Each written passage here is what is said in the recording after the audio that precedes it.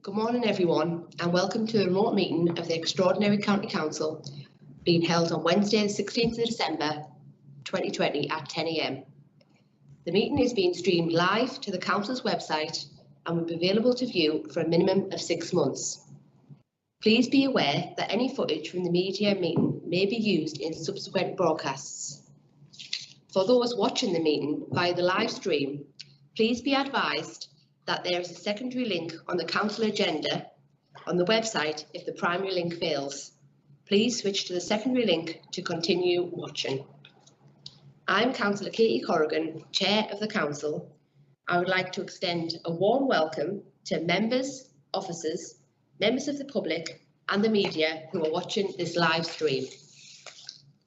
Before I commence with the formal business on the agenda, I will quickly recap the housekeeping issues for us all to follow. For those participating in the meeting, if you could please only speak when invited to speak by myself as chair. Keep your microphone on mute at all times unless invited to speak. If you wish to speak, please type RTS in the chat function. This will indicate to me that you wish to speak. Please bear in mind that all participants can see the messages in the chat function. Once invited to speak, please introduce yourself with your name and position, unless you have already done so earlier in the meeting. If you are having issues with connectivity, try switching off your video and just use the audio function. If connectivity issues continue, you may have to leave the meeting and rejoin to get a better signal. For those members who have the new Teams update, please note that the toolbar now appears in the top right of the screen rather than the bottom middle. Please follow these simple rules as it will help us to run the meeting as efficiently as possible. Please be patient should we encounter any issues. Thank you. Finally, before we move on to the formal business of the agenda, it is regret to inform you of the passing of former Durham County Councillor Ken Holroyd. Ken represented the Belmont Division from 2005 to 2013. If I can ask everyone to give us a moment's reflection out of respect for Ken. Thank you.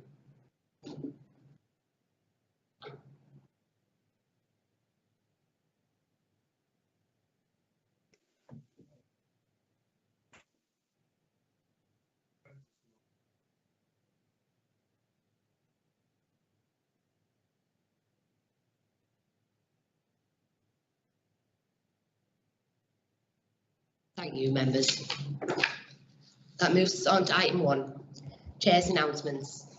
Colleagues, in the view of the lengthy agenda this morning, I am seeking agreement from the Council to waive standing orders to allow for the extension of the meeting should it go beyond 2.5 hours. And if time allowed for motions agreed goes beyond 30 minutes. Do I have a seconder, please? Yes, Chair. Thank you. County Councillor Ozzie Johnson, Vice Chair of Durham County Council. Thank you. Can I ask the Council to agree this course of action? Agree. Agree. Thank you. That moves on to item 2, declarations of interest. Are there any declarations of interest in relation to any items of business on the agenda? I will pause for a moment to allow any declarations.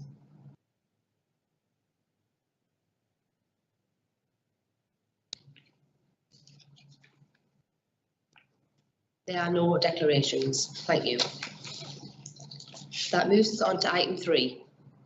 Mid-year review report on Treasury management for the period to the 30th September 2020. Can I invite John Hewitt, Corporate Director of Resources, to present the report, please? Yeah, thank you, Chair. Good morning, members. John Hewitt, Corporate Director of Resources.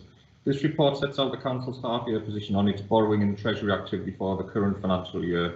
In summary, the Council held £348 million worth of borrowing and had £263 million in investments as at the half-year point.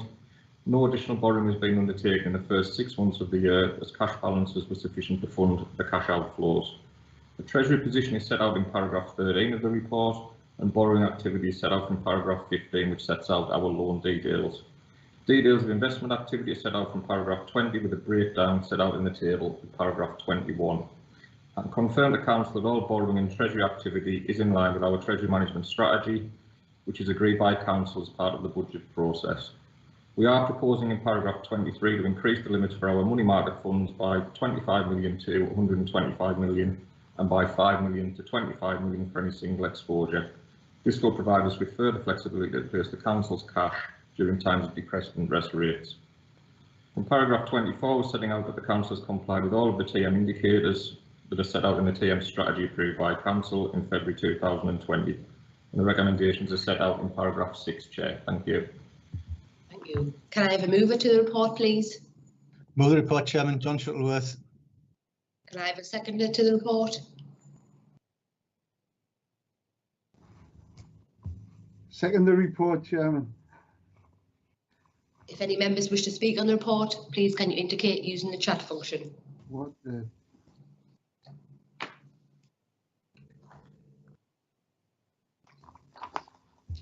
No one is registered. Council is asked to agree the report and its recommendations.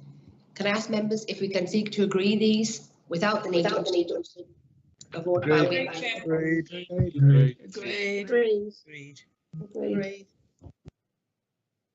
Thank you, members. I can confirm that the report is agreed. That moves us on to item 4, Local Council Tax Reduction Scheme 2021 to 2022.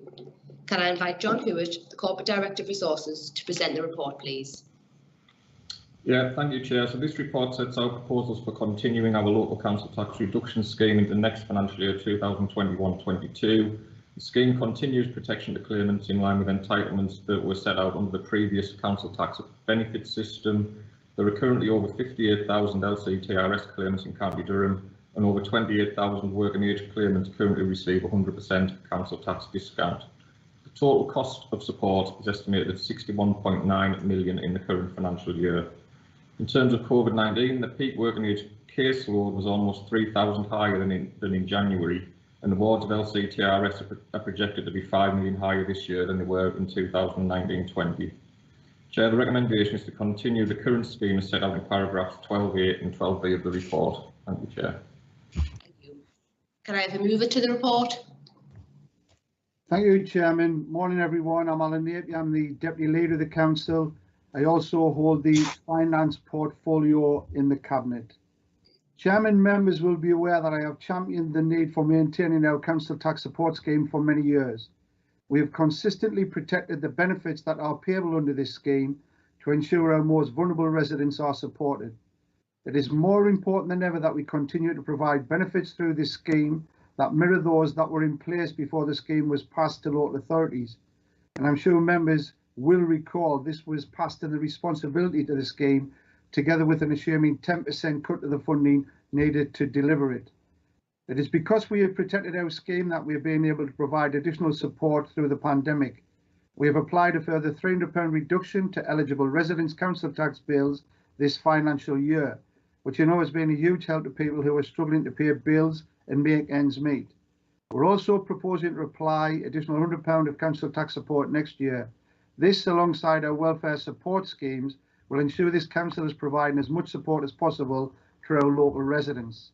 Chairman, I'm more than happy to move the recommendations set out in the report. Our local communities will need our support more than ever over the coming months and years, and this policy sets out a significant commitment to them for the next financial year. Happy to move the recommendations as set out, Chairman. Thank you. Can I have a seconder to the report, please?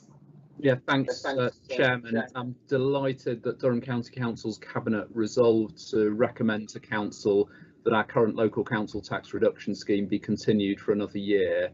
7 years after the government abolished the national council tax benefit system, we are among a small number of authorities nationally to continue to offer working age residents up to 100% exemption from paying council tax, and the only authority in the North East to do so. As paragraph 6 makes clear, our local council tax reduction scheme benefits tens of thousands of residents across County Durham, and this is more important than ever during the extremely difficult circumstances of the coronavirus pandemic. Paragraphs 50 and 51 show that the scheme has seen significant increased demand this year. Following discussions with the Town and Parish Councils Working Group and in the spirit of partnership working, it is also proposed to continue to pass on the town and parish element of the formula grant in 2021-22. Chair, I second the recommendations in paragraph 12. Thank you. If any members wish to speak on the report, can you indicate on the chat function? Councillor Surtees. Thank you, Chair. Chair, I would like to wholeheartedly support the continuation of the existing local council tax reduction scheme into next year. I'm immensely proud of the fact that this council continues to support all working age claimants in line with the former national scheme that was withdrawn by the coalition government in 2013, despite the significant challenges to our budget as a result of the government's austerity programme. This scheme is vital in our approach to tackling poverty and forms part of the foundation on which our poverty action plan is built. We know that County Durham has gone higher in the indices of multiple deprivation from 59th to 48th, and that was prior to the COVID pandemic. Half of the county has increased child poverty limits, and last week a study by the Joseph Rowntree Foundation suggested that destitution levels in Great Britain are expected to double in the wake of the pandemic, with an estimated 2 million families, which include 1 million children, likely to struggle to afford to feed themselves, stay warm, or even just keep clean as the recession deepens. It should not go without notice that our scheme provides an important safety net for the most disadvantaged, low-paid working age households, as well as those on welfare benefits seeking employment. 20%, nearly 7,300 households in receipt of council tax reduction under our policy are actually in work, but their earnings are such that without this support they would face even harder choices between feeding themselves and their families, heating their homes versus paying more council tax. Many of these households will be on 0-hour contracts at national minimum wage, which is a scourge of our modern economy and which has left many even more exposed to the impacts of coronavirus.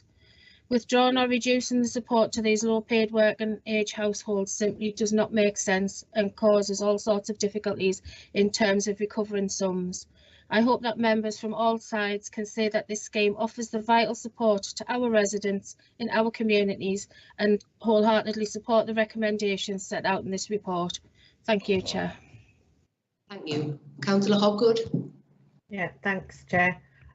Councillor Amanda Hopgood, Leader of the Liberal Democrats and Councillor for Framelgate Moor and Newton Hall, and I'd like to wholeheartedly support this report. I think it is something that we should do, and probably this year it's never been more important moving forwards when we see how people are struggling. So yes, fully supported. Thank you, Chair. Thank you. Any more requests? I'll briefly pause.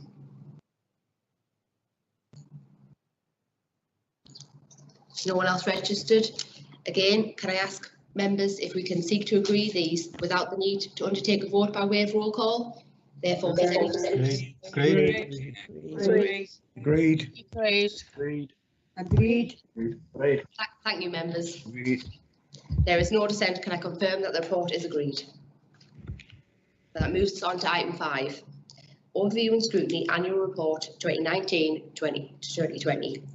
Can I invite the Chair of Overview and Scrutiny, Councillor Rob Crute, to present the report, please? Thank you. Good morning, everyone. I'm Councillor Rob Crute, representing the Blackhall Division. I'm also the Chairman of the Corporate Overview and Scrutiny Management Board. And thank you, Chair, for the opportunity to present the Overview and Scrutiny Annual Report to full Council this morning.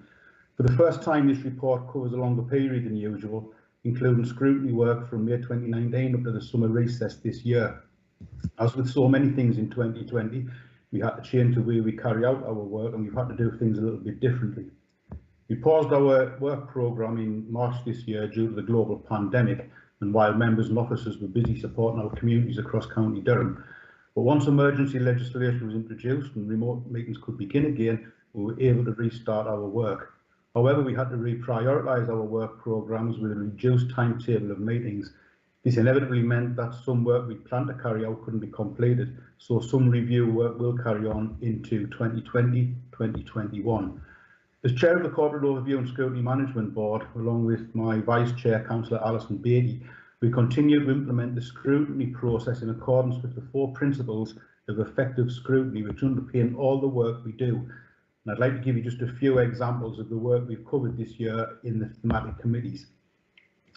The Adults Wellbeing and Health Overview and Scrutiny Committee, led by Councillor John Robinson, engaged in a number of statutory consultations on proposed changes to the delivery of health services. The committee also continued its review of GP provision. A joint committee with members of the Children and Young People's Committee and Environment and Sustainable Communities Committee considered proposals for the extension of a community water fluoridation scheme and also examined its case for change. The Children and Young People's Committee, chaired by Councillor Heather Smith, worked jointly with the Safer and Stronger Communities Committee on a review of children's residential care homes. Children and Young People's Committee also carried out a review of elective home education. And prior to lockdown, the committee continued its practice of engaging with young people with a successful meeting held in Durham Johnston School. The Economy and Enterprise Committee, chaired by Councillor Malcolm Clark, monitored a proposed selective licensing scheme for the county. It also considered the continued development of key strategic employment sites and continues to monitor the progress of the County Durham Plan and the housing strategy for County Durham. The Environment and Sustainable Communities Committee, chaired by Councillor Eddie Adam, undertook a review of Durham County Council's proposed future allotment policy. The committee provided a comprehensive response to the climate emergency consultation and will continue to monitor progress of the climate emergency response plan and Durham County Council's carbon management plan. The Safer and Stronger Communities Committee, chaired by Councillor David Boyce, provided comment on the Safe Durham Partnership Plan and undertook review activity led by Councillor Heather Little on the development of a road safety strategy. The committee also had one of its recommendations from an earlier review on cybercrime fulfilled as a film called Hack, which highlighted the dangers of cybercrime, written and produced by college students, was launched in July 2019. The Corporate Overview and Scrutiny Management Board contributed to the budget process through consideration of the medium-term financial plan. In these times of continuing austerity and increasing financial uncertainty, this is a significant undertaking. We've also monitored performance and contributed to the consultation process for the Vision for County Durham 2035. We've continued to take part in a considerable amount of partnership working in scrutiny.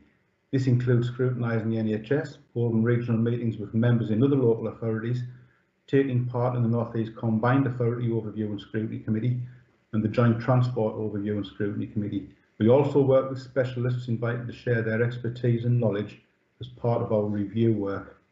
Finally, Chair, I'd like to give my thanks to members of the Overview and Scrutiny Committees, all of the co-optees, the chairs and vice chairs, and of course the whole scrutiny team for their continued hard work and commitment throughout this difficult year. Chair, that was just a brief overview of some of the work scrutiny is being involved with, and there's much more detail in the report which I'm happy to present to members this morning. Thank you, Chair. Thank you. If any members wish to speak, can you indicate in the chat function of Councillor Bell? Thanks, Chair. Councillor Richard Bell, Barnard Castle West and leader of the Conservative Group.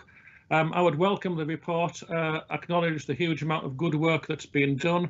From my personal experience of two committees, that the highlights for me, I think, in corporate are the whole MTFP budgetary monitoring situation and performance management.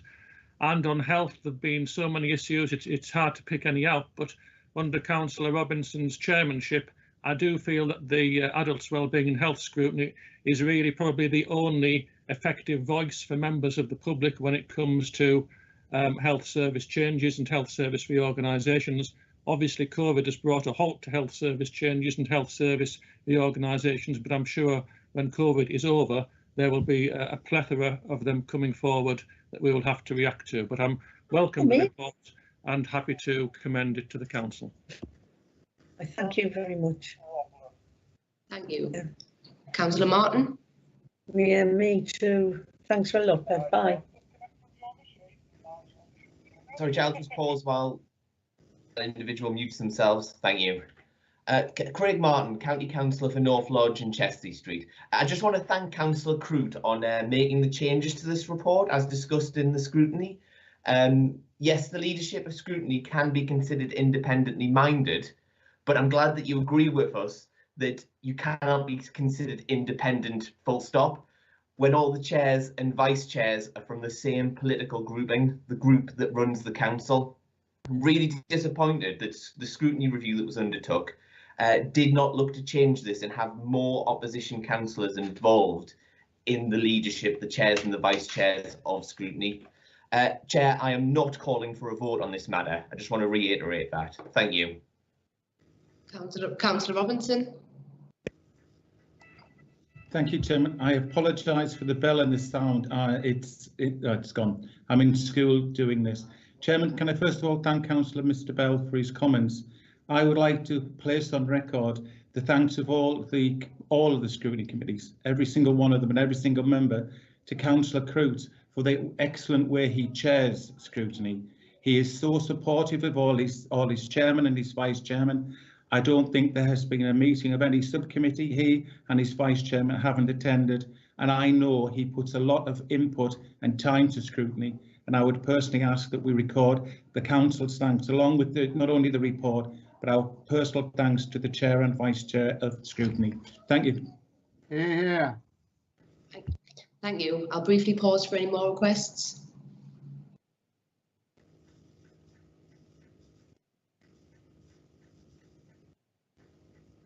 Don't have any more requests, therefore can I ask the council to note the report? Noted, Chair. Great. Thank you. That moves us on to item 6, appointment of interim chief executive. Can I invite Alison Lazazira, Head of People and Talent Management, to present the report, please? Thank you, Chair. Thank you, Chair. Yes, the report, Alison Lazazara, Head of People and Talent Management. So the purpose of the report is set out in front of you in terms of the nature of the appointment to the role of Chief Executive and Head of Paid Service. And you can see in the executive summary there the considerations that full council will need to consider in terms of this appointment. In September 2020, Terry Collins, existing Chief Executive, announced the intention to retire, as members will be aware, and the Chief Officer Appointments Committee met on the 30th of September to consider the proposals to recruit to a new interim Chief Executive, and on the 20th of October interviewed candidates for this appointment. The report summarises the considerations of the Chief Officer Appointments Committee and makes a recommendation as to the appointment of the interim Chief Executive. So in terms of background, Chair, paragraph 6 sets out the considerations of the Chief Officer Appointments Committee in relation to recruitment to the post. And for the reasons set out in paragraph 7, the Chief Officer Appointments Committee agreed an internal interim as the best option, best course of action, inviting expressions of interest from the Council's corporate management team. Set out in paragraphs 11 to 13, this includes the process that was followed in relation to the recruitment to this post, and confirmed that the Chief Officer Appointments Committee confirmed John Hewitt as the preferred candidate for a period of 12 months. Set out in paragraphs 13 and 14 of the report are the requirements for appointing to the post of Chief Executive in line with the officer employment rules, and the requirements to notify the Cabinet. I can confirm that no objections were received from the Cabinet in relation to this appointment. So the recommendation set out in the report is that we recommend that full council appoint John Hewitt as the interim Chief Executive Officer for the period from the 1st of January 2021 for the interim period outlined. Thank you. Can I have a mover to the report, please? Thanks, Chair. I'm delighted as Chair of the All-Party Chief Officer Appointment Committee to move the recommendations in the report to ratify the appointment of John Hewitt as interim Chief Executive Officer, which was a unanimous recommendation. John joined the authority in 2016 as Director of Resources and has overseen the Council's financial response to the coronavirus pandemic, as well as a number of other major projects.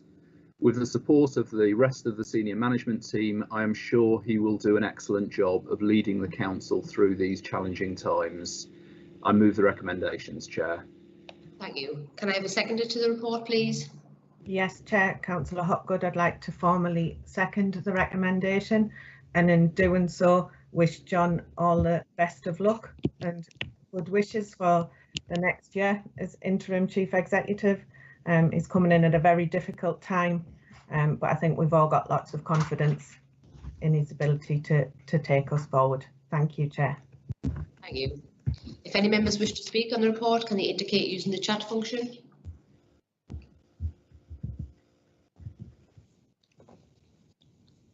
We haven't had any requests. Council has agreed the report and its recommendations. Can I ask members if we can agree these without the need to undertake roll call? Agreed. Thank you, members. I can confirm that the appointment is agreed. Can I formally offer our congratulations to John Hewitt on his appointment? That moves us on to item 7, Director of Public Health Annual Report 2020. Can I invite Amanda Healy, Director of Public Health, to present the report, which will include a short presentation. Thank you, Chair. Good morning, members. For those of you who have the report, the presentation is on page 111 in the pack.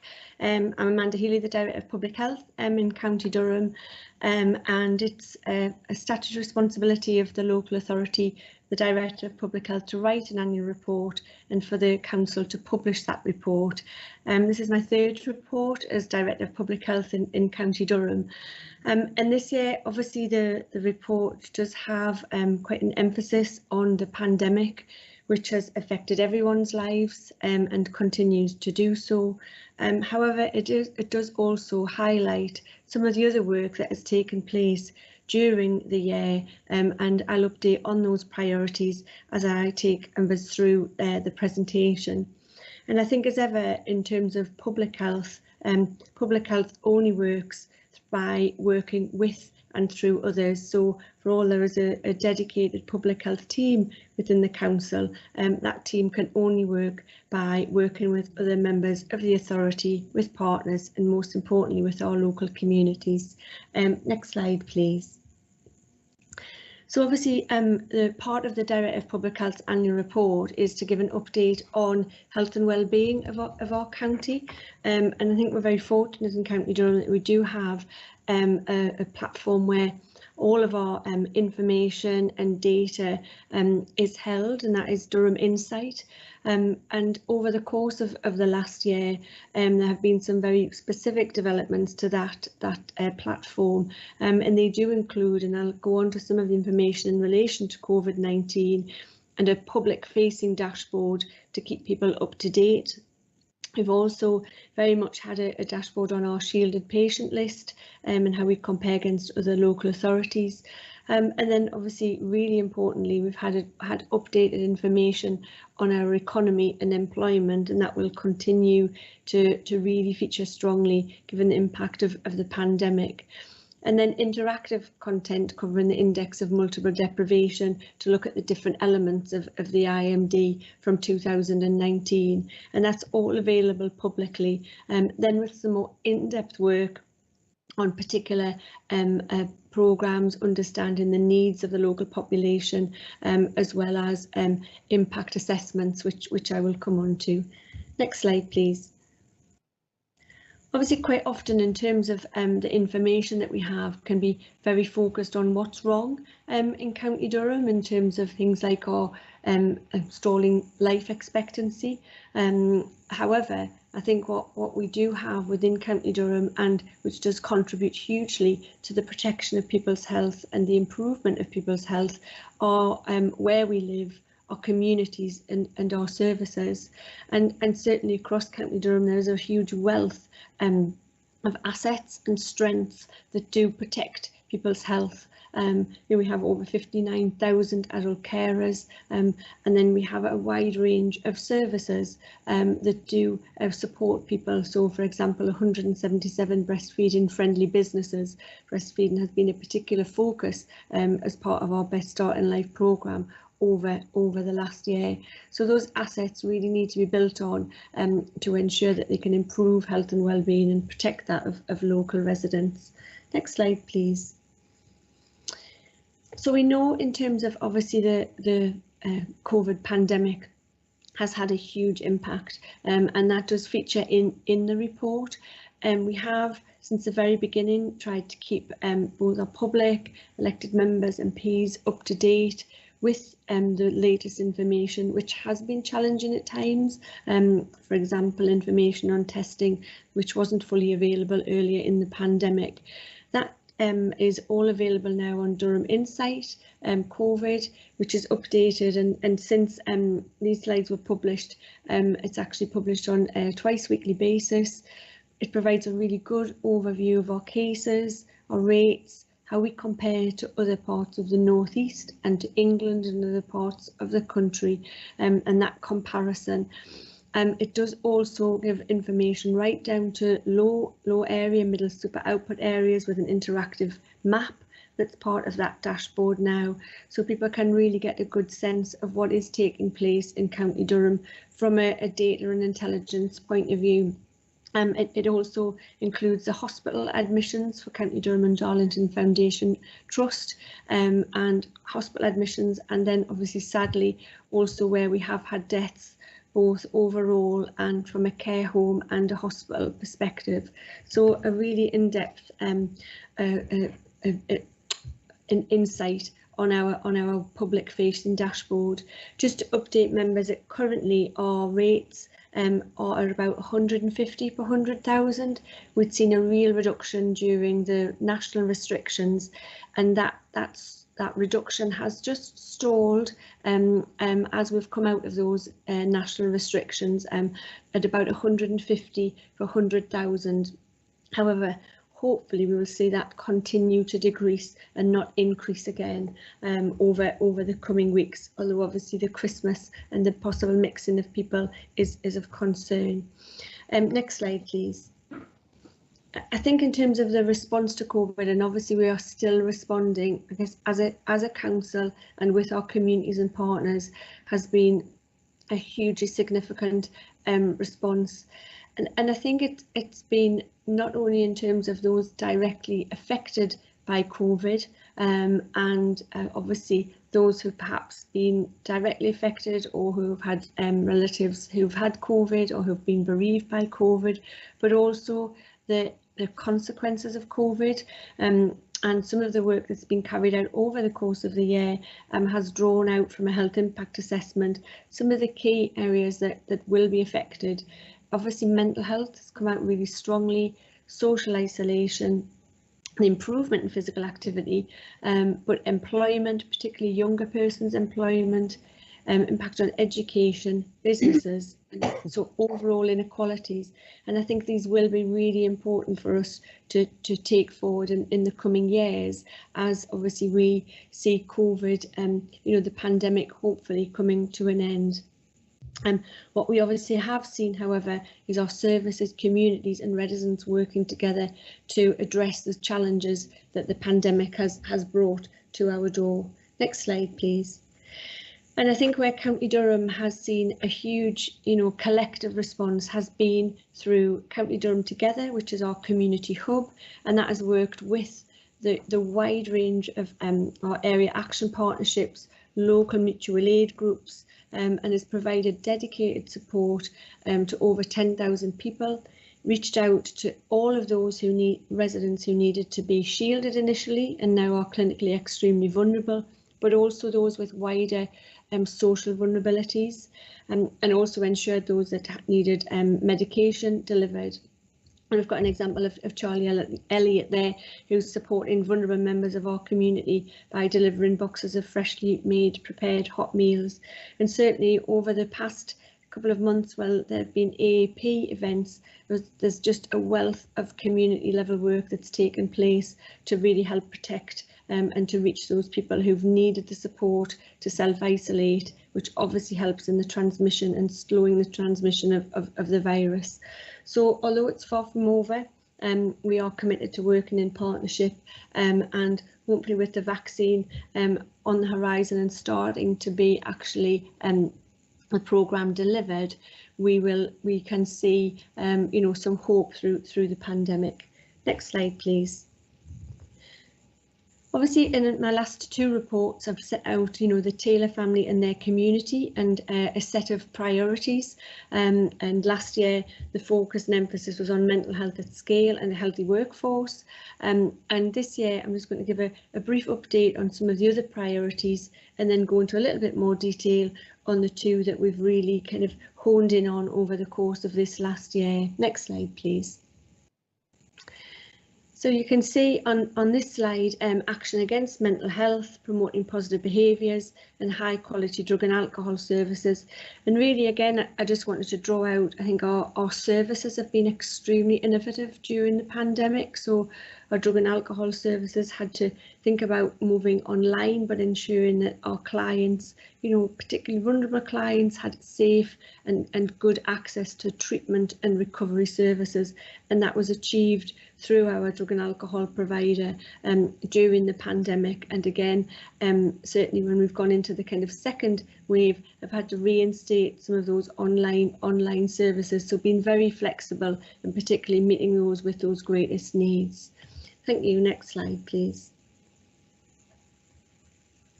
We've also seen and are currently still continuing with a flu vaccination programme.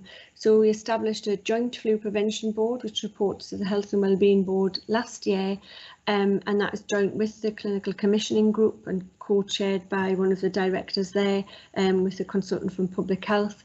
And we've really had a major push on the flu vaccine programme this year. And again, practices, pharmacies have had to try and deliver in an innovative and different way because of the pandemic. But thus far, we've definitely seen a higher uptake, certainly from our over 65-year-olds, with a real push and emphasis for increased uptake, particularly for those with a respiratory condition. And that continues to the end of this year and early into 2021, and obviously is now running kind of concurrently to the COVID vaccine rollout, being overseen by a joint board now with flu and COVID. Next slide, please. So two areas that have had an emphasis over the last year have been good jobs and places to live, learn and play. And again, you can see obviously some of the kind of key stats there. And one of the ones that's been really important and has been a major piece of work over 2 years really has been the development of the policy within the County Durham plan to really enable us to think carefully about the concentration of hot food takeaways within our retail centres. And to really think about our young people and those with not a healthy weight, and ensuring that hot food takeaways not being allowed within 400 metres of an entry point to a school or further education college. So, and that is quite a step forward to have that as a dedicated policy within the County Durham plan and part of our overall work in terms of healthy weight for our local residents, particularly our children. Next slide, please. And certainly, and obviously Sir Michael Marmot has just done his 10-year review of health equity and has launched a report. And children having that best start in life remains the most important thing that we can do. A really detailed piece of work has been a health needs assessment for our children with special education needs and disabilities. And this engaged both with families, people who work with children with special education needs and disabilities, and came out with a really good understanding of the health needs, which have then been translated into specific actions within our children and young people's plan to ensure that those young people with those needs can be addressed, but really engaging with them in the process, which has been a very in-depth piece of work. And we've also obviously seen through our 0 to 19 and now 0 to 25 service, which is provided by Harrogate and District Foundation Trust, dedicated infant feeding practitioners and delivering breastfeeding support with over 46 volunteers, which again shows that kind of the volunteer workforce that we have across County Durham remaining really important. Next slide, please. So obviously we have worked really strongly with partners. As I said at the beginning, public health can only work by working with others. We've had the Taylor family, however, these are all real communities. So there's David Jones. So we've worked with the Housing Solutions team to enable free access to grants to replace central heating. And then we've worked with the expertise of the Community Action team to look at very local areas and how we can embed changes to health and wellbeing as the CAT team focuses on particular areas across County Durham. And then finally, next slide, please.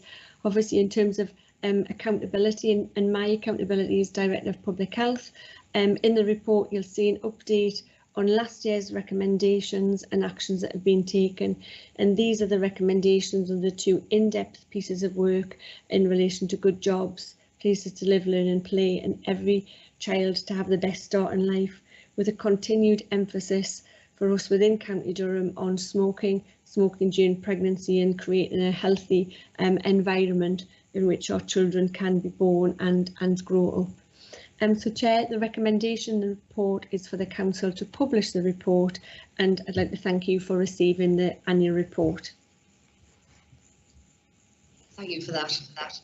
Can I invite the Cabinet Portfolio Holder, Councillor Lucy Hovels, to say a few words before I invite other members of the report. Councillor Hovels. Thank you, Chairman. I'm Councillor Hovels and I'm the Portfolio Holder for Health. And thank Amanda for presenting the work that's been undertaken. And as she said, it is her annual report, a very important report. And I'm sure a lot of our communities will be accessing that report through the library and taking great interest. The response to the COVID-19 pandemic is a specific focus to this year's annual report. The COVID-19 pandemic is one of the greatest public health challenges in living memory, with significant repercussions for health and well-being of families and communities.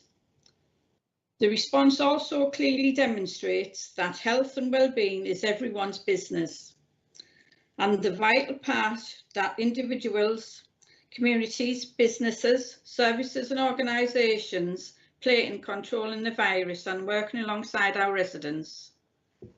This year's annual report has a good in-depth focus on giving every child the best start in life and promoting good jobs and places to live, learn and play. It also introduces a new evidence-based approach to well-being that is being developed and will be used to help empower our communities and build on their resilience. The COVID-19 pandemic is far from over. However, we are all committed to working in partnership with partners, communities and our residents to continue to protect and support the health and well-being of Durham residents. I therefore am happy to propose that the Council supports the report that's been presented this morning and to place on record our thanks for Amanda for undertaking the work which she's clearly demonstrated at this morning's meeting, Chair. Thank you. If any members wish to speak on the report, can you indicate in the chat function? Councillor Wilkes. Thank you, Chair. And first of all, I'd like to say members will all be aware that I have certain issues with some things that have gone on in the county throughout the pandemic. But right now, I would like to say a huge thank you to Amanda and her team and everyone else who's been working with her. I understand that the job that she's got has become almost a 24/7 job. The same for so many members of her team, and whilst I may not always disagree with her on everything, I do fully respect just how much hard work that they're putting in. It was mentioned that the current average rate in the county was about 150 per 100,000 in the report. I'm sure all of us are regularly checking the dashboard, as are many members of the public. And right now in my area, which I cover, which is Framwellgate and Newton Hall electoral division, our rate is at 864 per 100,000. We need all members of the public to take extra care, not just in our area, but across the county. But I believe specifically right now in our area, we need people to go beyond the government advice and wear masks when they're out and about, even if they're not inside shops. Places like the Arneson Centre and Framwellgate Moor Front Street, there are people congregating and walking around. They're not wearing masks outside. We need everybody to do everything they can wherever they are to bring down these rates. And it does seem to me as though the reality of the situation only seems to hit the national press when rates rise in London or the South East. It's been blanket news since suddenly they announced the tier 3 down in London. And when we get a significant spike in another part of the country, we should be looking at widespread localised community testing, which at the moment only seems to be happening where the government decides that they want it to happen. So could I urge the director to put some pressure on with her colleagues from across the region to get localised testing in those parts of the county where we see these spikes, to get these rates down? And could I also specifically just make the point that we've had significant comment from the public in our area who are going on, they're looking at the dashboard, they're looking at the information, they're seeing the reports in the press, and they're really concerned, and they don't feel as though enough is being done on the ground. They don't see the visible action on the ground from the authorities. Now, I know that there's people working round the clock within the NHS, within the local authority, but we are getting contacted daily, more than by many people. And I would just ask that we just look at what more can be done where we see these significant spikes in particular parts of our communities. Thank you, Chair. Thank you. Councillor Sexton. Yeah, thank you, Chair. Councillor Paul Sexton, Chelsea Street South. I'd just like to reiterate what Councillor Wilkes said in terms of thanking Amanda and the whole team for all of the hard work. I mean, months ago we were struggling to get information. Now we have this amazing dashboard, and it really does help us to get a flavour of what's going on in our areas, and the public can access it themselves, so it saves having to come through us.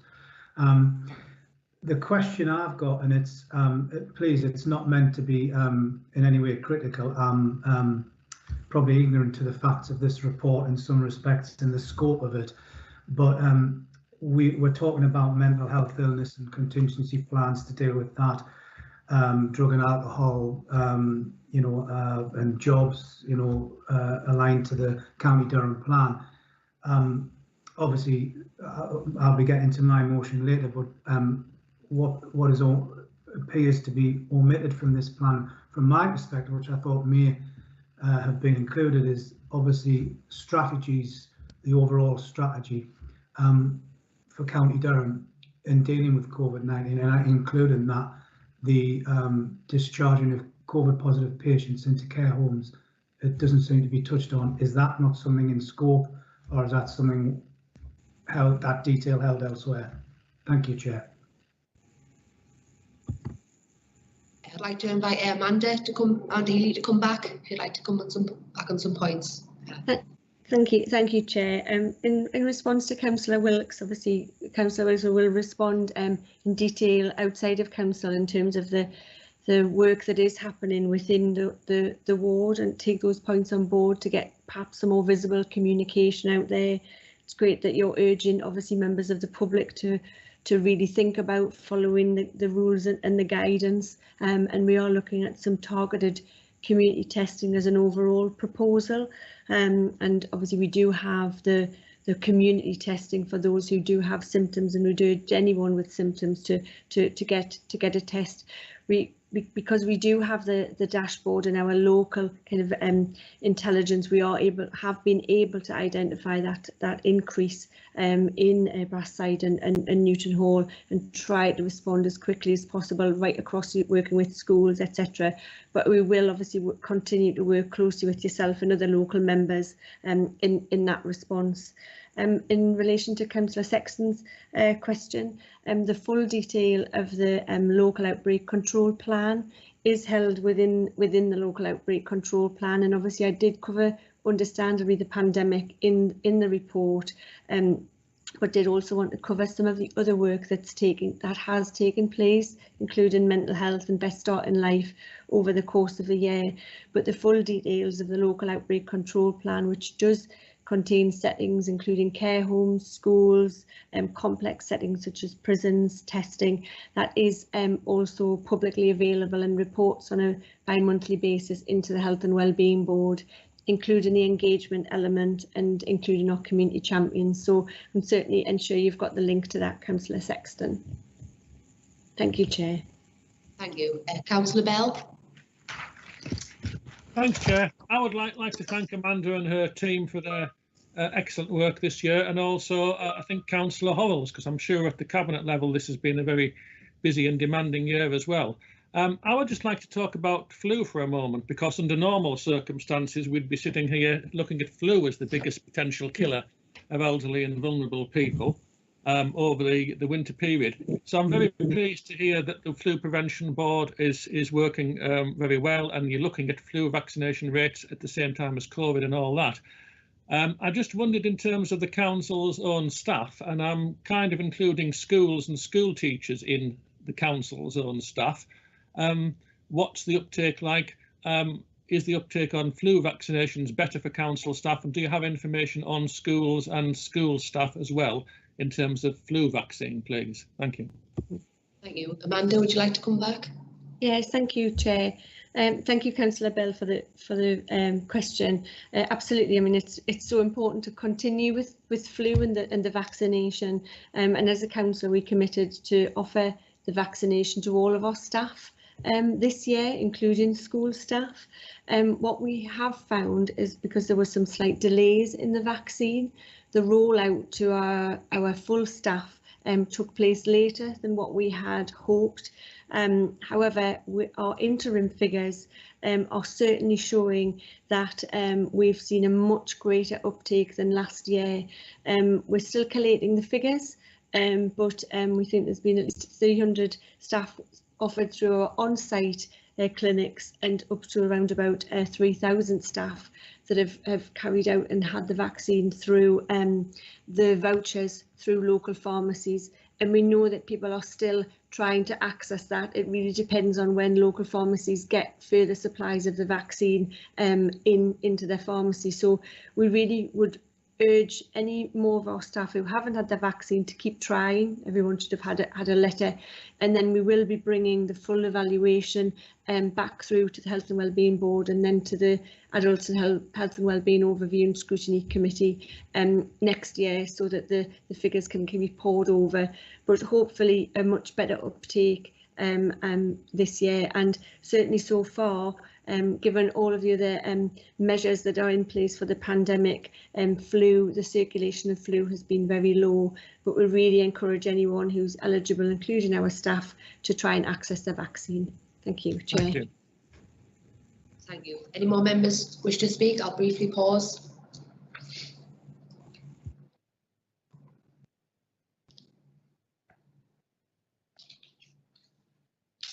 We have no one else registered, so can I ask the council to note the annual report? Agreed. Agreed. Agreed. Thank you. That moves on to item 8, Corporate Parent Panel Annual Report 2019 to 2020. Can I ask the Chair of the Corporate Parent Panel, Councillor Ivan Jewell, to present the report? Thank you, Chair.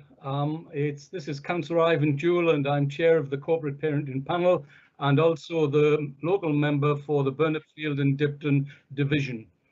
Could I say good morning to you all, and thank you, Chair, for giving me the opportunity to present the Corporate Parenting Report.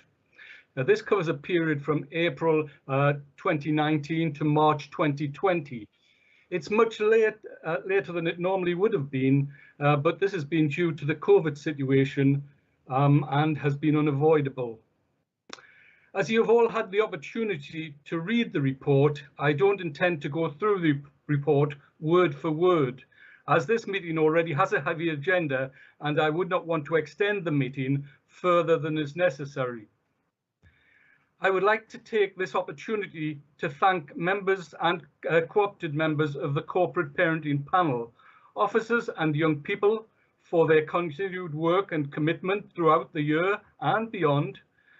I would also like to add my personal thanks to my Vice Chair, Councillor Smith, for her assistance and support, also to Councillor Gunn for her support, and it would be remiss of me not to mention Terry Collins, our outgoing Chief Executive, who has championed the cause of our children and young people. And I hope that the incoming Chief Executive can continue in the same vein. I'd like to remind all members that they all have responsibility as corporate parents, even if they are not members of the corporate parenting panel. You may notice that our young people are an important part of the overall process, and it is important for them to feed into the process from a child and young person in care perspective. We have worked hard to improve the offer for our children and young people in care, and our priorities for 2020-2021 are subsidised transport. Some of our young people, particularly those who go to further education institutions because of timetables and the constraints put on by the companies, struggle with transport costs, and we are looking into this. We are also looking to extend the Freedom Card for care leavers. The Freedom Card is a sort of a student discount type of scenario, and this allows our young people to access discount on certain things. We also have the young people from the Children in Care Council that have an input into teacher training programs. We feel that it's important that the looked after child's perspective is fed into there so that teachers understand them and their issues. We also are training young people to be involved in the home visit inspection process. Again, as I've already said, it's important that the young people's voice is heard and they have an input into the process. Therefore, they will be trained and will be part of the inspection process of residential homes. You will have read within the report that Durham were nominated for a national award. And whilst we did not make it as outright winners, being nominated was a very positive achievement. I do hope that you have enjoyed reading the report and found the slightly unusual but positive format pleasing, and that you have gained a much better knowledge and understanding of the work of the corporate parenting panel. I invite members to accept this report and hope that all members can continue to support the work of the panel in any way that they find they are able. Thank you, members, and thank you, Chair. Thank you. Can I invite the Cabinet Portfolio Holder, Councillor Olwen Gunn, to say a few words prior to inviting other members? Councillor Gunn. Thank you, Chair. Councillor Olwen Gunn, Willington and Hunwick, and Cabinet Member for Children and Young People's Services.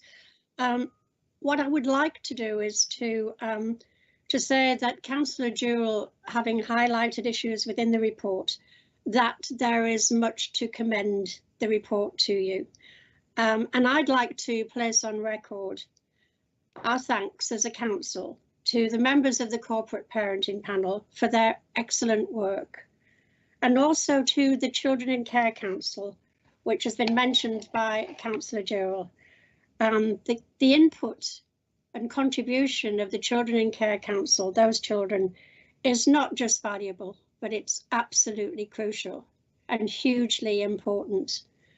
And I'd also like to thank the Chair and the Vice Chair, Councillor Heather Smith, for their commitment and their skill in taking all of the work of the Corporate Parenting Panel forward. Thank you, Chair. Thank you. Councillor Scott. Thank you. Councillor Elizabeth Scott from Neville's Cross. I'd like to echo those thanks to Councillor Jewell and everyone who's put so much work into the year and the report. I know just how much passion and effort goes into everything that the team does. It does raise a question in my mind, though. Maybe I'm a bit confused. The period of the report, and I realise that it's late, was 2019 to March 2020. Was Councillor Brooks not the chair for the majority of this period? And if that is the case, how come he appears to have been eradicated from history? Thank you. Any more members wishing to speak?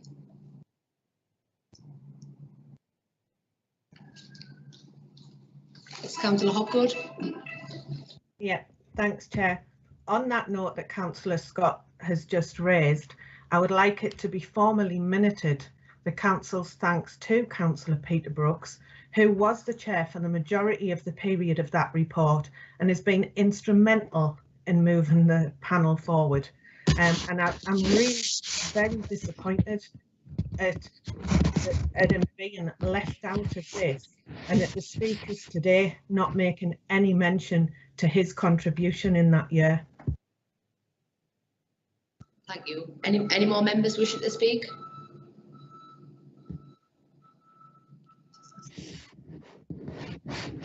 No other members are registered to speak. Can I ask the council to note the annual report? Agreed. Agreed. Agreed. Agreed. Agreed. Thank you. That moves us on to item 9. Motions on notice.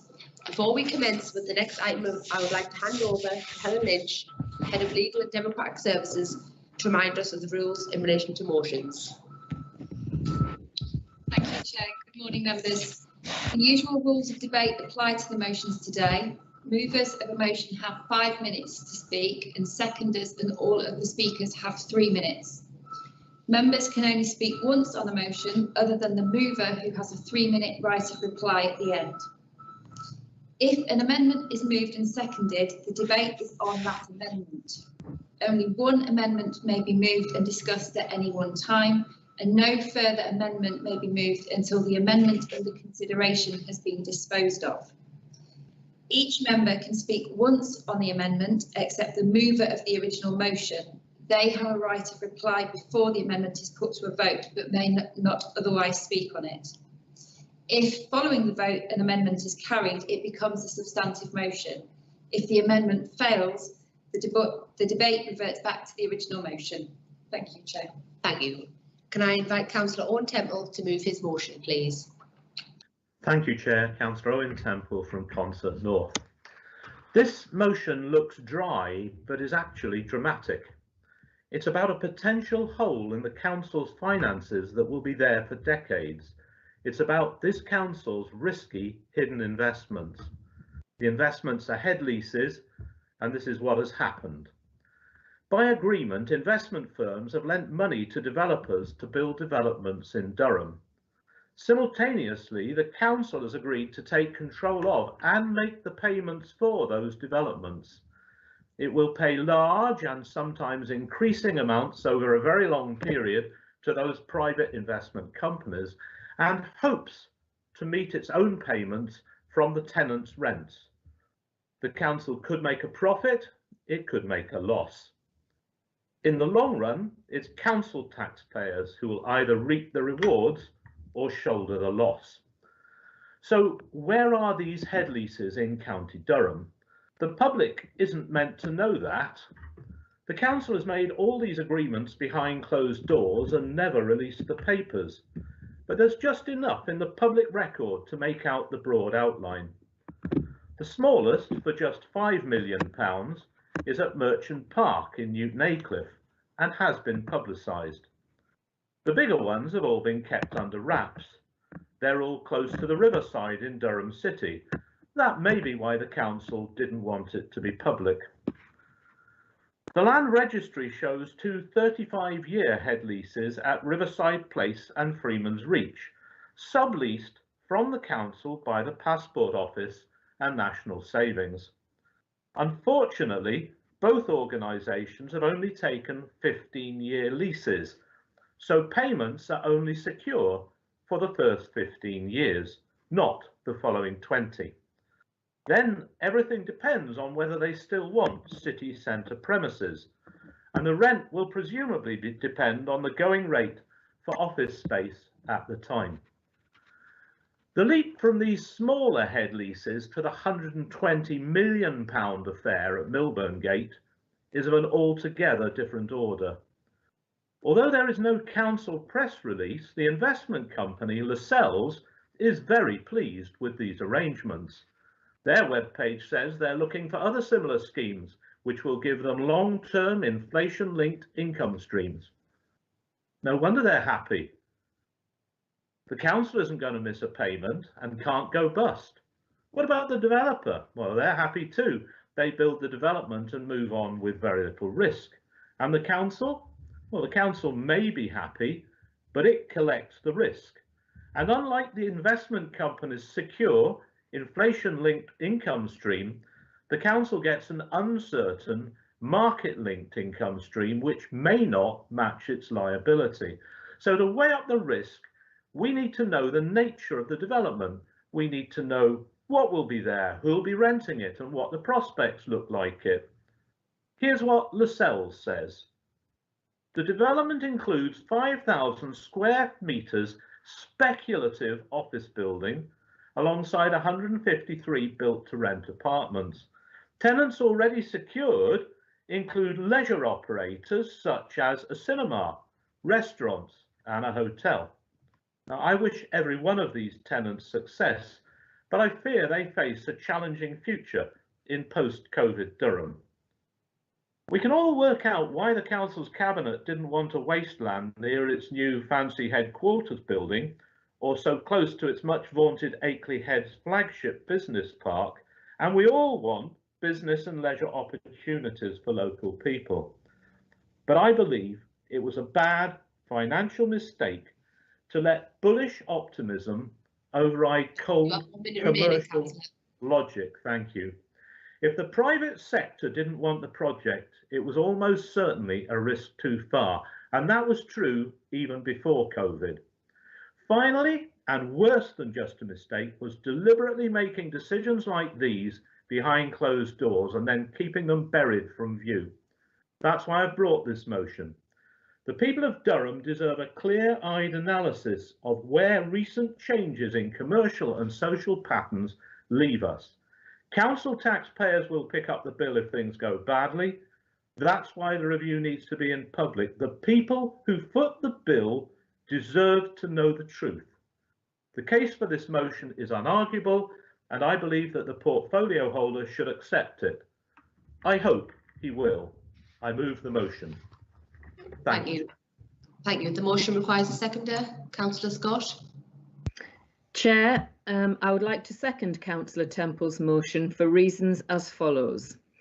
The head leases taken on the Milburn Gate development and across the river were undoubtedly entered into as they promised both regeneration and an income stream, a win-win situation for Durham County Council.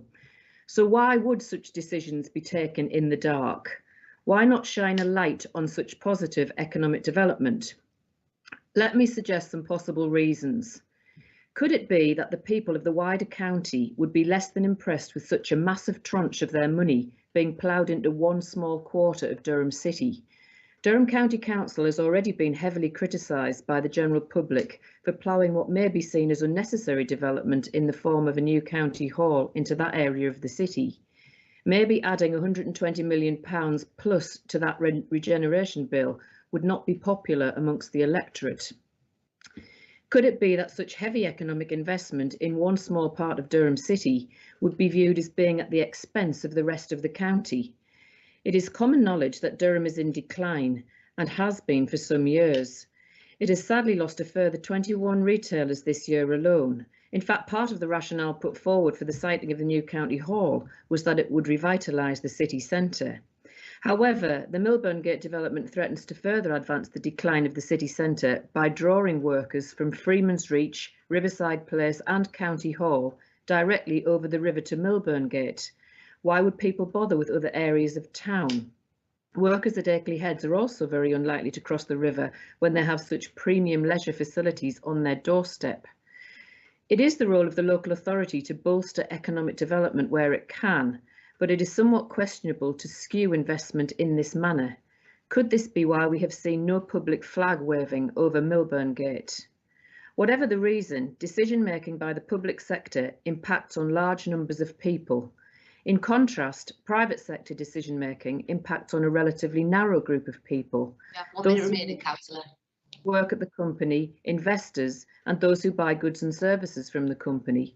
Scrutiny in the public sector decision-making is therefore exponentially more important than in the private sector. Accountability lies at the heart of democratic government, and without strong accountability, we have weak governance. Strong accountability benefits everyone, and it's now time to set out in the public domain a realistic picture of the economic expectations for the 4 developments that are the subject of this motion. Thank you, Chair. Thank you. Councillor Marshall.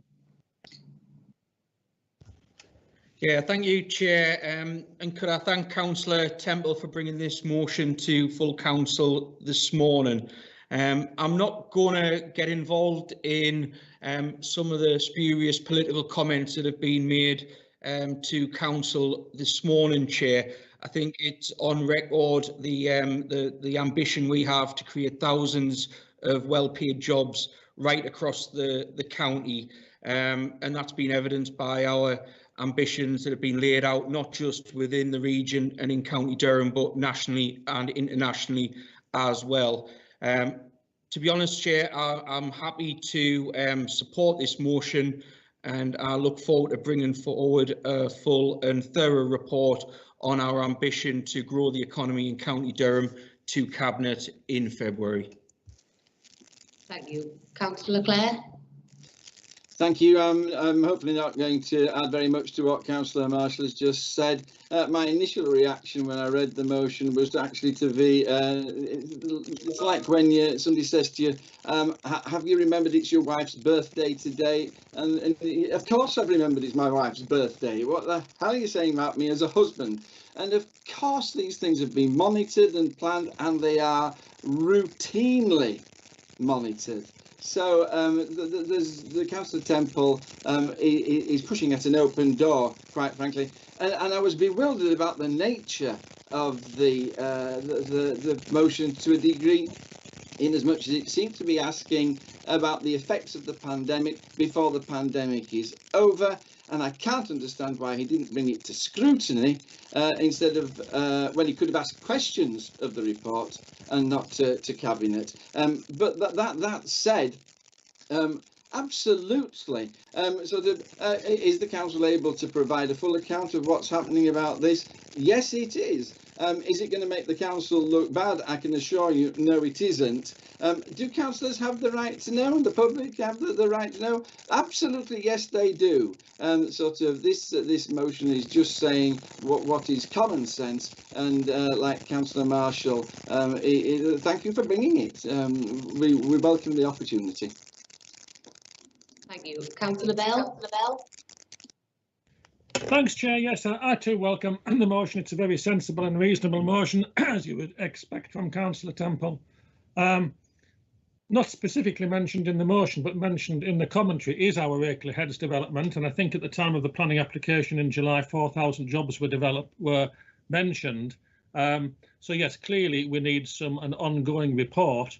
Glad to hear Councillor Clare say that pushing at an open door on this one. Perhaps the open door has been shrouded by a curtain and some of us have missed it in the past, but very glad to support this motion too. Thank you, Chair. Thank you. We have had indication of support from the Labour Group for Councillor Temple's motion. No one else is registered to speak. Therefore, I invite Councillor Temple to give his right to reply. Thank you, Chair. Can I say I wouldn't wish to, comment on Councillor Clare's domestic arrangements. I'll leave that to him. But I really welcome the openness and the fact that this door was open. I wish it had been open before, actually, on the several occasions when I've tried to get agreement to the publication of the papers that underlay these meetings, especially prior to the examination of the Durham County Plan. So that the door is open now, I am delighted, and I accept with pleasure the rest of the comments from the administration. Thank you, Chair. Thank you. Is it possible to agree the motion without the vote by way of roll call? Members are in agreement. Agreed. Agreed. Okay, thank you, members. Can I now invite Councillor Paul Sexton to move his motion, please? Thank you, Chair. Prior to submitting the motion, I just wanted to add some context, if I may. I think we can all agree today that we're here as elected members to represent our communities. And this virtual chamber is currently scrutinising and making decisions which affect people across County Durham. In February this year, I was contacted by several of my residents who had raised concerns about COVID positive patients being placed from hospital into their care homes with their loved ones. I thought this couldn't be true, but when I did investigate and spoke to officers, they confirmed that this was indeed correct. And I have to say I was astounded, particularly as we hadn't yet entered international lockdown and NHS beds were readily available. While I was continuing to question this strategy on behalf of my residents, unfortunately my own mother, Kathleen, was diagnosed with COVID-19 on the 10th of May and subsequently died in Melbury Court on the 26th of May. I think she was the 24th person at that time to have died in that care home in a matter of weeks. Clearly something, you know, appears to be wrong.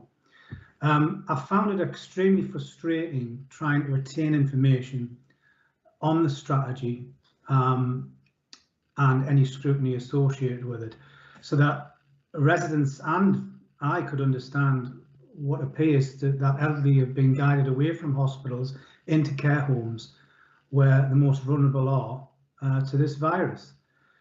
In June, I wrote to lead officers formally requesting we hold a meeting so we could learn lessons from wave 1 and implement improvements into wave 2, and unfortunately this request was declined. However, I am grateful to officers for the continued hard work and, as mentioned earlier, the Public Health Director's annual report and the dashboard, and the fact that the strategy now appears to be evolving. But is this enough? In relation to the aforementioned report, Councillor Hovels has just stated that health and well-being is everyone's business, and I agree. I believe we all need to be part of this journey where councillors are afforded a platform to question officers, put their views across and receive answers in real time, opposed to waiting weeks for answers. I believe this motion, if successful, will alleviate much of the frustration and provide the public with answers to their questions, and an internal and specific review will support this. Equally, we can learn lessons to continually improve our strategy and hopefully save more lives. I'm asking everyone today to put our differences aside, work as one for the communities that we all represent. I'm hopeful if the council agrees to this motion that in time we can look back knowing we've done everything we could to save lives, and I believe we owe it to the families who have lost loved ones as well as our moral duty as elected members to do so. Therefore, I'm calling on the council to conduct an internal review of the decision made to allow admissions of COVID-19 positive patients from hospitals into County Durham care homes. Chair, I'd like to reserve any rights to respond. Thank you. Thank you. The motion requires a seconder. Yes, Chairman, Councillor John Shuttleworth. I'm going to second the motion, and in seconding the motion, I have to say, when I asked for information relating to deaths in care homes, it was less than forthcoming from the heads of service, and you know, there was emails flying around that weren't particularly helpful either. But when a member asks a question of a head of service, I don't expect to have to wait weeks, and I also don't expect to have to be told that the information is confidential, because the place of somebody's birth and death is a matter of public information. Thank you. Councillor Wilkes. Here. Chair, Councillor Mark Wilkes, Framwell Gate and Newton Hall Division. Since the start of April this year, myself and colleagues, not just in the Liberal Democrat group, but in other groups too, have sought to get action to address key concerns around our care homes. On the 15th of April, the council wrote to care homes stating that unless they accepted COVID positive patients, they would not get government funding. We were very quickly contacted by care home providers asking for help. They had for weeks been asking for alternative arrangements to be set up to protect their residents, but sadly they were completely ignored, and the contract for many was the last straw. Within a week of the contract amendment being sent to care home providers, 40 had signed up to the contract. Was this because they felt they had no choice? Some care homes refused. What was the impact? We don't know, because no one's reviewed this. Who made the decision? We do know, after our meeting with senior officers where we challenged this, that cabinet members hadn't even seen the contract. Why is that? We need to know so we can learn from it.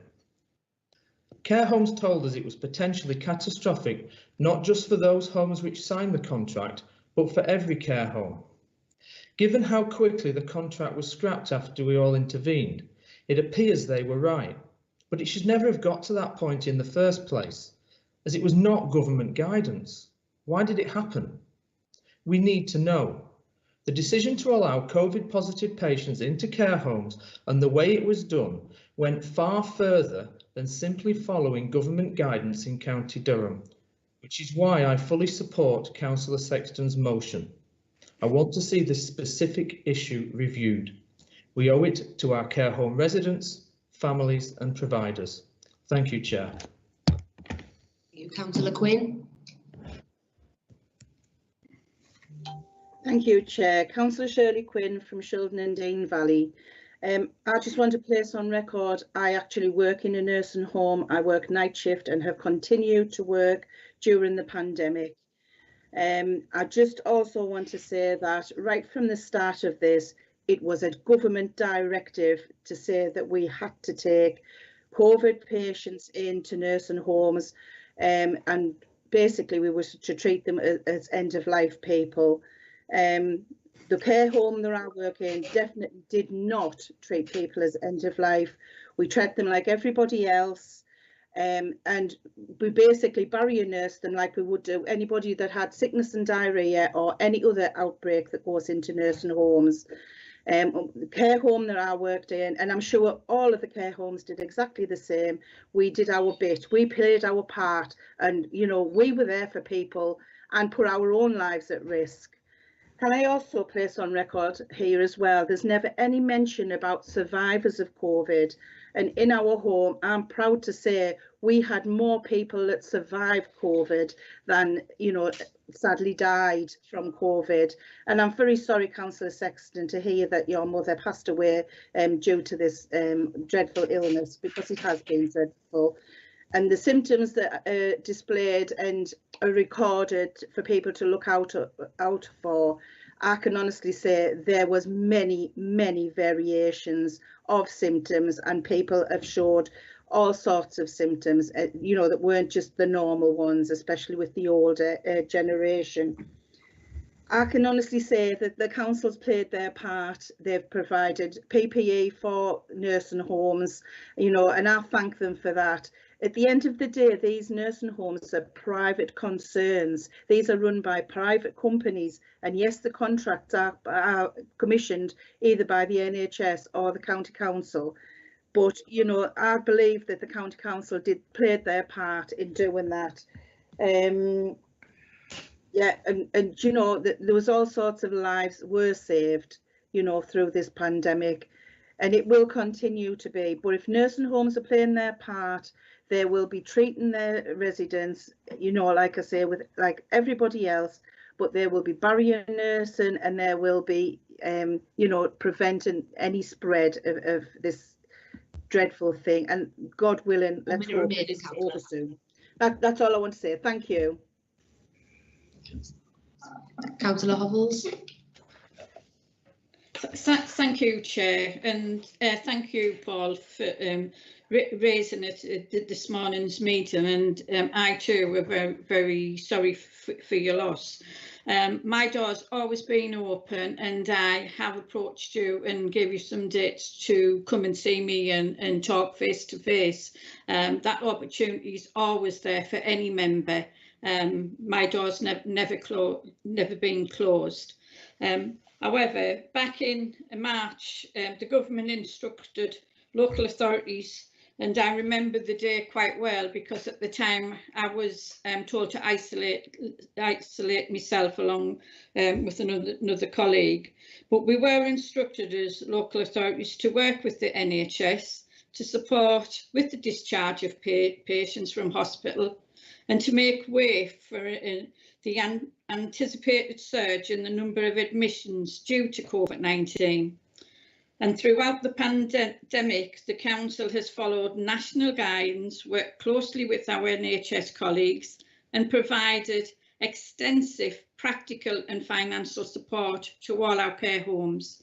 We don't have care homes, they are private businesses, and some are social enterprises, and we have more than anywhere else, I do believe, across the country. Ultimately, the decision to discharge someone from hospital is a clinical one. It's not for me or for you to make those decisions. It's a clinical decision. And if you remember way back in that March, at the very start of this COVID, there was no testing taking place. People didn't know if they had COVID or not when it first kicked off.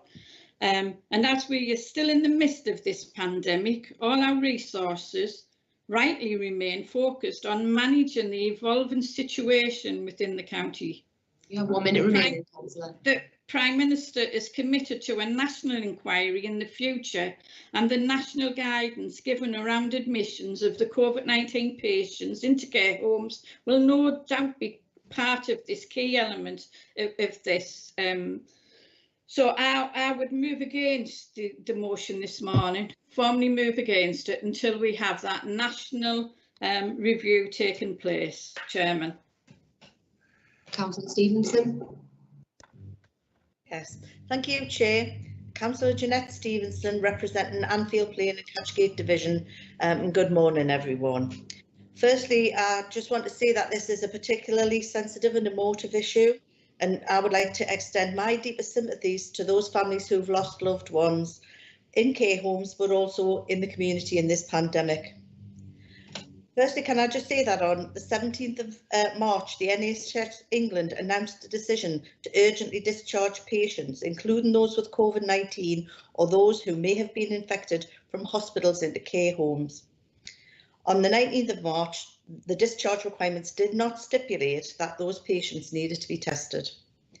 Further guidance, admission and care of patients during COVID-19 was published on the 2nd of April 2020 by the UK government.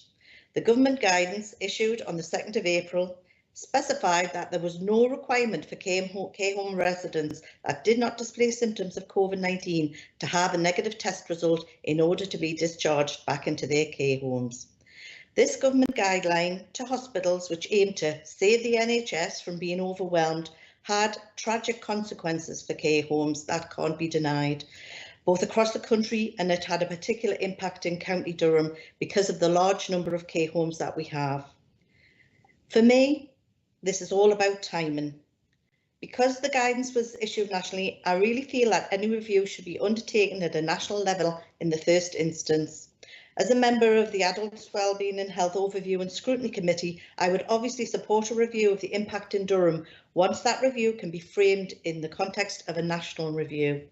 Thank you, Chair. Thank you. Councillor Wilson. Well, I just want to say that I agree with what's been said by Councillor Hobbles and Councillor Quinn. My daughter works in a nursing home, and it was one that was very badly hit with the virus. One resident got transferred from hospital into the home.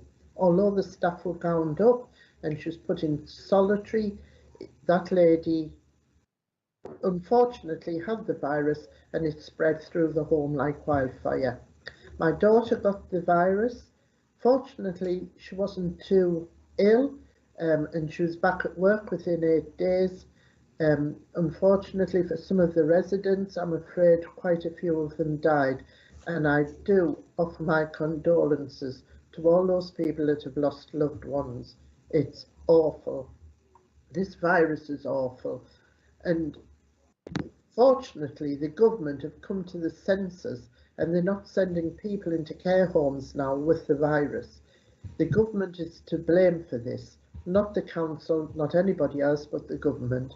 And fortunately they've come to the senses and they're not sending them into the homes anymore. I worry for my daughter and my other relatives that are working in care homes. I worry every day for them because they're in the front line and they have a lot to deal with. The home that my daughter was in, they were provided with PPE equipment. The daughter that my grandson's partner works in, they were provided with PPE equipment as well. That's all I want to say, but it wasn't the council, it was the government, it was their guidelines that made this happen. Thank you. Thank you. Councillor Patterson. Thank you, Chairman. Councillor Andrew Patterson, Cook and Howden Wee Ward, and also Cabinet Member for Corporate Services and Rural Issues. Chairman, first of all, if I'd like to just offer my condolences to Councillor Sexton and his family, because I know this is very personal for him, as it is for other councillors in the Luton. And as heartbreaking as it is, Chairman, I can't support the motion as it's set out. We've heard from the portfolio holder that hospital discharges are not a cabinet decision, they're not a county council decision. Hospital discharges are a matter for the NHS and they are a matter for the clinicians. The care homes across this county are privately owned and they're privately operated, and the quality and standards within those care homes are not, and I repeat, are not regulated by this council. They're registered and regulated by the Care Quality Commission. So ultimately, Chairman, care homes themselves make the decision on admissions to the home. This council's followed and implemented national guidance at all times throughout this pandemic, and it's important that I mention that national guidance has changed frequently during the course of the pandemic, often very quickly and often at short notice. And what was guidance one day changed the blooming next. What we do know is that there's currently only 2 care homes who are accepting COVID positive hospital discharges, which have been approved by the Care Quality Commission, yet there continues to be high numbers of COVID care home infections across a range of homes in the county, and that's very sad. And we know that this pandemic's far from over. So we need a full public inquiry, and that's not the same as an internal review. We need a public inquiry at the right time into the government's handling of the pandemic, the whole test, track and trace system, and the guidance around the hospital discharges. Chairman, I believe there's provision under the health and social care legislation for scrutiny of the NHS, which is not the same as an internal review, but I would suggest maybe making Thank you, Chairman. Making a request for scrutiny to look at hospital discharges. Thanks, Chair. Thank you. Councillor Hopgood. Thank you, Chair. I'd just like to point out that the motion doesn't accuse the council of anything. It asks for a review. I'm quite surprised by some of the comments I've heard. We've got a motion, the last motion is telling us how bad the government is, and yet Councillor Hovels is putting all our confidence in the government's review on care homes. You can't have it both ways. So I also look at something that we've just passed today, item 4 on the agenda, the local council tax reduction scheme. That is the right thing to do for our area. It goes against government guidance. Government guidance tells councils to tax everybody. We choose not to because it's right for our area. This is personal to County Durham, and we should look at it because it affects our residents and not just blindly follow what we're told to follow. We're not saying that it's our fault. We're not saying it's the council's fault. It doesn't say it's the cabinet's fault. It just asks for an internal review. And I've actually heard more today about this than we've been asking for months. So if anything, it's actually given us a bit more information today that's been kept behind closed doors for quite some time. So thank you, Chair. Councillor Bell. Thanks, Chair. Can I add my condolences to those of others to Councillor Sexton and all of those who've lost family and loved ones from COVID during this period.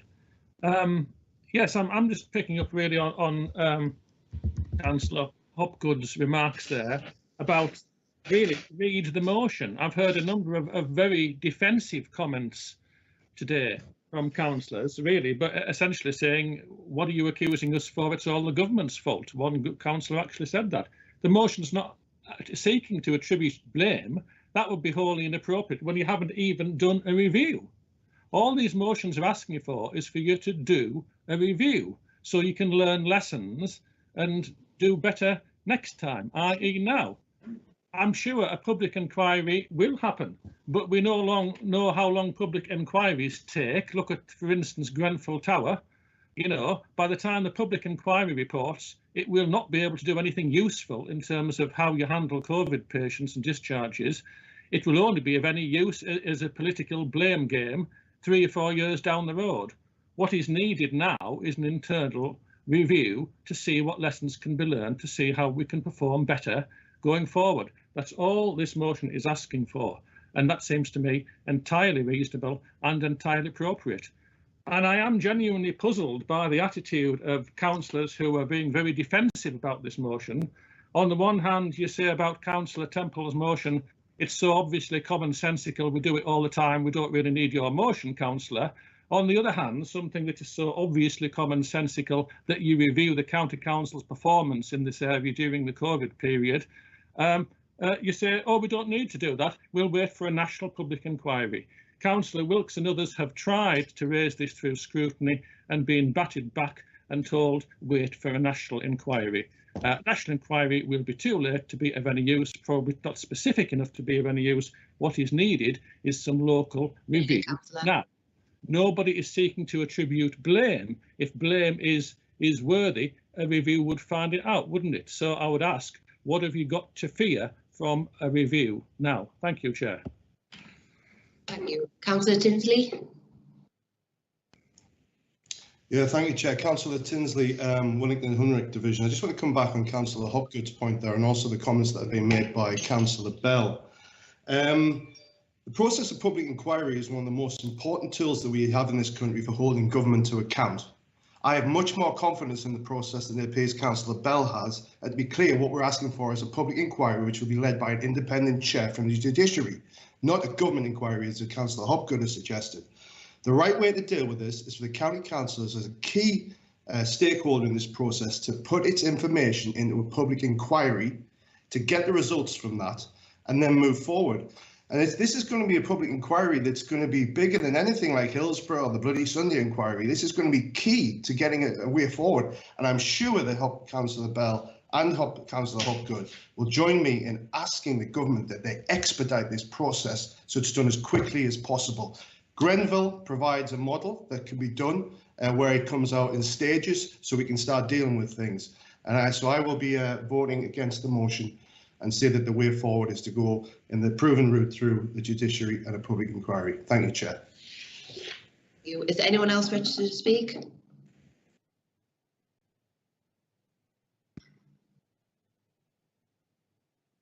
There's no one else wishing to speak, therefore I'll bring in Councillor Paul Sexton as the right to reply. Yeah, thank you, Chair. Well, I kept my motion very simple for the reason I wanted to pull everyone together. I'm quite astonished at some of the statements, and that's why I put context around it. This isn't a blame game, this is about understanding. We're here to scrutinise everything. The local authority 7 were scrutinising and shouting that they were unable to be heard by the government when we were talking about what tier we were going to be in a couple of months ago. And the 6 o'clock news, they were saying that. And then at 8 minutes past 8, when they announced we were in tier, this particular tier, there was a local authority 7 statement went out and saying, you know, glad the government listened to us. You know, so we work hand in hand with the government. Scrutiny is our game. This is not a blame game. This is what many councillors have alluded to. And what I find alarming is Councillor Wilson says they're not putting COVID patients into care homes. They are. Yes, there is isolation.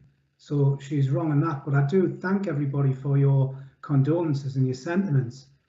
But I have to say this is a very straightforward, let's have an internal review where we can, behind closed doors, discuss what we could have perhaps done better. Could we have put pressure back on the clinicians making these decisions? I'm a risk manager, professional risk manager, and you have mitigation and probability in your risk. And no risk manager would say, I tell you what, let's put the virus in care homes in the hope we can infection control it. We can't infection control sickness and diarrhea. And you know, it's about scrutiny so that at least we can look back and say, well, we did sit down and we did work with the NHS and we did work with local care home providers and your elected members were. Your 1 minute remaining, councillor. So I'm very disappointed at some of the statements, but I still hope that everyone will consider it on its merits, and hopefully we can have this review, because if we don't learn lessons and continuously learn lessons, people will die, perhaps unnecessarily so, of this virus. And I'm hoping we can move forward and demonstrate to other councils and the government that we will look after our residents and we will protect them. Thank you, Chair. Hello. Hello, Pet. I'm still stuck in this meeting. Can I remind councillors to remain on mute, please? All right. Well, I'll ring you before I come down in case you're not in.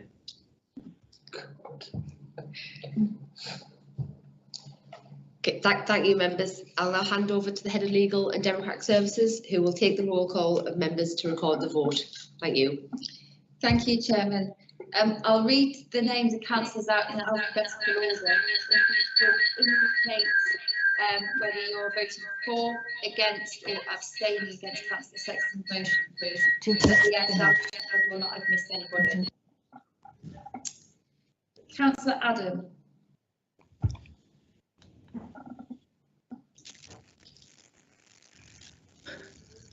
Councillor Adam. Against. Councillor Allen. Councillor J Atkinson. Against. Councillor P Atkinson. Against. Councillor Avery.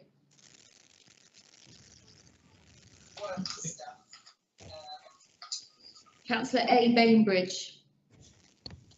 For. Councillor B Bainbridge. For. Councillor Beatty.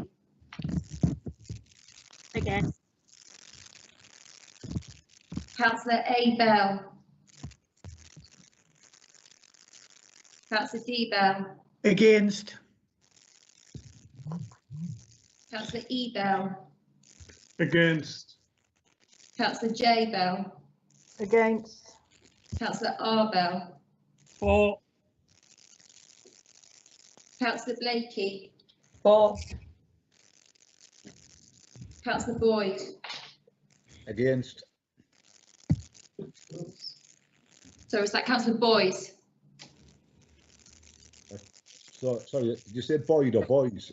I said Boyd, but I'll register your vote. Councillor L Boyd, please.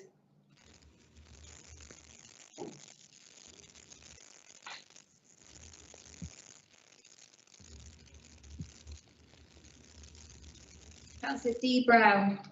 For. Councillor J Brown. For. Against. Councillor J Carr. Councillor Chaplow. Against. Councillor Clare. Against. Councillor J Clark. Against. Councillor M Clark. Against. Councillor Considine. Against. Councillor Corrigan. Against. Councillor Coote. For.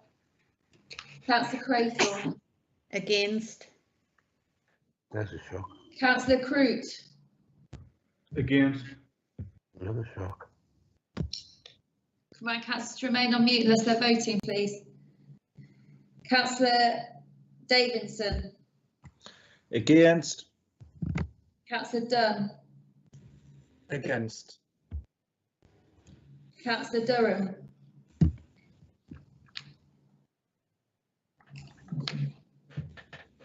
Councillor Freeman. For. Councillor Gardner. For. Councillor Grayson. Councillor Gunn. Against. Councillor Hall. Councillor Hampson. Against. Councillor Henderson. For.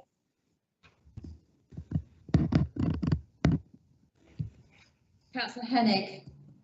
Against. Councillor Hicks. For. Councillor Higgins. Against. Councillor Hopgood. For. Councillor Hopper. Against. Councillor Hobbles. Against. Councillor Howell. Councillor Hugo.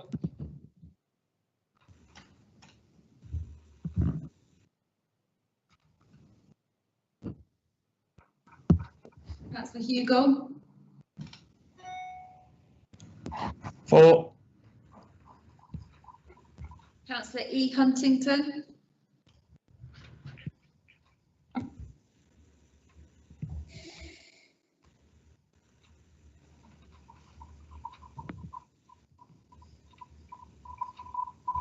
Councillor E Huntington.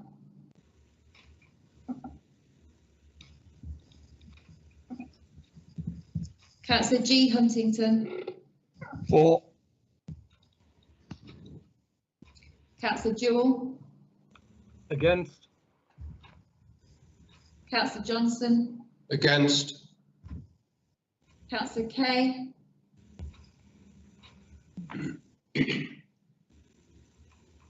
Councillor Kellett. Against. Councillor Kennedy. Against. Councillor Lang. Against. Councillor Lethbridge. Against. Councillor Maitland. Councillor Makepeace. For. Councillor Manchester. Against. Councillor C Marshall. Against. Councillor L Marshall. Against. Councillor Martin.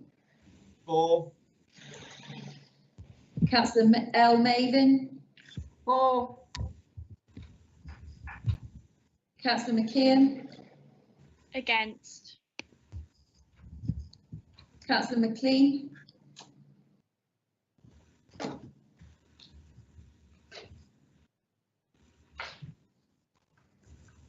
Councillor McLean.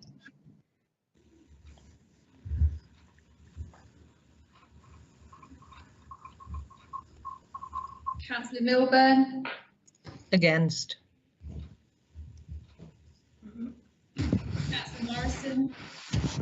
Against. Councillor Napier. Against. Councillor Nicholson. For. Councillor Ormerod. For. Councillor Patterson. Against. Councillor Potts. Against. What a surprise. Councillor Pounder.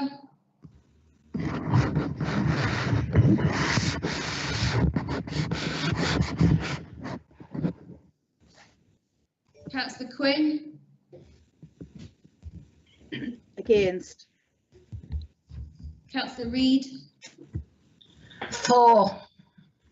Councillor Richardson. For.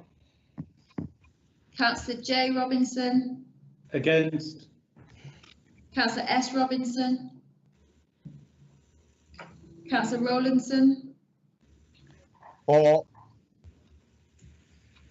Councillor Savoury. For. I've just replied twice there, and I don't know. Jim's just messaged and said I've missed my turn. Sorry, Councillor Savoury. For. Oh, thank you. Right. Councillor Scott. For. Councillor Sexton. For. Councillor Shaw. Against. Councillor Shield. For the motion. Councillor Shuttleworth. For. Councillor Simmons. For the motion. Councillor Simpson.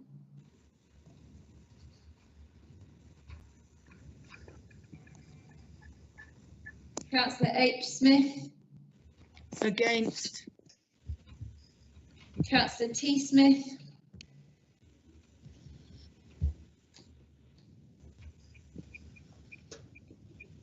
Against. Councillor Stelling.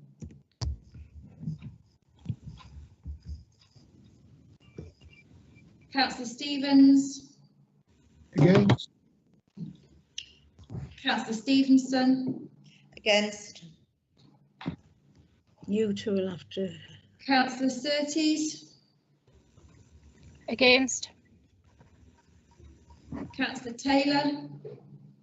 Dinner. Against. Councillor Temple. For. Councillor Thompson. For. Councillor Tinsley. Against. Councillor Turnbull. Against. Councillor Watson. For. Councillor Wilkes. For. Councillor C. Wilson. Against. Councillor M. Wilson. Against. Councillor S. Wilson. Councillor Wood. Against. Councillor York. Against. Thank you. Have I missed anyone? Yes, Chair. Have you counted Ian McLean in? Councillor Ian McLean? No, I didn't get yours. Yeah, I tried twice to reply. I put an RTS in. All right. Chair, did you get my vote? Sorry, can I deal with Councillor McLean first, please? So, sorry, Councillor McLean, are you voting for, against, or abstaining? Against.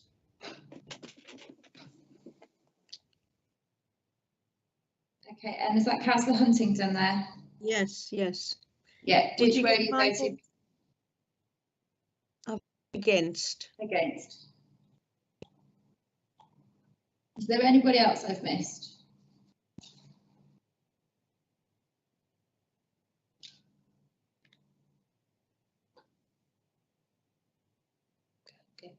Thank you, members. We'll now suspend the meeting while the votes have been counted, and I'll ask the broadcaster to suspend the broadcast, please.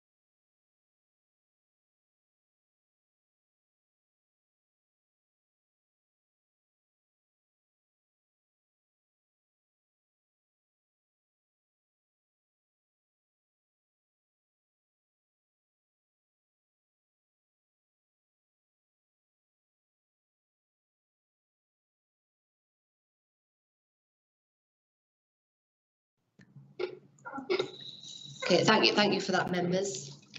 And those for the motion, 31, those against, 57, no abstentions, therefore the motion falls. Thank you. Can I now invite Councillor Mark Wilkes to move his motion, please? Thank you, Chair. I find the decision on the previous motion to be most regrettable. In the previous motion, the portfolio holder referred to us following government guidance as a council. It wasn't government guidance to tide funding from government for care homes to accepting COVID positive patients. It was this council that made it a requirement of the contract that if care homes wanted the funding to help them to keep operating, they had to agree to accept COVID positive patients. It was not government guidance, and this was even corroborated in Parliament. We're in a position to review what is happening locally right now. But as to the impact, we don't know. We do not know whether what has happened has caused problems. But I do know that you do not stop mistakes from happening by reviewing nothing. And this isn't just about the contract that I discussed earlier. There are other issues raised over many, many months about care homes. And indeed, there are so many things which have happened and continue to happen, both the good and the questionable, that we need to have been reviewing this as we go along. In other parts of the country, things have been done differently and care home death rates are significantly lower. Why is that? For months and months and months, we've asked for a review, and sadly, we've been ignored. But changes could still be made. And you know, it's with real sadness that I have to say that I'm concerned that the lead group have felt it politically expedient not to carry out a review because this local authority is so adverse to criticism that it will seek to do anything it can to stop anything potentially negative being reported, even when no criticism might be found and we're simply trying to save lives. By acting inwardly like this authority creates a system which does not help make us do things better. When a cabinet member isn't even being briefed on such important contract changes, there's something wrong. When scrutiny members, the public and others can't scrutinise such important issues, something's wrong. Openness and transparency is essential for the proper running of any organisation. And they are a strength, not a weakness. It's not an unreasonable request to say, we are concerned that we have the highest COVID death rate in care homes in the whole country, and we want to know why. And we want to see where we can change things now so this never happens again, so we can make sure fewer residents die this winter. Our official death rate per 1,000 care home residents is now more than 86. The worst in the region, and Darlington isn't far behind us, both part of the same NHS trust. Why is this? Actually, the true figure may be significantly higher because not all residents in care homes are being recorded as passing away in a care home, as they're losing the fight against this horrible disease in hospital. We need to hear from care homes, residents, the local trust, council officers and others to understand all views and all decisions which are being made, which is why the right thing to do is to support an independent review. A review which is completely independent of this local authority and indeed of other stakeholders, a review the public can trust to be independent, and a review which can report back with interim findings as we go through it. This isn't about we can't do anything for a year until everything's finished and more people have died. We can start now and try and save lives. And I, for one, will not stop until we find out why our county has seen such impact on our care home residents. And the sooner we do this, the more chance we can save lives. Please support this motion. Thank you. The motion requires a seconder. Councillor Maven. Yes, thanks, Chair. Councillor Leslie May from Belmont Division. I'm seconding Councillor Wilkes' motion. We do not yet officially know why the death rates in Durham County care homes during the first wave was so high. And I note with dismay that the death rates are climbing once again. Surely we owe it to those bereaved families and friends to give them answers and the hope of closure. It's not about apportioning blame. It's looking at mistakes to find out why. A review would provide us with the answers, and for that reason, I fully support this motion. Thank you. Councillor Sexton. Yeah, thank you, Chair. Councillor Sexton, Chelsea Street South. Having watched my motion disappointingly fail, I feel I need to support Councillor Wilkes and others in this motion. To reiterate, this is not about blame, it's about learning lessons, although I guess we know which way it's going to vote. It happens month in, month out. I would love to see one person from the majority party actually votes differently to the party, but never mind.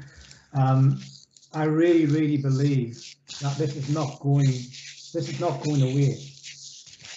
I won't stop, Councillor Wilkes won't stop, all the others in support of this will not stop. A public inquiry will come. We know that that's a national initiative and will take years to fulfil. What I see now before me is a political party who in one instance says they have the public interest at heart and all the other initiatives they do, but they don't want to discuss this. And they keep saying it's government guidance. Well, we'll scrutinise whether it was government guidance or not. I believe some of it was, but some of it was not, particularly the conditions they put on the financial support to care homes. That was a Durham County Council initiative, not a government initiative, and that needs answering. And we can move forward and learn lessons. It was withdrawn, so there was an acknowledgement that was probably wrong, but the horse had bolted by that time and COVID was in care homes. I fully support this initiative and we'll keep pushing whatever the vote is today, because I want to demonstrate, as I'm sure Councillor Wilkes and others do, that we're here to support the residents we represent and not just dismiss their queries on why things happen to their loved ones. We need to give them closure. Thank you, Chair. Thank you. Can I remind members again to remain on mute when you're not speaking, please? Councillor Hovels.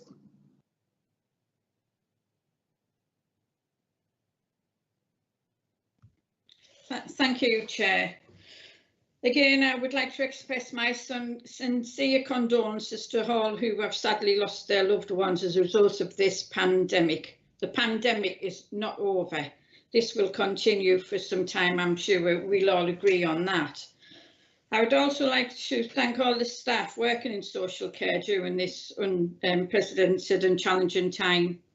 And it's very misleading to say that County Durham is one of the highest COVID-19 care home death rates in UK.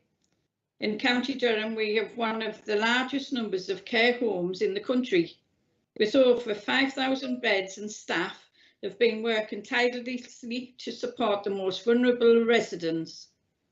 Sadly, during phase 1, we experienced around 66 deaths for every 1,000 care home beds we had. The rate was in line with many other local authorities across the country.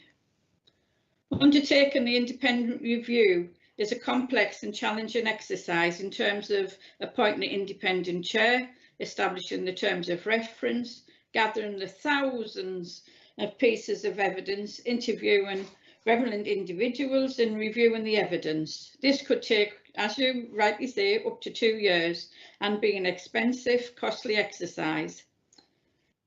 It is right, however, that we learn the lessons from this pandemic, and as a country, something which the Prime Minister has committed to at an appropriate time in the future, it will be important for us to understand the scope of an inquiry and how we can feed into this prior to the committing to anything locally, given the risk of duplication. Throughout the pandemic, national guidance has continued to evolve. It changes every day, and sometimes even more than once a day. To involve in line with the science and development understanding of the virus, we continue to follow national guidance. As you would expect, all our resources are currently focused on managing the ongoing situation within County Durham. It would not be right, therefore, to divert any essential resources away from this matter in hand in order to carry out an investigation at this time, Chair. Thank you. Councillor Temple. Thank you, Chair. Councillor Temple from Consett North. I just wanted to share with Council one example of how an inquiry has quickly enabled a change using scientific evidence, and that was a recent one which I was able to share with Scrutiny, a Scottish Government report which looked at deaths in care homes and realised that in fact the biggest single contributor was the size of the care homes into which people were discharged.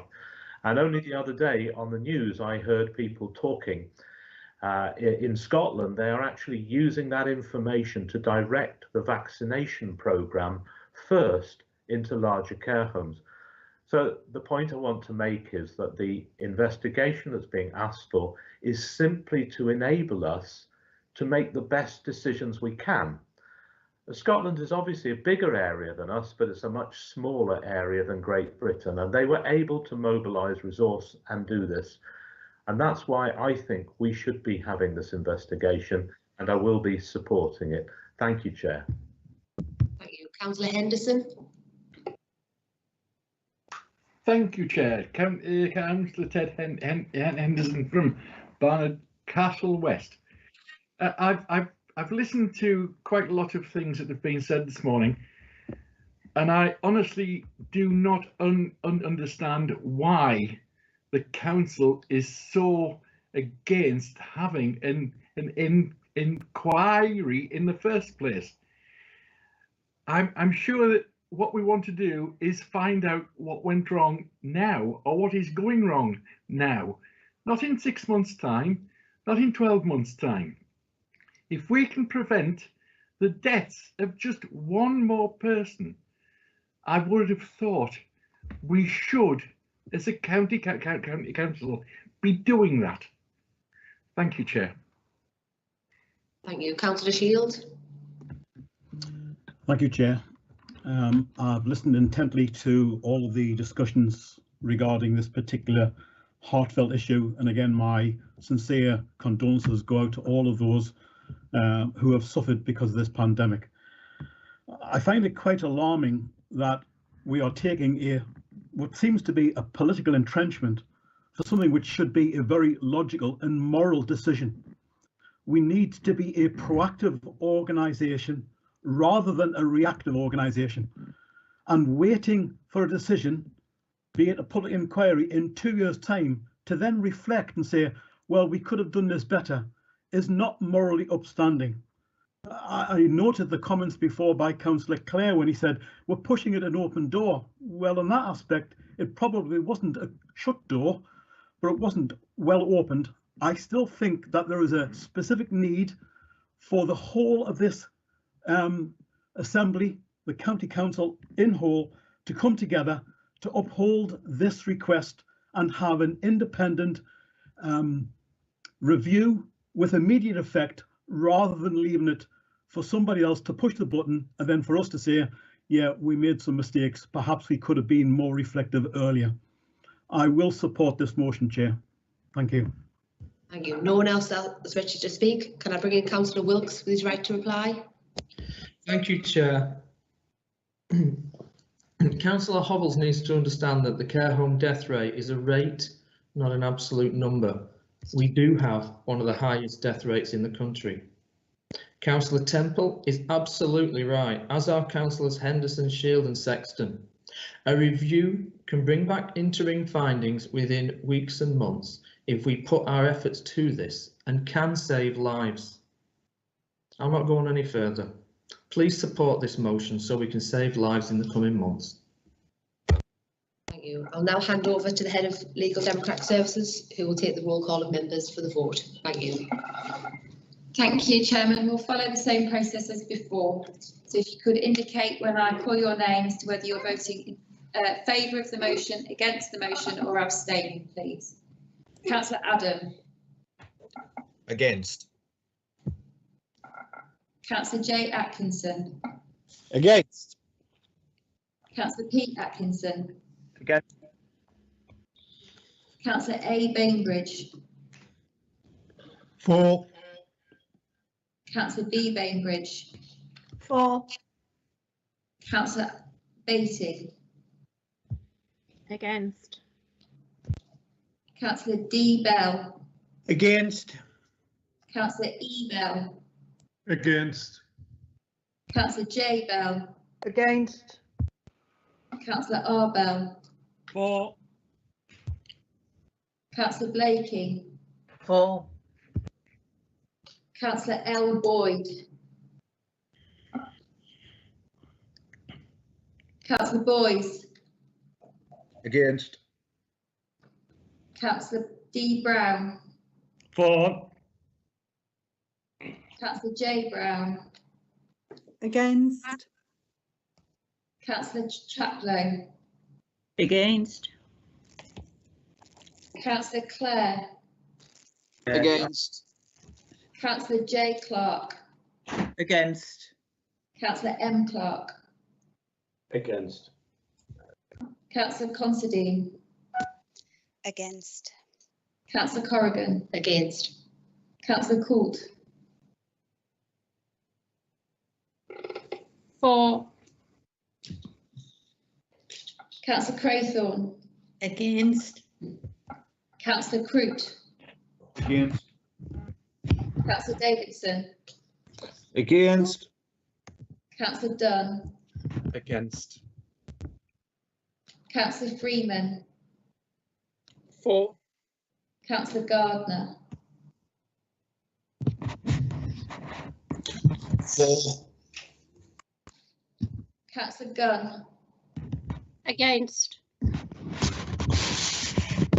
Councillor Hudson.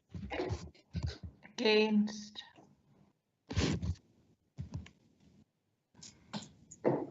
Councillor Henderson. For. Councillor Hennig. Against. Councillor Hicks. For. Councillor Higgins. Against. Councillor Hopgood. For. Councillor Hopper. Against. Councillor Hovels. Against. Councillor Hugel.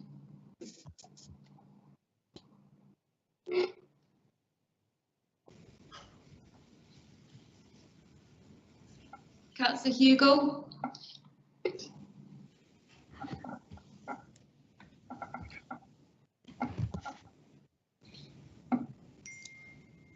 Councillor E Huntington.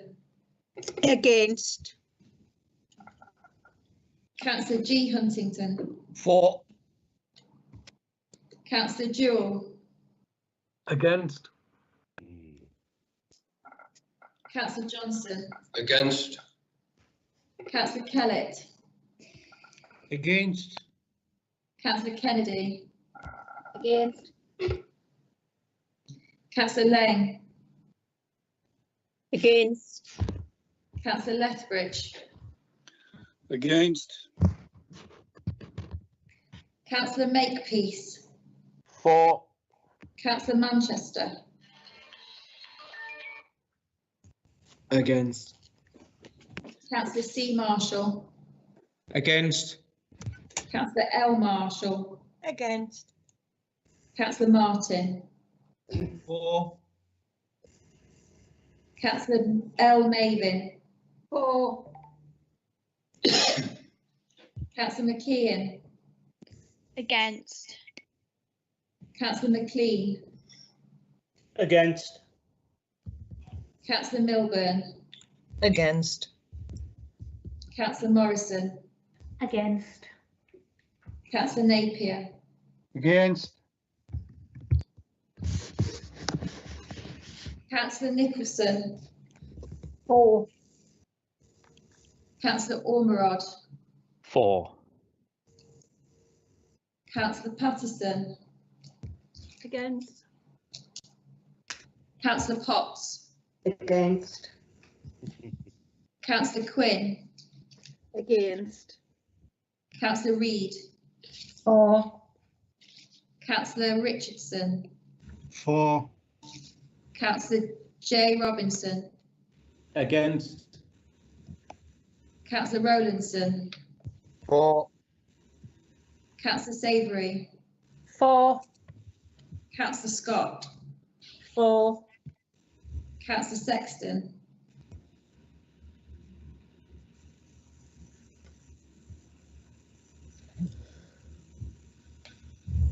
Councillor Sexton.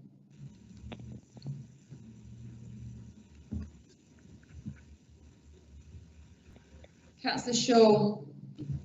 Against. Councillor Shield. For the motion.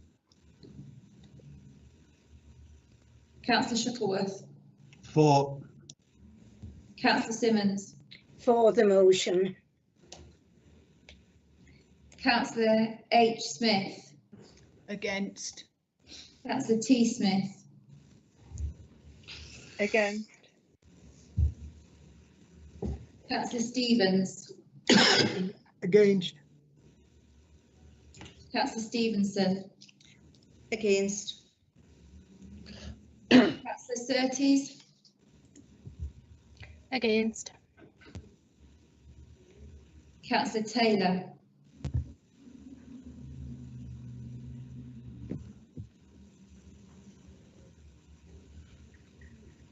Councillor Taylor. Councillor Temple. For. Councillor Thompson. For. Councillor Tinsley. Against. Councillor Turnbull. Against. Councillor Watson. For. Councillor Wilkes. For. Councillor C. Wilson. Against. Councillor M. Wilson. Against. Councillor Wood. Against. And Councillor York. Against.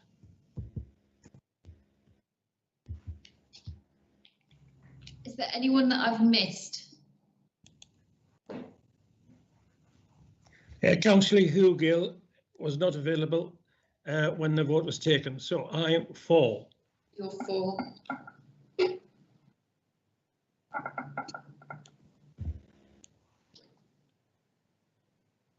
Anyone else that I've missed? Councillor Sexton here still. Yeah, I'm still here. Yeah, I thought you did. You not hear me? No, I didn't hear you. Oh, apologies. For.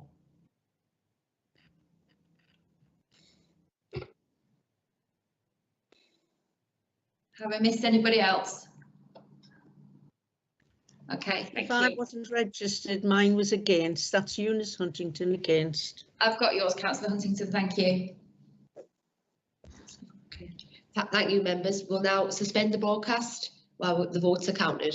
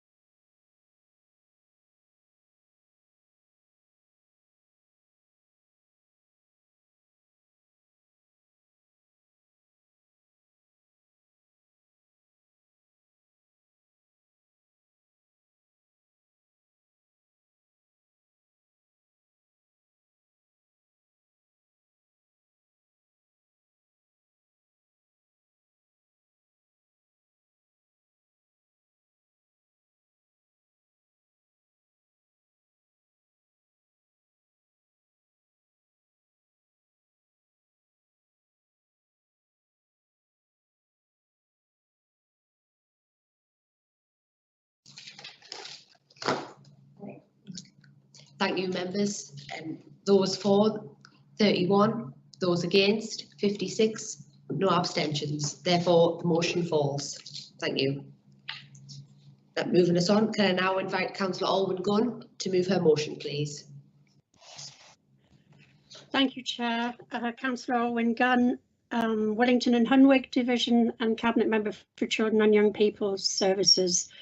In moving this motion, Chair, first of all, I'd like to place on record my thanks and the thanks of this council to every single member of school staff in every single school in our county. They've been extraordinary in their resilience and commitment to the provision of a safe, secure learning environment during the most challenging of times. It's worth reminding everyone that until 2 weeks ago, the government had put nothing in place for 2021 GCSE and A-level examinations, except a 3-week delay in sitting them. Ministers had months to plan, and now they've announced a little bit of this and a little bit of that, and their plans are all over the place. In a nutshell, this mess is too little and it's far too late. It's quite appalling that those young people, the young people in our county, after 6 months of no school and months of disruption of schooling, are placed in this terrible position. And however hard teachers tie themselves into the proverbial knots to make school life normal, they simply can't. It's completely unrealistic, unfair, and frankly unbelievable to expect pupils to take exams which make no compensation for disruption to school teaching time. All of this is glaringly obvious to everyone except the Secretary of State. Both the Welsh Assembly and the Scottish Parliament have agreed to cancel 2021 exams, and yet that clear common sense has somehow evaded the Secretary of State for Education. And the government makes it even harder by imposing a legal duty on schools to provide remote learning without giving them the tools to do it. Just 2 days after the legal duty came in, schools were told their allocation of laptops for disadvantaged pupils had been cut by around 80%, making those young people even more disadvantaged. Education inequality has grown sharply in England during the 10 months since schools closed in March, and we know that pupils from poorer backgrounds are more likely to have lost out on lessons than richer pupils, and particularly those at private schools that delivered more remote teaching. And this insistence on Tory exam policy will exacerbate that unfairness. While it's great to hear the news about a vaccine, we're not there yet. And let's be clear, there's no level playing field. Some areas of our country are affected much worse than others, and our county is one of them. My fear, and it's a strong fear, that in the months ahead, when Tory political ideology at last faces reality, another government U-turn will be thrown wildly at our teachers and our students and our parents. Young people deserve to have certainty about this one crucial aspect of their lives at a time when uncertainty abounds. It's incredibly dogmatic and irresponsible of the government to lock itself into a system that's inevitably going to fail many of our young people. This cannot wait, and the only route to fairness is to cancel exams in 2021 and to do it now. Councillors, I call on you all to support the young people in County Durham. Please support the motion. Thank you, Chair. Okay, can I have a seconder, please? Councillor McKeon. Thank you, Chair. It's been 8 years since I sat my A-levels, and I may not remember much about Gladstone's position on Home Rule or my German vocab, but I do vividly remember how stressful those exams were for me. They were more stressful than any undergrad exam, master's thesis, or even election that I've experienced since, because I truly felt that those exams would define the whole course of my life. And in part, that's because they can for so many young people. These exams decide which universities you can attend, what further training opportunities you can take, and a poor showing can close a lot of doors early in your life. Every results day, we reassure students that exam disappointment isn't a life sentence, and although that's true, it's clear that success in these exams makes achieving your ambitions easier regardless of the route you choose to take. Just put yourself into the place of a student in County Durham. For example, my cousin Sean, who's sitting his A-levels. After 13 years of education, trying to study for exams that will decide the course of your life. Now imagine that your education is interrupted by a pandemic. You lose an entire term of in-school study.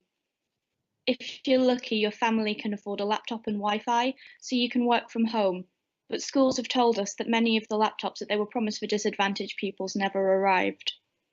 Then fast forward to now. You're back to school, part of the week, but home for the rest. You have Wi-Fi problems at home, meaning you miss out on your lessons. You have to share bandwidth with parents and siblings. Your school has seen more incidents of COVID than the neighbouring school, and so you've had to self-isolate twice already this term, when other young people studying for the same qualification haven't had to. On top of all of this, you're desperately lonely at a vulnerable time in your social development, removed from your friends for months at a time. Now imagine that your future success. You have 1 minute remaining, Councillor. Our exams next summer. How can we consider this a level playing field? There's a cruel irony in the government expecting young people to take exams when it was tested over the summer and failed them so miserably. It damaged trust in the education system. Let's bring fairness and sensibility back into our assessments. Let the teachers who know our young people assess them in a robust and transparent way. The next generation of citizens are paying attention. What do we want their first experience of citizenship to be? Government in action or a government in action? For all our sakes, I hope it will be the latter, and I formally second this motion. Thank you. Anyone else wishing to speak? Councillor Bell?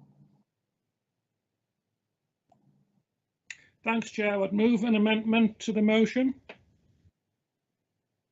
Are we going to display that?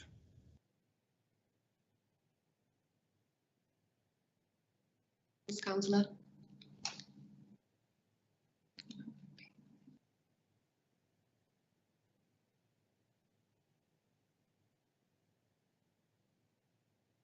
She's coming on now.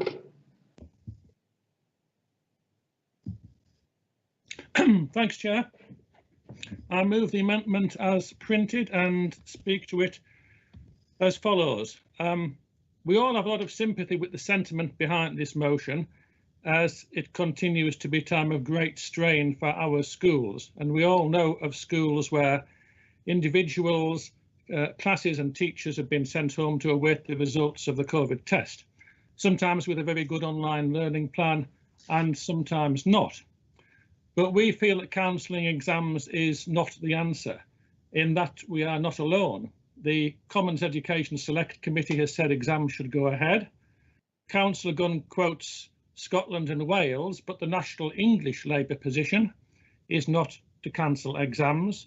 The National English Labour position, as said by their Education Shadow Secretary Kate Green, is to call for action to ensure that pupils who have faced significant disruption are not unfairly disadvantaged, and that's what my amendment seeks to do. She's welcomed the fact that exams will assess what pupils have had time to be taught, reserve papers, performance league tables being suspended, the suspension of routine Ofsted inspections, and a host of other methods that the Education Secretary has introduced to free up teaching time. And the reason that the national consensus is for exams is that exams remain the most objective way of assessing performance. The Select Committee found, for instance, that disadvantaged pupils do worse than more privileged pupils when it comes to grades founded by or just on teacher assessment. We would agree that we need additional evidence to call upon, if needed, to complement an exam result. We need some sort of standardised model of continuous assessment, so that, for example, when schools set mock exams, they are done to a comparable standard school to school. And we would also agree that the government needs to be publishing updated guidance now so that schools have time to implement it. The government has been listening and talking on the issue quite significantly. North West Durham MP Richard Holden met Gavin Williamson early this month. And on the 17th of December, Gavin Williamson, possibly in response to Councillor Gunn's motion, who knows, announced an 8-point plan to make GCSEs and A-levels more easier by a variety of means, including giving advance notice of topics and exams and allowing study aids in exams. This will have the effect of moving all the grades up and compress the range. And after all, you can't get better than a 9 or an A if you were going to get that in the first place. So it will help alleviate the situation somewhat, but I would fully accept it does not directly address the issue of different schools and classes suffering different degrees of disruption. And for that reason, the Education Secretary has asked an expert group to come back in January with recommendations of how to do that. And this group needs to report urgently. The government has spent £1 billion on a national catch-up programme, given out free computers to disadvantaged pupils and freed up teachers' time via Ofqual guidance. The COVID situation will improve with more testing done each day and a vaccine now being distributed. Against an improving backdrop, I am confident that our teachers and pupils will rise to the challenge of exams next year. And finally, we mustn't forget, although it's not talked about in this motion, our Year 6 pupils and their SAT tests. Again, concessions have been made on that. These will go ahead, but the results will not be published. So there is certainty there for our teachers. There is certainty there for our students. Exams remain with all the qualifications that I've outlined here and more to come. Exam remains the best way of assessing student performance at the end of a GCSE or an A-level course. And I move the amendment as printed, Chair. Thank you.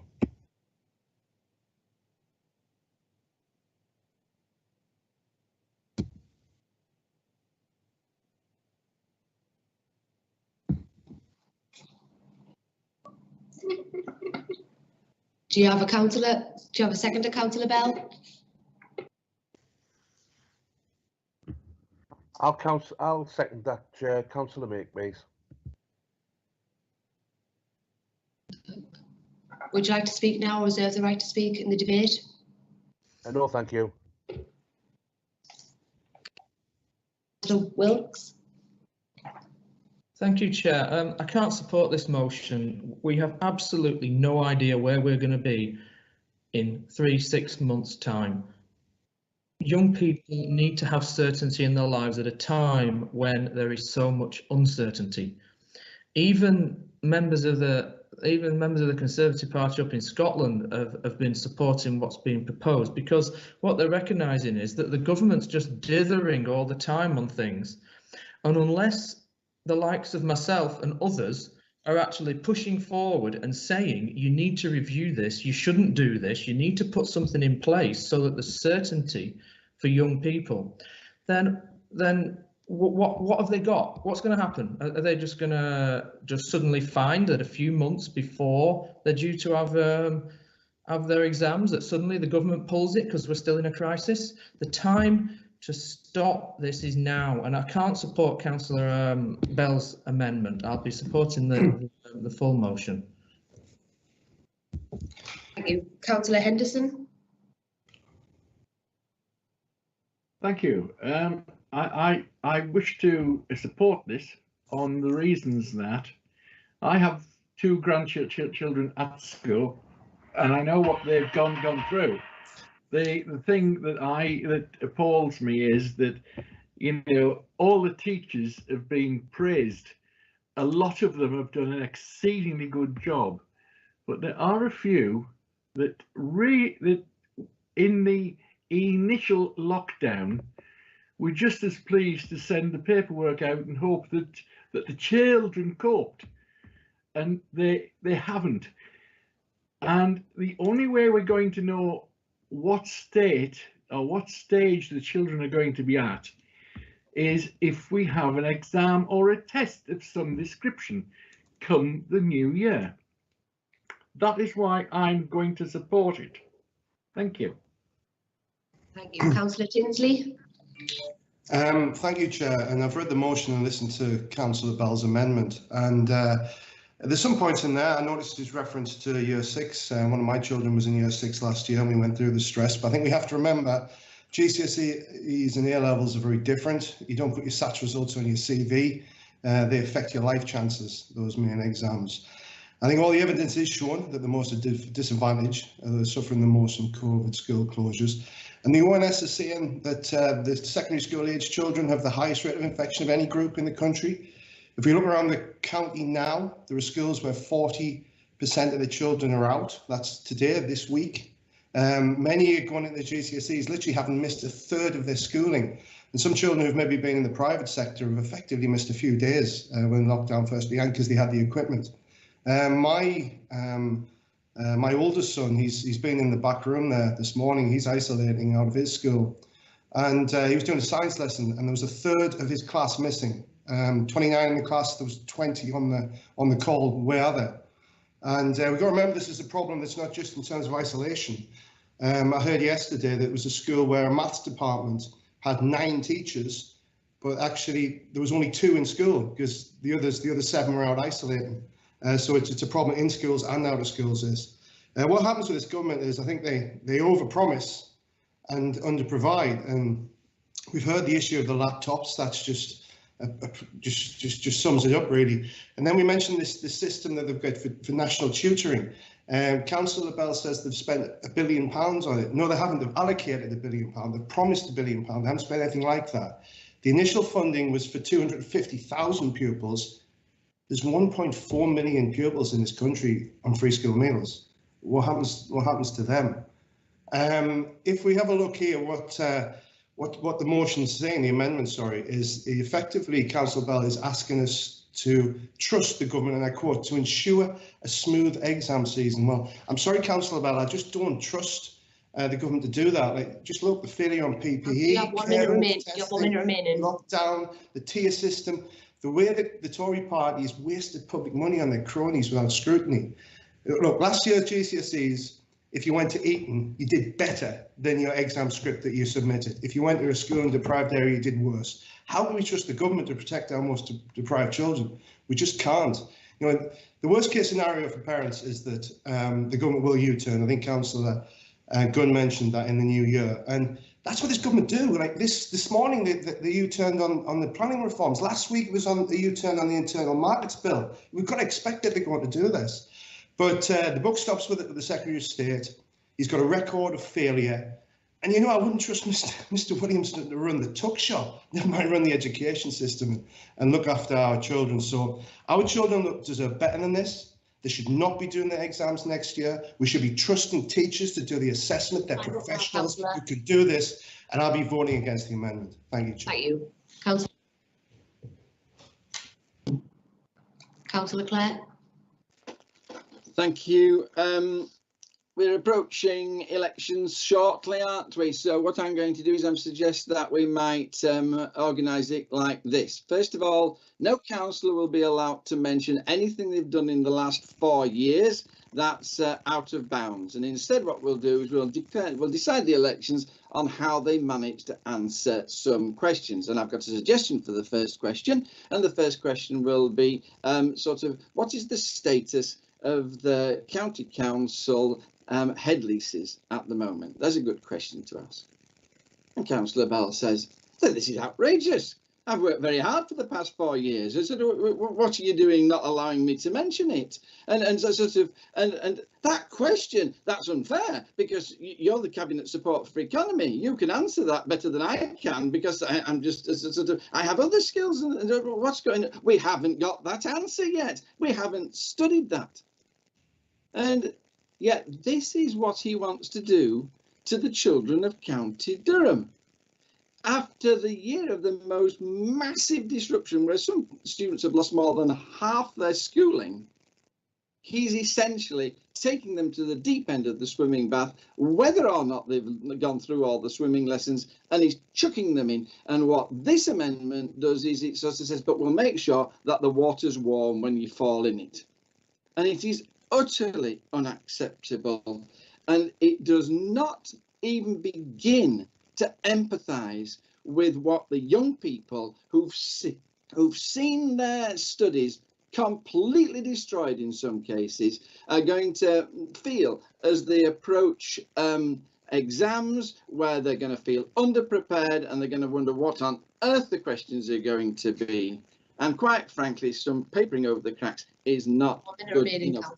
What we have here is a cruel policy, which is a sink or swim Tory policy, and it demonstrates lack of empathy. And we're about to see, ladies and gentlemen, who lacks that empathy, because we're going to have a named vote, and we're going to see those people who understand how the children feel and what's best for them, and we're going to see those people who say the principle matters and to hell with the children. We're going to see that in the next vote, and I wonder how many Tories are going to put their head above the parapet and have a holiday meals moment for Durham County Council. Thank you, Chair. Councillor Oberoyd.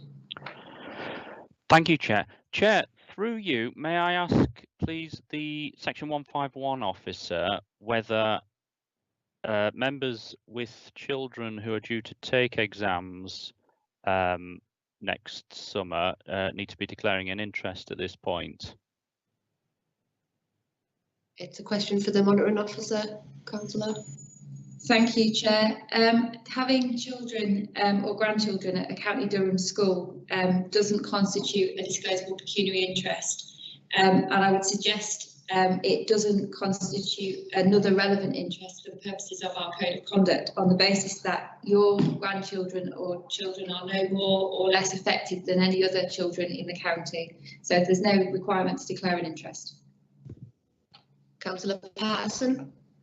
Thank you, Chair. Chair, I wish to speak against the amendment. I'm really surprised that Councillor Bell chooses to delete fundamentally what's the whole motion set out by Councillor Gunn. A lot has already been said, but I just wanted to make the point that our children and young people, our students, should not be disadvantaged by the postcode.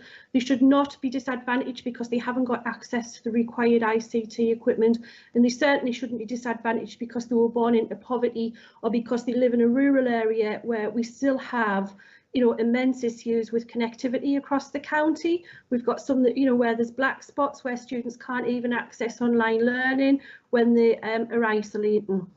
Chairman, education's absolutely crucial, and this is about fairness, and it's certainly one that, you know, I can't support the amendment. We have to support the substantive motion and support our young people to be able to achieve. They are our future. Thank you, Chairman. Thank you. Councillor Surtees.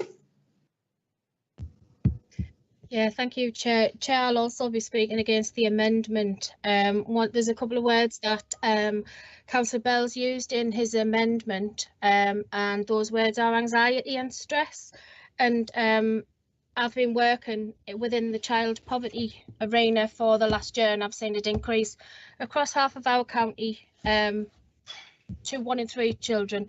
The other thing that I would just want to say as well is during this child poverty, we've been monitoring referrals into children and young people services, and the topmost referral into children and young people services has been, well, one of the top ones has been anxiety and stress, and from secondary children, suicidal tendencies as well. Now, this is all due to the fact that they've lost their social life, and they could have lost some of their members of extended family through COVID. And we've actually seen on television as well a couple of articles over the last few months and news reports that we've seen when children have returned back to primary schools and nursery schools, teachers have had to restart with some of those basic motor skills, even as far back as potty training and stuff. Now, I appreciate they're not taking exams, but if all of those children have had this year off, they will be suffering so much from anxiety and stress, and then they've lost a year. So going back to school, what they're getting is they're getting that support and they're getting that assurance from schools that are essentially not fully working, but they're doing the absolute best through COVID. And I can't support this because we need to support our children at a time like this. We've already gone through half a year's worth of stress and anxiety, and I don't believe that forcing them into exams will reduce that. I think it will have a larger impact.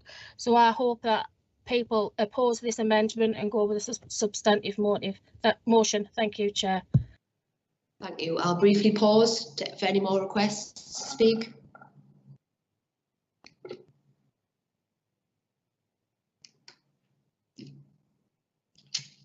I don't have any more requests. Therefore, can I bring in Councillor Gunn as the mover of the original motion as a right to reply? Thank you, Chair. I would like to just say on Councillor Bell's comment about Gavin Williamson, I really would like to think that Gavin Williamson listened to me, but I don't think that probably happened. And I've always admired Councillor Bell's sense of humour. I think he's brought it to bear in this amendment, as it does actually sort of almost delete all of my motion. However, I'd just like to say quite briefly here that this is a generational threat to children, and we haven't seen anything like this since World War II. So I acknowledge that there's no easy solution, but the best solution is to cancel exams. I have no doubt about that. And what the government's plans don't do, they do not address the inequality, aspects that having exams will bring. Thank you, Chair. Thank you. I'll now hand over to the Head of Legal Democratic Services to explain the roll call. Thank you. Thank you, Chair. So this vote is on the amendment as moved by Councillor Richard Bell. So we're voting on the amendment. When I call your name, if you could indicate whether you are for the amendment, against the amendment, or abstaining, please. Councillor Adam. Against. Councillor J Atkinson. Against. Councillor Pete Atkinson. I'm on the phone, madam. Against. The mic's on, mind. Councillor A Bainbridge. For. Councillor B Bainbridge. For. Councillor Beatty. Against.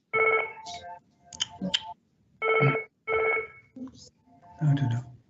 Councillor D Bell. Against. Councillor E Bell. Against.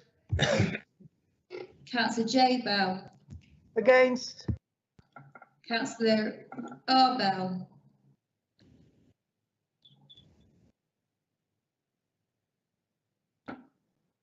Councillor Bell. Councillor Richard Bell.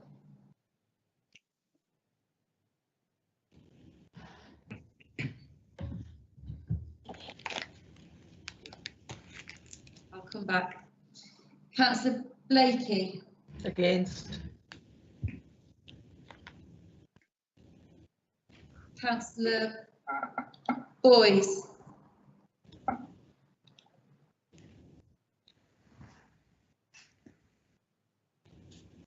Did you say Boyd or Boys? Sorry. Boyce. Councillor Boys is against. Thank you. Councillor D Brown. For. Sorry, was that? Councillor Brown, sorry, I missed that. For the motion. Thank you. For the amendment, thank you. Councillor J Brown.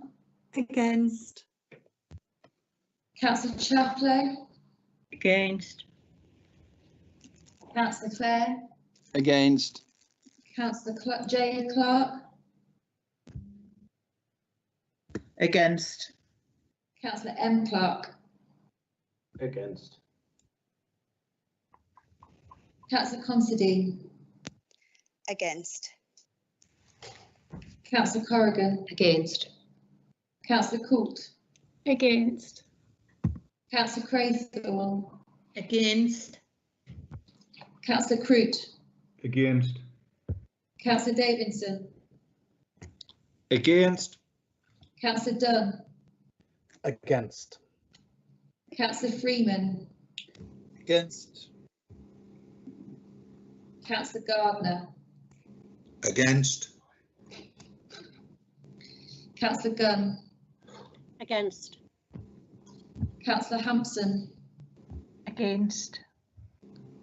Councillor Henderson. For.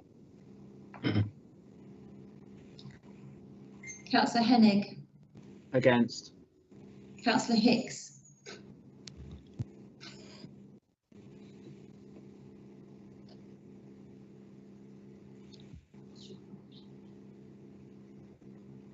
Councillor Higgins. Against. Councillor Hopgood. Against. Councillor Hopper. Against. Councillor Hovels. Against. Councillor Hugo. For the amendment. Councillor E Huntington. Against. Councillor G Huntington. Against. Councillor Jewell.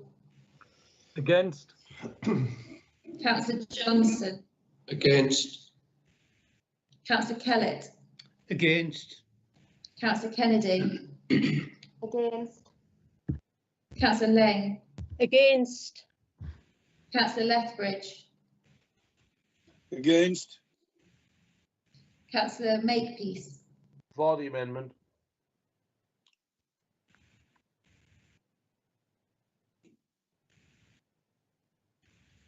Councillor Manchester. Against the amendment. Councillor C Marshall. Against. Councillor L Marshall.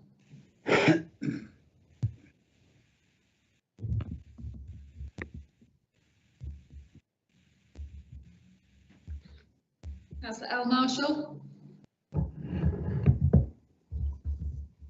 Not there. Councillor C Martin. Against. Councillor L Mabin. Against. Councillor McKeon.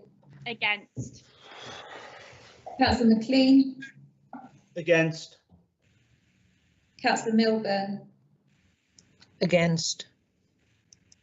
Councillor Morrison. Against. Councillor Napier. Against. Councillor Ormerod. Against. Councillor Patterson. Against. Councillor Potts. Against. Councillor Quinn. Against. Councillor Reid. Against. Councillor Richardson. For. Councillor J Robinson. Against. Councillor Rowlandson. For. Councillor Savoury. Against. Councillor Scott. Against. Councillor Sexton. Against. Councillor Shaw. Against. Councillor Shield. Against. Councillor Shuttleworth. Against. Councillor Simmons. Councillor Simmons. Against. Councillor H Smith. Against. Councillor T Smith. Against. Councillor Stevens. Against. Councillor Stevenson. Against. Councillor Surtees. Against. Councillor Temple. For.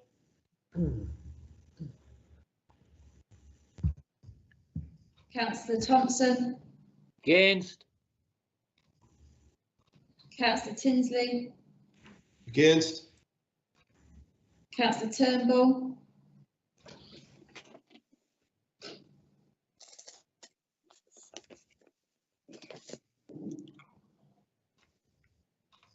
Councillor Turnbull.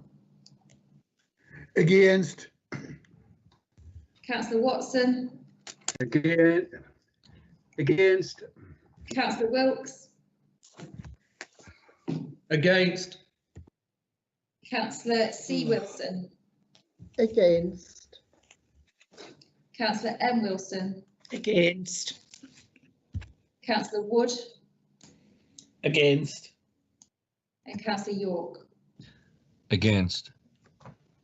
Okay, so I didn't register a vote for Councillor Richard Bell. Yes, I'm back. I lost connection at the crucial time there. For the amendment. Have I missed anybody? Have I missed anybody else?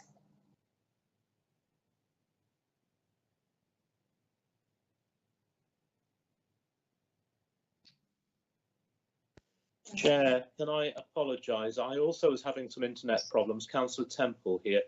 I think I voted for when I meant to vote against on this amendment, and I was kind of in the middle of swapping equipment, so I apologise for my mistake. You would like to amend your vote?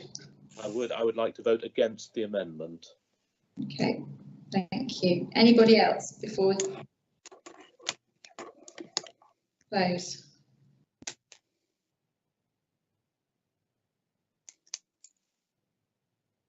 Okay, thank you for that, members. We'll now suspend the broadcast while the vote is counted.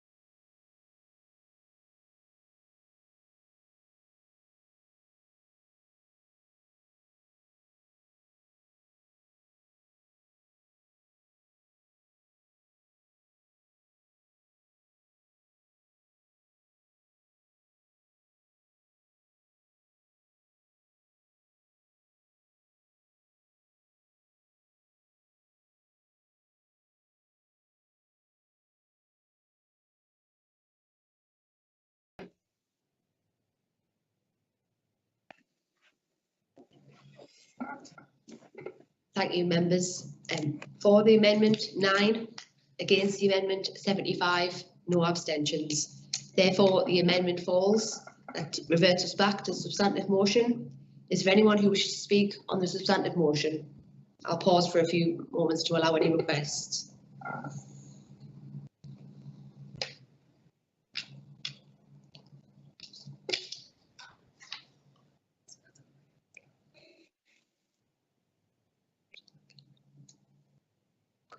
I have no requests from members.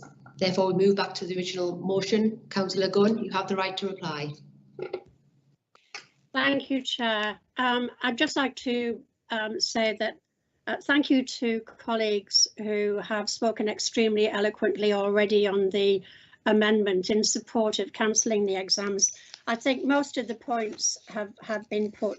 I just want to stress that there's a huge chasm between those who barely missed a class, those children who barely missed a class, and those who've been severely punished by COVID. So hugely varying experiences. And one child in isolation goes home to a warm house and with parents in a quiet room, a desk, a laptop, and another to an empty home or a crowded home without any internet connection. And we cannot dismiss the social effects of COVID coming as it does on the back of 10 years of austerity, with families pushed over the edge, thousands of food parcels handed out, and the children who are in such homes who are maybe facing exams next year. Just imagine that.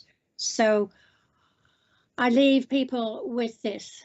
We must support our children. We must ensure that what we're looking at here is actually supporting them as they go forward and giving them some clear support and help.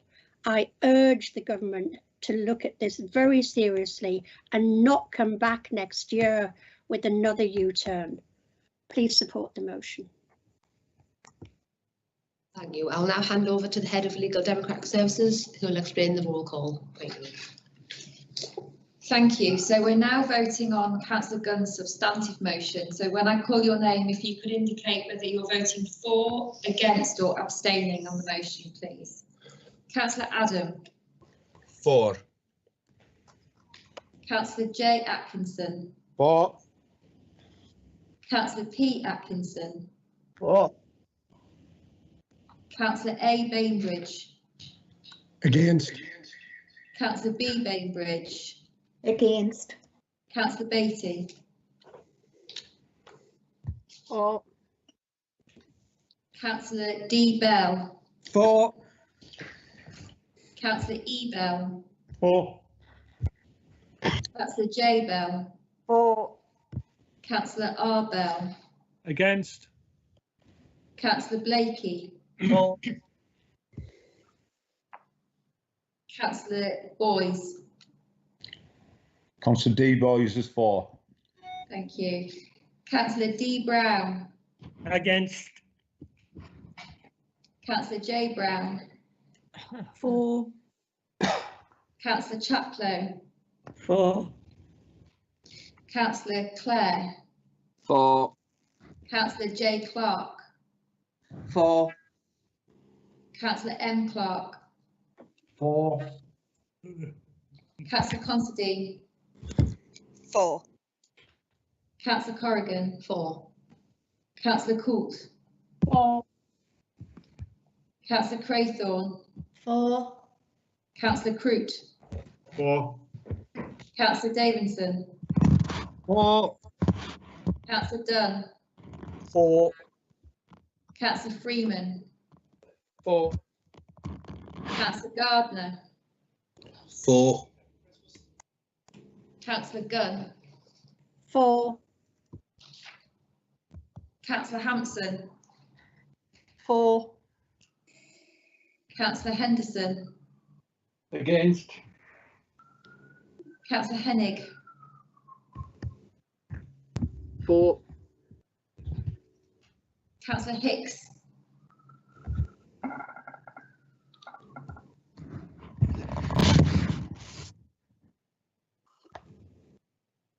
Councillor Hicks. Councillor Higgins. For. Councillor Hopgood. For. Councillor Hopper. For. Councillor Hovels. For. Councillor Hugo. Against. Councillor E. Huntington. For. Councillor G. Huntington. For. Councillor Jewell. For. Councillor Johnson.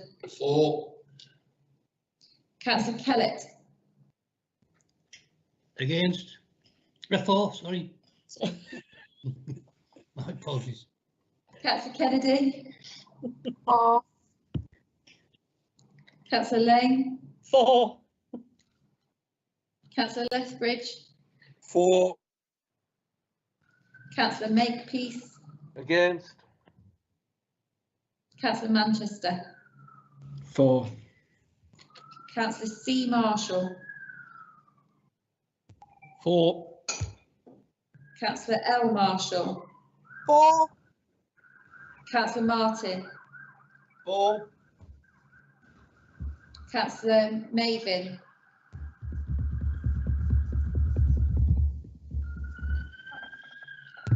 For.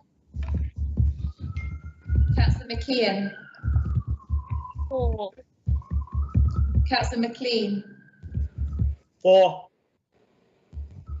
Councillor Milburn. For. Councillor Morrison. For. Councillor Napier. For. Councillor Ormerod. For. Councillor Patterson. For. Councillor Potts. For. Councillor Quinn. For. Councillor Reid. For. Councillor Richardson. Against. Councillor J. Robinson. For. Councillor Rowlandson. Against. Councillor Savoury. For. Councillor Scott. For. Councillor Sexton. For. Councillor Shaw. For. Councillor Shield. For the motion. Councillor Shuttleworth. For. Councillor Simmons. 4. Councillor H. Smith. 4. Councillor T. Smith. 4. Councillor Stevens. 4. Councillor Stevenson. 4. Councillor Surtees. 4. Councillor Temple. 4. Councillor Thompson. 4. Councillor Tinsley. 4. Councillor Turnbull. 4. Councillor Watson. 4. Councillor Wilkes. 4. Councillor C. Wilson. 4. Councillor M. Wilson. 4. Councillor Wood. 4. And Councillor York. 4. I think I've got everybody, but have I missed anyone?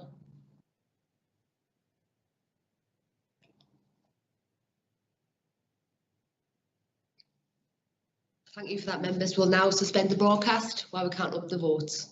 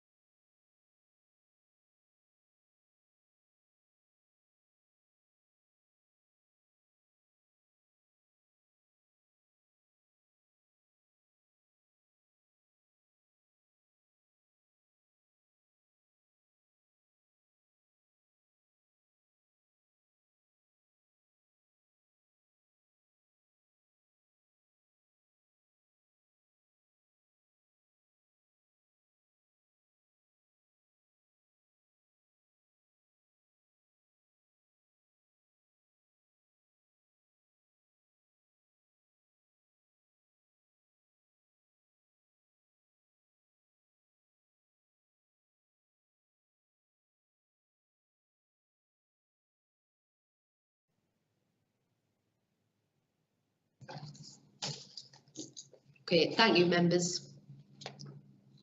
For the motion, 76, against 9, no abstentions. Therefore, the motion is carried. Just to inform members, we're now going to have a 10-minute comfort break, and a timer will come onto the screen for members. We'll suspend the broadcast until then. Thank you.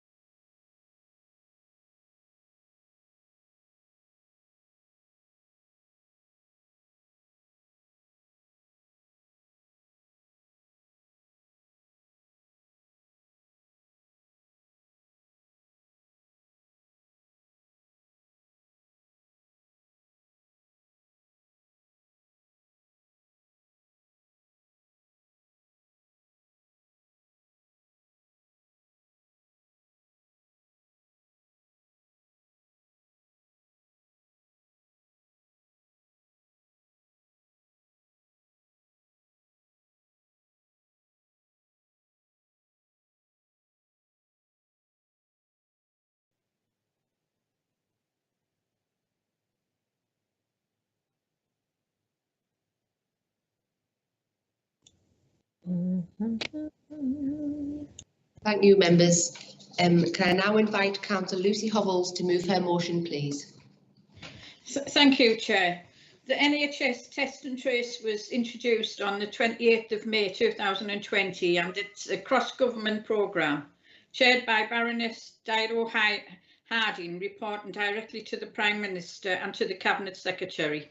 It was set up as a world-beating system to ensure population levels, testing and contact tracing to enable people to be tested, traced and then isolated to slow down the spread of the coronavirus.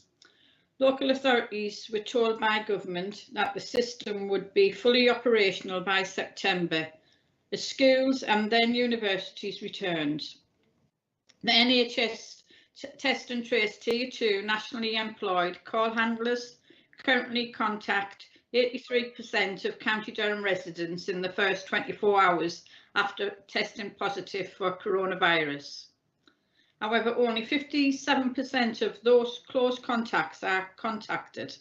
17% of positive cases are therefore missed and are being referred to Public Health England Health Protection Team and subsequently the local authority Public Health Team. 43% of contacts are not reached at all.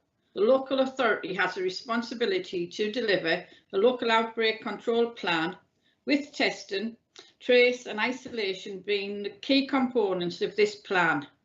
However, until the NHS Test and Trace can fulfil the initial expectations set out by government, the local authority will remain unable to fully deliver this plan and fully protect the health of our residents.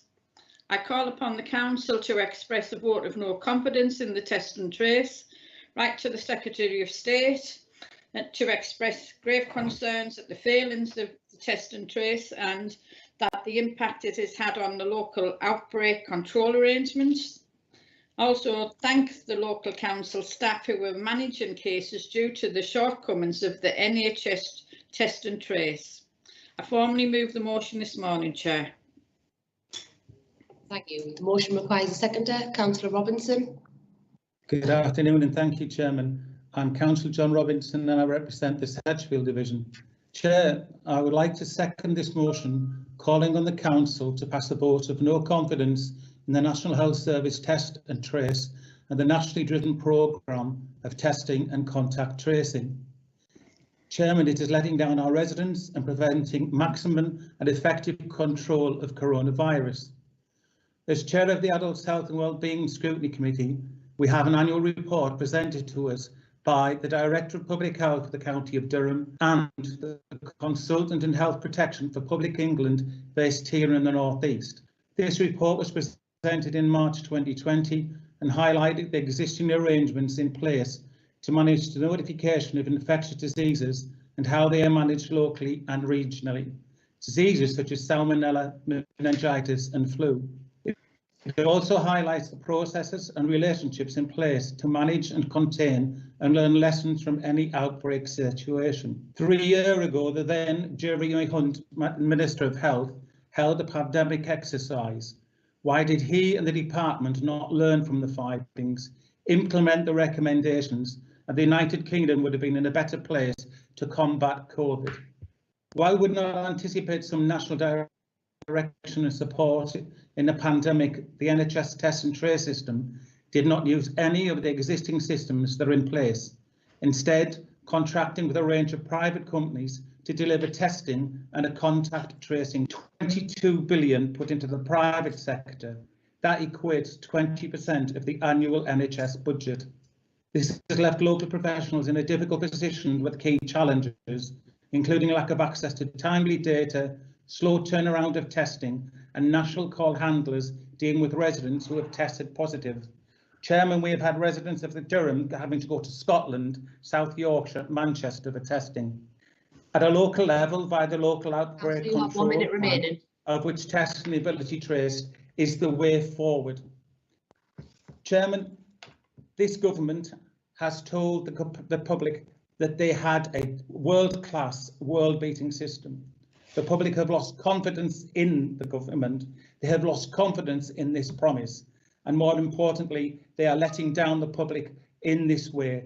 I call upon members to support this motion and also to pass on to the Minister of Health our concerns.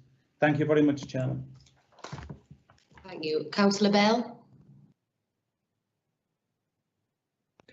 Thanks, Chair. Once again, I move an amendment to the motion. I don't know if that can be displayed.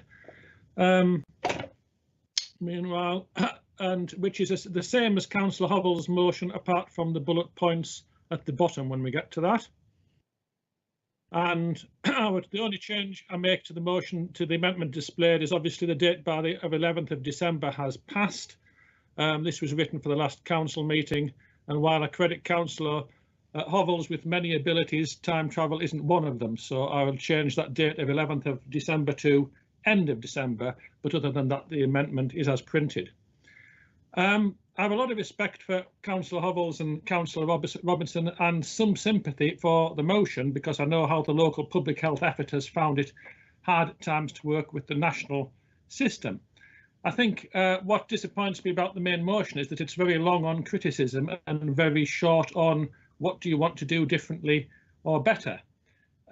Looking at the immediate figures, the latest figures at 27th of November that I've got are 84% versus 83% and 72% versus the 57% quoted in the motion. But clearly there is a problem with contacting the close contacts of people who have tested positive for COVID. I don't think anybody would deny that. So I think the question that nobody ever seems to ask really is, why is there a problem contacting the close contacts of those who have tested positive? And to me it seems to be there are three possible reasons. People who've tested positive don't know who their contacts were, which is fair enough. They won't say who their close contacts are because they don't want to force them to be isolated, and they're deliberately keeping mum. And they may know who their contacts are, but don't know how to contact them, how to find their addresses, how to find the phone numbers, etc. So it seems to me just to blame the system doesn't really address the root causes of why the system may not be working in a minority of cases. Clearly, the only of the three instances I've outlined there, the only way that a local system could work better would be if the person knows their contacts but doesn't know how to find them by way of phone number or addresses. Other than that, surely any system is going to have trouble if the information that the person answering the phone gives them is inaccurate, or the person doesn't answer the phone when they are tried to be contacted. So to me, the motion falls short in two respects. Expressing a vote of confidence, no confidence in the national system without saying what needs to be fixed and how you would do things differently. Maybe you don't know how you would do things differently, in which case this is just criticism for the sake of it.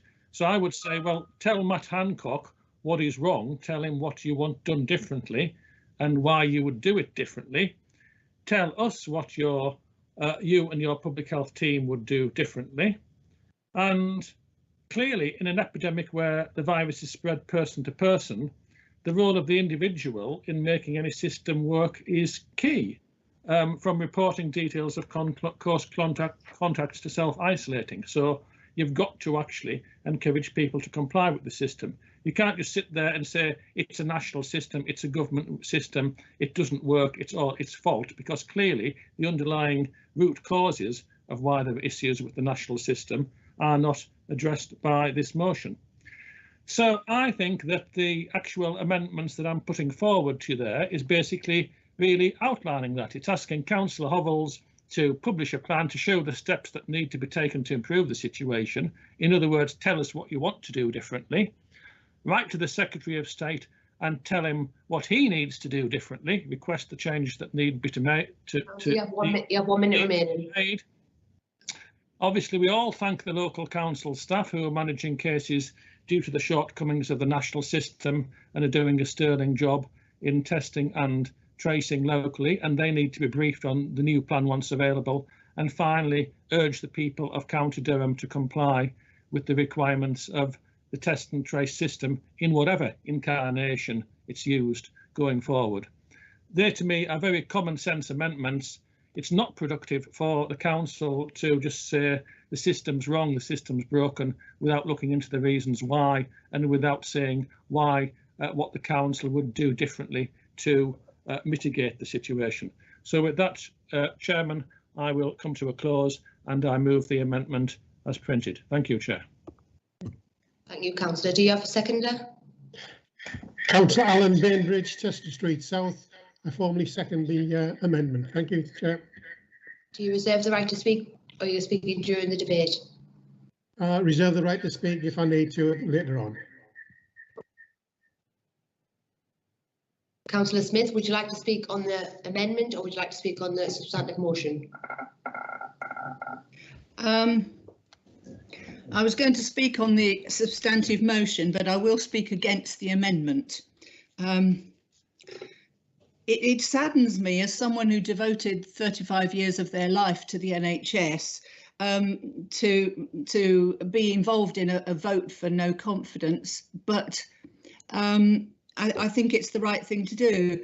Councillor Bell says the system's not working, and we should perhaps be a bit more constructive and suggest how it might work better. I think it might have worked better if the right leadership had been put in place right at the beginning. Testing and tracing for infectious diseases is the bread and butter function of public health services. Their staff are trained for this work, they have a track record, they have the expertise.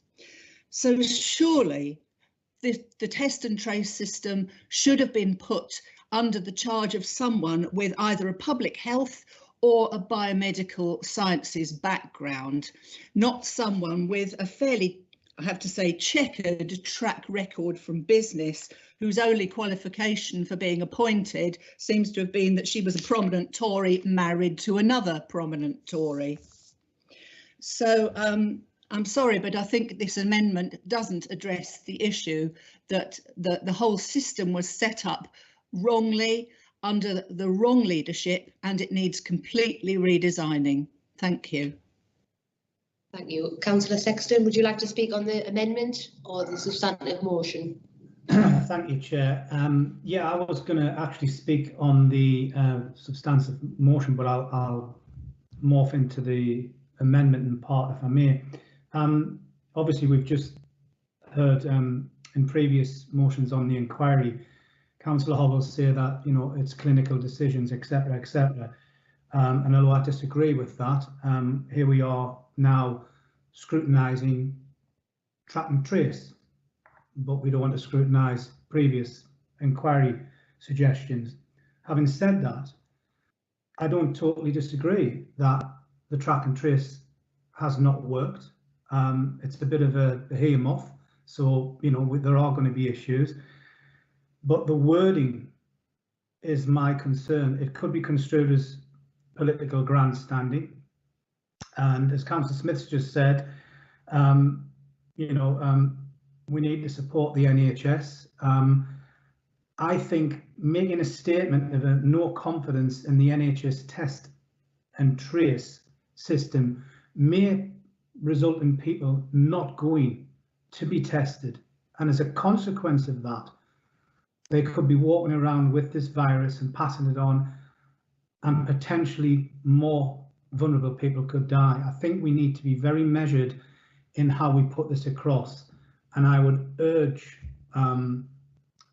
both people to try and come to some kind of agreement where it actually can go forward without putting people off and alienating people from the test and trace. Thank you, Chair. Thank you. Councillor Gunn.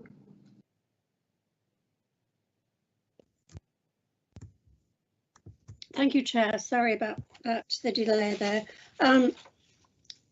Yeah, I'm totally against this amendment, and really, I'm quite amazed that Councillor Bell has brought this and said that the motion is short on what do we want to do better, and asking for the Cabinet Portfolio Holder and Director of Public Health to produce and publish a plan by the 11th of December or whenever it might be, but to publish a plan.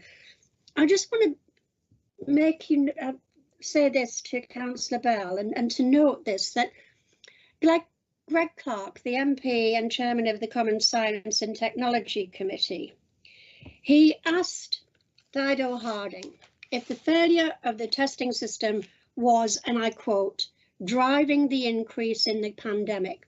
And she replied, I strongly refute that the system is failing. Now, the government has a history since this pandemic started, not just on this, but frankly on everything, has a history of not consulting, not liaising, and frankly, not listening. And it's only after the clamour from local public health and local authorities that there has been some listening, not much, but some. It really isn't up to us to publish a plan. We haven't been asked to do that by government. Government is failing us. Government is failing local authorities.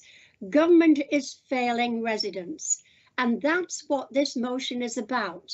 And this motion should stay in its entirety. Thank you, Chair. Thank you. Councillor Hopgood. Yeah, thank you, Chair. I think most of us would agree that there are serious issues with the test and trace. Just referring to what Councillor Gunn said there, it is government that's failing it. It's not the NHS, and it's that line that is really, and I agree with what Councillor Sexton said, at a time when there is so much pressure and demands being placed on the NHS, we've spent weeks clapping and recording our thanks and support for them. I find asking us to record a vote of no confidence in one of their services quite astounding, and for it to come from the Labour Party to say that we have no confidence in the NHS test and trace system.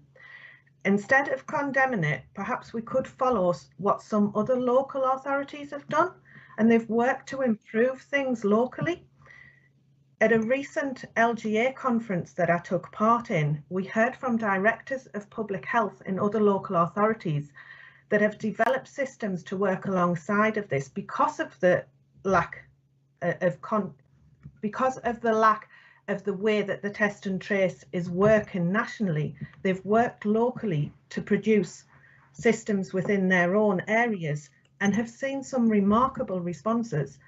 A senior councillor from Liverpool was on the same conference and said that they'd followed many of these examples, and we all know the positive changes and how Liverpool have been able to turn their figures round. And that's by coming up and doing something that they've developed locally. And they've also, the same local authorities have worked positively through lessons learnt in wave 1, ready for wave 2. And I think that's something else we can learn from. So whilst the vast majority of the original motion I agree with, I do support— 1 minute remaining, Councillor. Thanks, Chair. I do support a lot of what Councillor Bell's saying, in that we should be saying what we would like to see as well as part of this. Thanks, Chair. Thank you. Councillor Wilkes. Chair, the motion unamended is basically completely negative, devoid of any positive recommendations, and quite frankly, it's a purely politically motivated attack. None of us deny that there are serious problems with the test and trace system. I've mentioned it earlier today, but this is a motion. Councillor, can you talk about the amendment, please? I am. But this is the motion without an amendment is going to undermine the work going on in the county. We need people to get tested. Yes, the system isn't working, but only Councillor Bell's amendment has anything positive in it. And I, for one, will not support a motion which is unamended, which suggests to the public that there's no point getting tested. It's irresponsible. Thank you. Councillor McKeon. Thank you, Chair. I just wanted to point something out once again. Although it's officially known as the NHS Test and Trace Service, it is of course run by Serco, which is a private company. It's not an attack on the NHS, but it is an attack on the way that public money has been ploughed into a system that doesn't work, and quite frankly, the lack of accountability that seems to be coming from central government, who are insisting on this system being run. So I just wanted to have that as a point of clarification. Thank you. Councillor Wood. Thank you, Chair. Councillor McKeon's covered largely what I was going to say, to be honest. In terms of the amendment, it's the part of the issue is how it has been branded as being NHS test and trace. But I mean, even in terms of who are registered as being data processors for it, there are 35 organisations, and only I think 4 of those are technically NHS bodies. 4 of those are Lighthouse Labs, but 22 of them are private companies. And clearly local tracing has proven to be far more effective. Thank you. Thank you. Councillor Boyce. Yes, I just wanted to agree with the last 2 callers. As has already been mentioned, it's trailed as an NHS service, but it's actually Serco. This is a private company, and as Heather Smith's already said, that it's one Tory donator sort of helping out other Tory members. And as John Robinson said, it's took 1/5 of the budget of the NHS to pay for this Serco thing. So I think it's a bit disingenuous for people to say that this is an NHS service, because it's clearly a service in private hands, and that's part of what the whole motion's about. Thank you. Thank you. Is there no one else left registered to speak?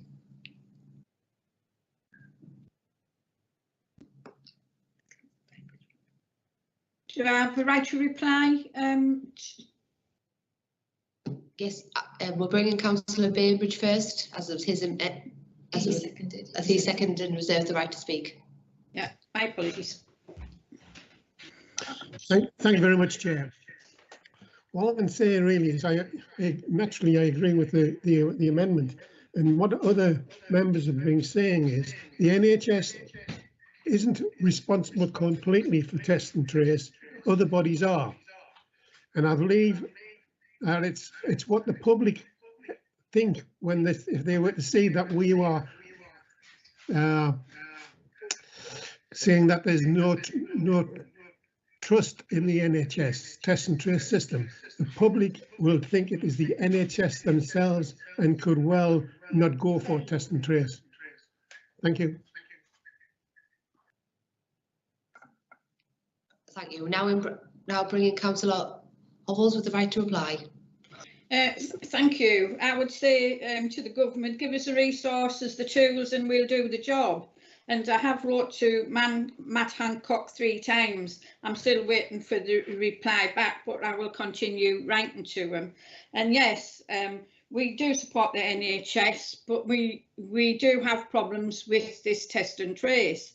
And, you know, you can play about with words, but actually it's the government giving the big contracts to these big companies and friends of people, which has created half of the problem and money being wasted. That money would have been better spent giving it to local authorities. So as the Cabinet portfolio holder for Adults and Health Services and Chair of the Health and Wellbeing Board, I would like to assure Councillor Bell that there is already a comprehensive plan in place in relation to the coronavirus, and this includes test and trace. Our local outbreak control plan, which we've heard about a number of times today, was published on the 14th of July. The plan is being updated and presented to the board of meetings in September and November. In addition, the local outbreak control plan was presented to the Health and Wellbeing Health Overview and Scrutiny Committee. Weekly updates are also provided to the Health Protection Assurance Board, which is chaired by the Corporate Director of Adults and Health Services. Finally, testing is now also reported weekly.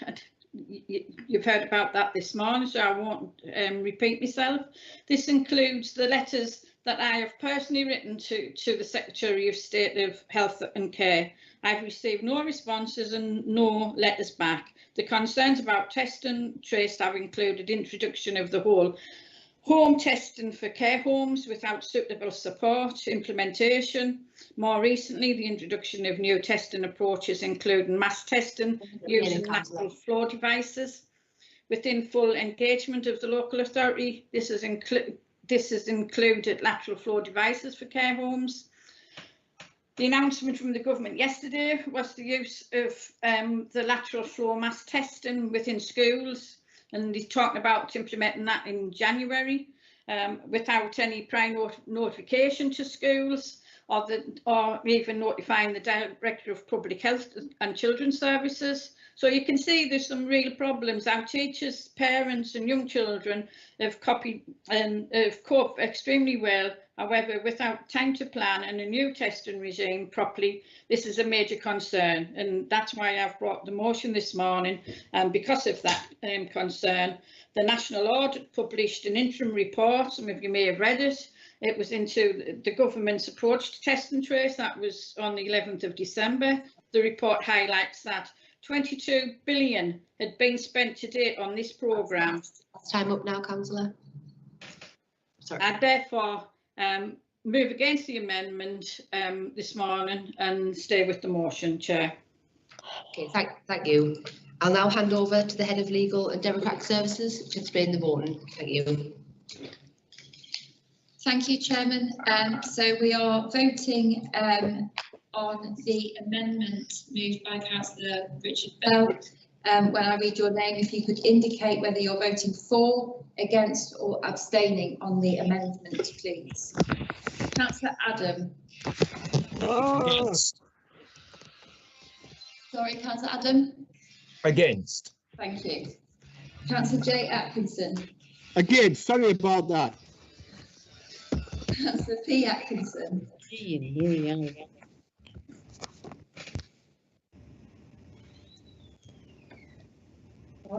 Councillor P Atkinson.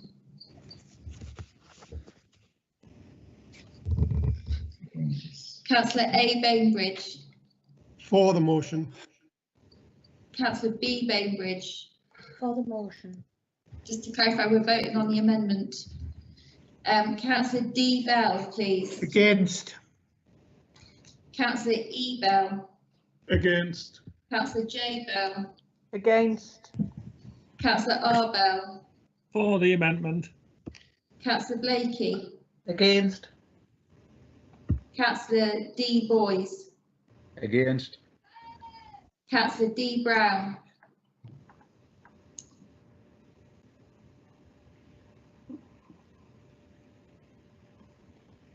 Councillor D Brown. For. Sorry about that. Thank you. Councillor J Brown. Against. Councillor Chaplow. Against. Councillor Clare. Against. Councillor J Clark. Against. Councillor M Clark. Against. Councillor Considine. Sorry. Against. Councillor Corrigan. Against. Councillor Coult. For. Councillor Craythorne. Against. Councillor Croot. Against. Councillor Davidson. Against. Councillor Dunn. Against. Councillor Freeman. For. Councillor Gunn. Against. Councillor Hampson. Against. Councillor Henderson. For. Councillor Hennig. Against. Councillor Hicks.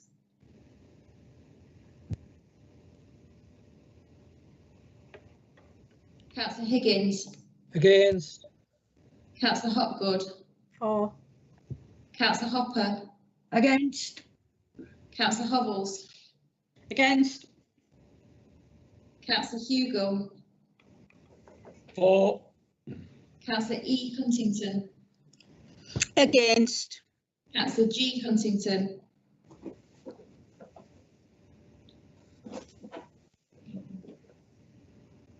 Councillor Jewell. Against. Councillor Johnson. Against. Councillor Kellett. Against. Councillor Kennedy. Against. Councillor Lang. Against. Councillor Lethbridge. Against. Councillor Makepeace. For the amendment. Councillor Manchester. Against. Councillor C. Marshall. Against. Councillor L. Marshall. Against. Councillor Martin. For. Councillor L. Mavin. For. Councillor McKeon.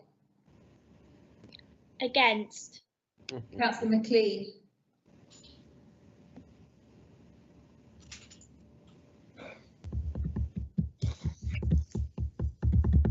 Councillor McLean.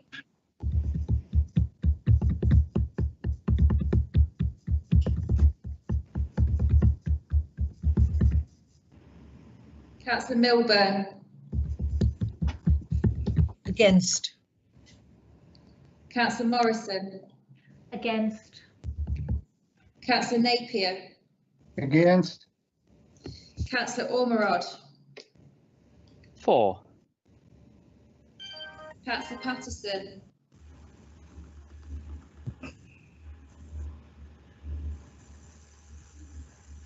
Sorry, against the amendment. Councillor Potts. Against. Councillor Quinn. Against. Councillor Reid. For the amendment. Councillor Richardson. For the amendment. Councillor J. Robinson. Against. Councillor Rowlandson. For. Councillor Savoury. Against. Councillor Scott. For. Councillor Sexton. For. Councillor Shaw. Against. Councillor Shuttleworth. For. Councillor Simmons. For the amendment. Councillor H. Smith. Sorry, against the amendment. Councillor T. Smith. Against. Councillor Stevens.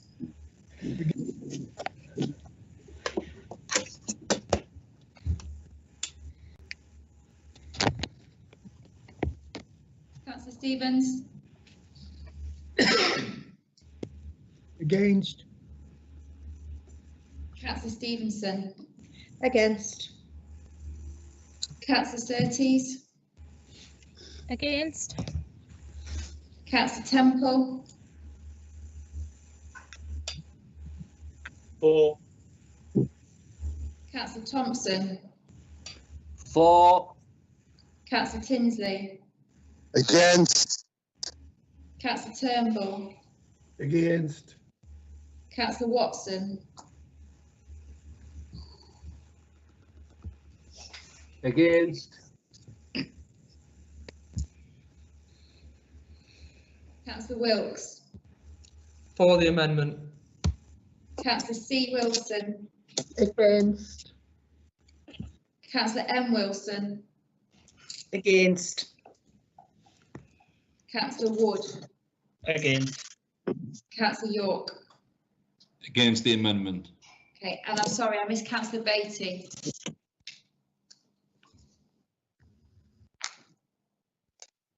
Councillor Beattie. Councillor Beattie, against. Thank you. Have I missed anybody else? Yeah, Peter Atkinson. Are you voting for, against or abstaining, please? Against the amendment. Councillor McLean.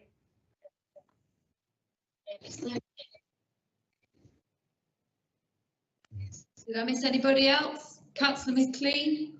Yes, Chair, I lost connection there. Against. Thank you. Yeah, did you get mine at the beginning? Councillor Jim Atkinson. Yes, I got yours. Thank you, Councillor Atkinson. Okay, I think that's everybody. Thanks for that, members. We'll now suspend the broadcast while we count up the votes.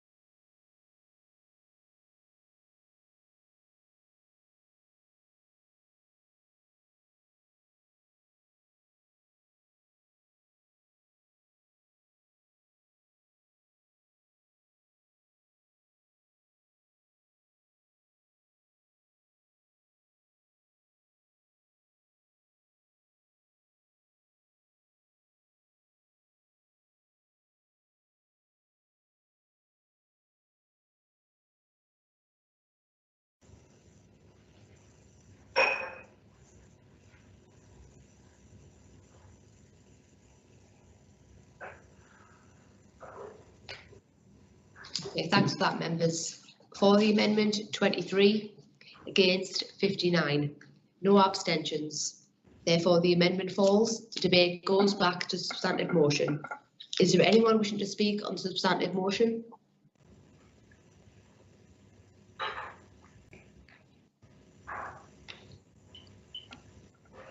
Councillor Patterson?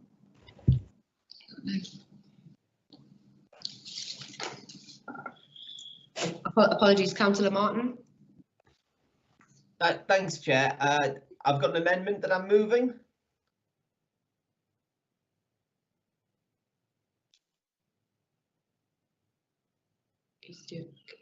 Yes, Councillor.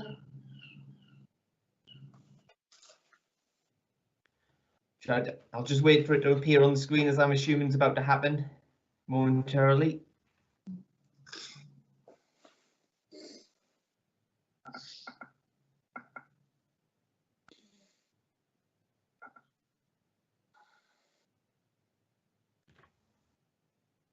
Go ahead, Councillor. Thank you, Chair. Broadly, I support this motion and what it hopes to do, and I believe that Councillor Bell's amendment didn't trash it from what it hoped to do. And most of us are in agreement that the government's test and trace programme has not met the standards that we've needed it to in order to support the wider effort of driving down this virus.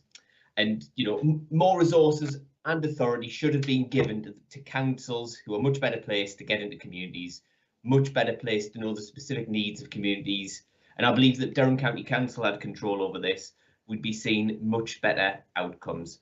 But what I can't support is the calling for the no confidence in NHS track and trace. And I really strongly believe that it is wrong. And by saying that, saying we have no confidence, we are saying that every single piece of it is incompetent, is inadequate. Yes, say that to the way it has been led, organised and set up by the government, but not about the thousands of staff working in the system, doing their best, contributing to saving lives and getting us back to some kind of normality.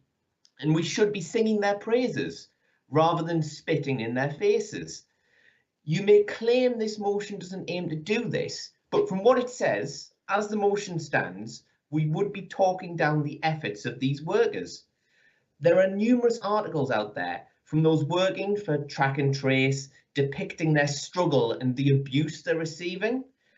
I know a lot of this has already been said, but it's something I feel strongly that the line has to go in order for me to support this motion.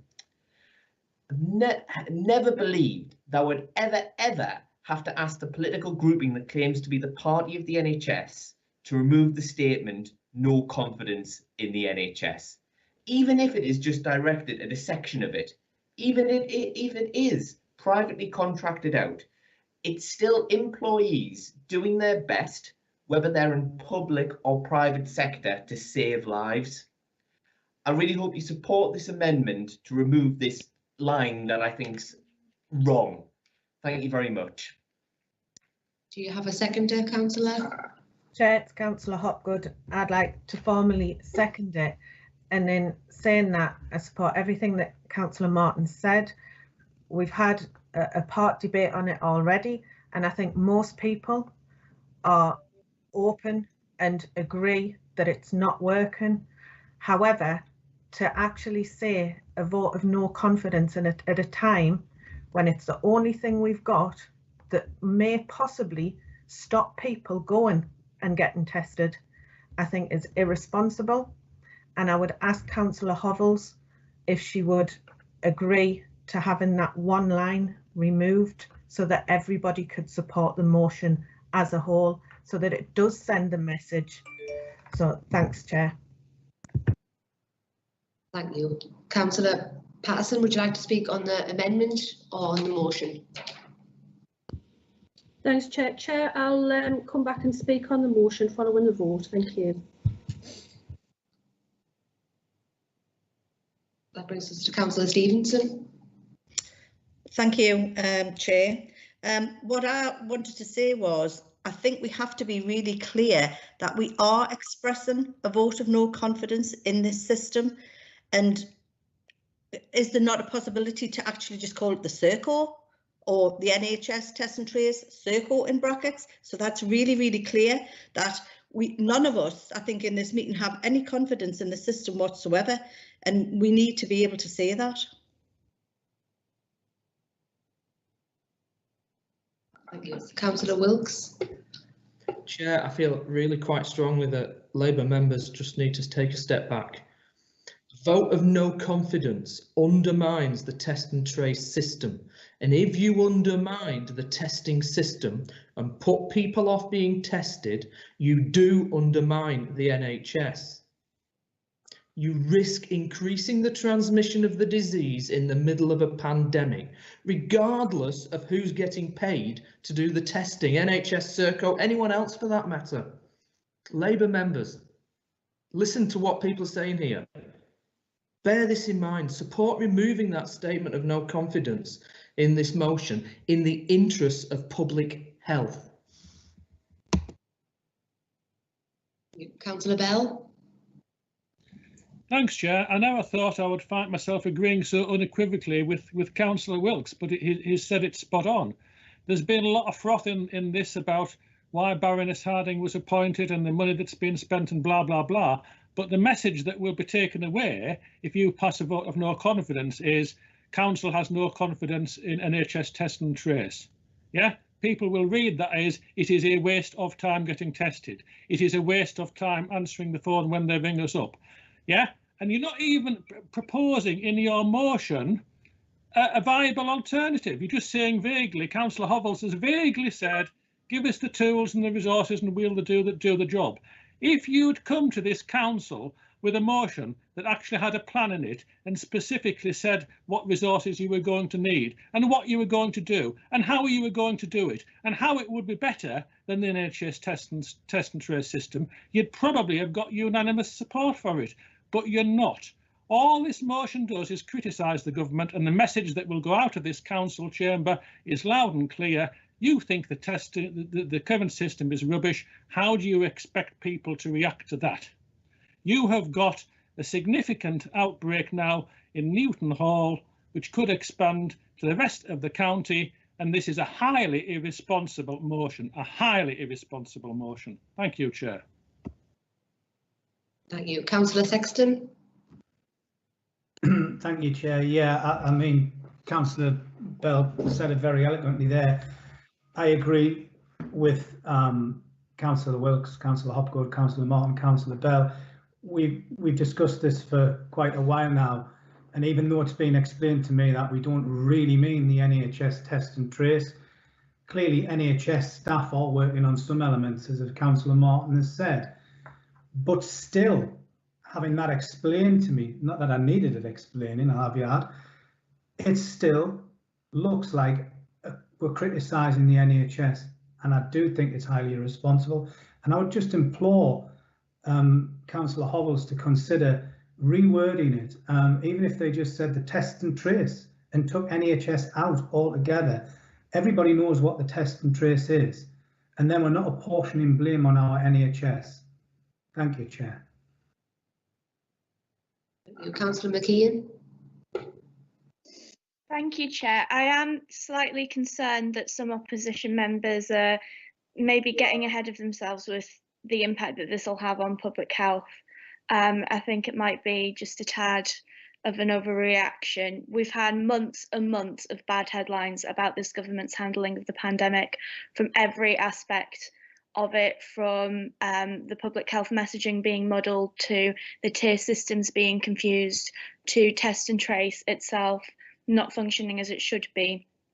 I don't see how this motion will do anything to knock public confidence in the system that hasn't already been done by the media reporting on it, given the issues that this system has had. So I'm not 100% understanding why this is such a terrible motion in the context of the national discourse around the pandemic in the past few months.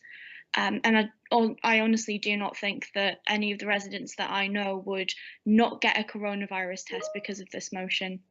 I think people are going to get tested regardless, but we as a council have a right and I think a duty to stand up and say this isn't working, and that's precisely what this motion does. Thank you. Councillor Temple. Chair, very briefly, Councillor McKeon said that she didn't know why we thought this was such a terrible motion. We don't think it's such a terrible motion. We think that one line of it is extremely unhelpful. So could I reiterate Councillor Sexton's call on the portfolio holder to respond on whether she would be happy to give up that one line, and I think all of us will pile in to vote for the motion, which includes thanking our staff, NHS staff. But let's not just put this in for the sake of putting it in, which is what it seems to be.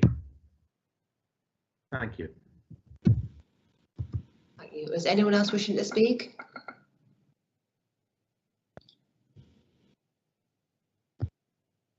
I don't have any more requests, so I'll bring in Councillor Hovels as the right to reply.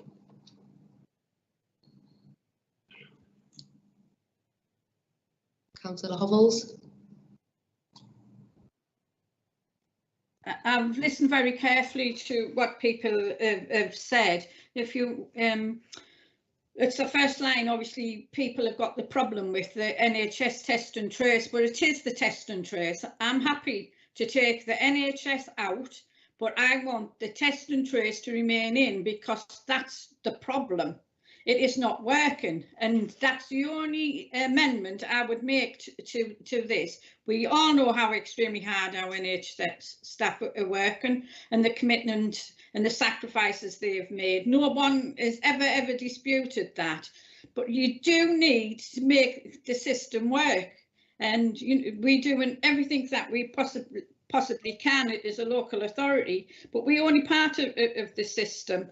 And the thing is, we've produced lots of materials, we've focused on the signs and the symptoms, we're putting the messages out all the time. I don't believe what people have said, that people won't go and get tested, because they will, and people but when they're going for the tests, I know people who have come back and said they've been tested negative, and then 2 days after they've had a phone call and said something totally different. So I've got lots of bad examples I could share with people. It is not working, and I've got to say that honestly and openly. The only thing I'm happy to take out is that NHS, because obviously people do have an issue with it, but that motion, as I've wrote it, apart from that, will stand to be able to move forward. Chair. Okay, thank you. We'll now move over to the vote on the amendment. Chair, can I just pick up a procedural matter? Councillor Hovels, can I just clarify, are you saying that you would like the expression of no confidence to remain, but remove the word NHS yes. only? Right, okay. Yes. So yes. On that basis then, can we move to the vote on the amendment as it is, with that line deleted in its entirety, and then we'll pick up how you alter your substantive motion once we've done that. So, I'm sure you're familiar with the process now. We're voting on Councillor Martin's amendment. If you're in favour, against or abstain, please indicate when I read your name out, please. Councillor Adam. Against. Councillor J Atkinson. Against. Councillor P Atkinson. Against. Councillor A Bainbridge. For. Councillor B Bainbridge. For. Councillor Beattie. Against. Councillor D Bell. Against. Councillor E Bell. Against. Councillor J Bell. Against. Councillor R Bell. For the amendment. Councillor Blakey. Against. Councillor D Boys. Against. Councillor D Brown. For. Councillor J Brown. Against. Councillor Chaplow. Against. Councillor Clare. Against. Councillor M Clark. Against. Councillor Considine. Against. Councillor Corrigan. Against. Councillor Coult. For. Councillor Craythorne. Against. Councillor Croot. Against. Councillor Davidson. Against. Councillor Dunn. Against. Councillor Freeman. For. Councillor Gunn. Against. Councillor Hampson. Against. Councillor Henderson. For. Councillor Hennig. Against. Councillor Hicks. Councillor Higgins. Against. Councillor Hopwood. For. Councillor Hopper.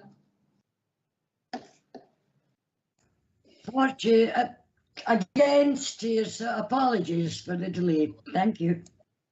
Councillor Hovels. Against. Councillor Hugo. For the amendment. Councillor E Huntington.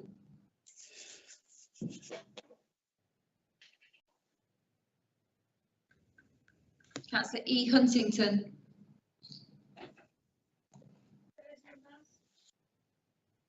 Against. Councillor G Huntington.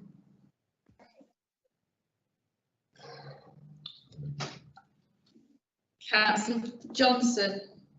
Against. Councillor Kellett. Against. Councillor Kennedy. Against. Councillor Lane. Against. Councillor Lethbridge. Against. Councillor Makepeace. For. Councillor Manchester. Against. Councillor C Marshall. Against.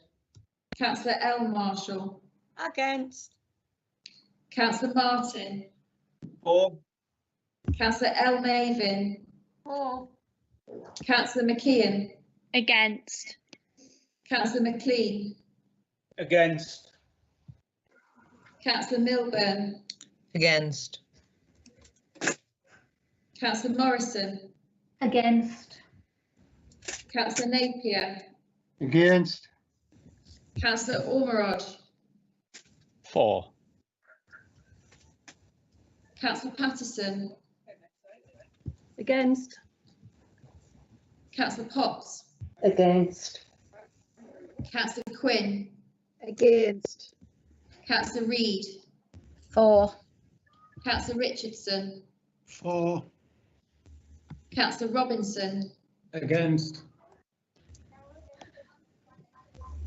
Councillor Rowlandson. For. Councillor Savoury. Against. Councillor Scott. For. Councillor Sexton. For. Councillor Shaw. Against. Councillor Shuttleworth. For. Councillor Simmons. For the amendment. Councillor H Smith. Against. Councillor T Smith. Against. Councillor Stevens. Against. Councillor Stevenson. Against. Councillor Surtees. Against. Councillor Temple. For. Councillor Thompson.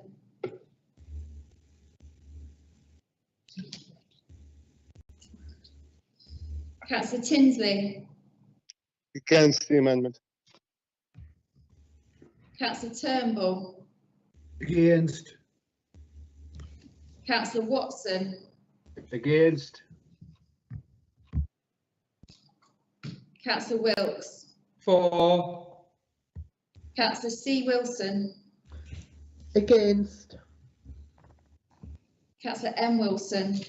Against. Councillor Wood. Against. And Councillor York. Against. Okay, I don't think I've missed anybody, but can I just check, please? Okay. Thank you, members. We'll suspend the broadcast while we count up the votes.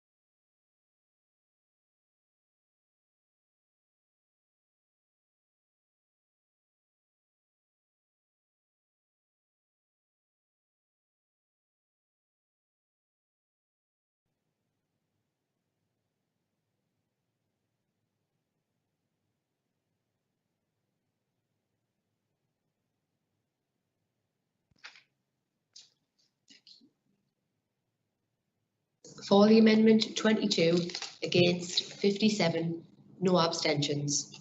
Therefore, the amendment falls. Therefore, we revert back to substantive motion. I'll now hand over to Head of Legal and Democratic Services to explain the procedure. Thank you, Chairman.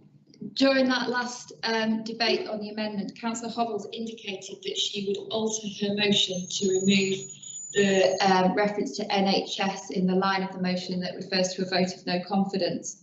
Under the council procedure rules, she can do that where a member wishes to alter a motion that's been moved and seconded. Requires the consent of both the meeting and the seconder, and the meeting's consent will be signified without discussion.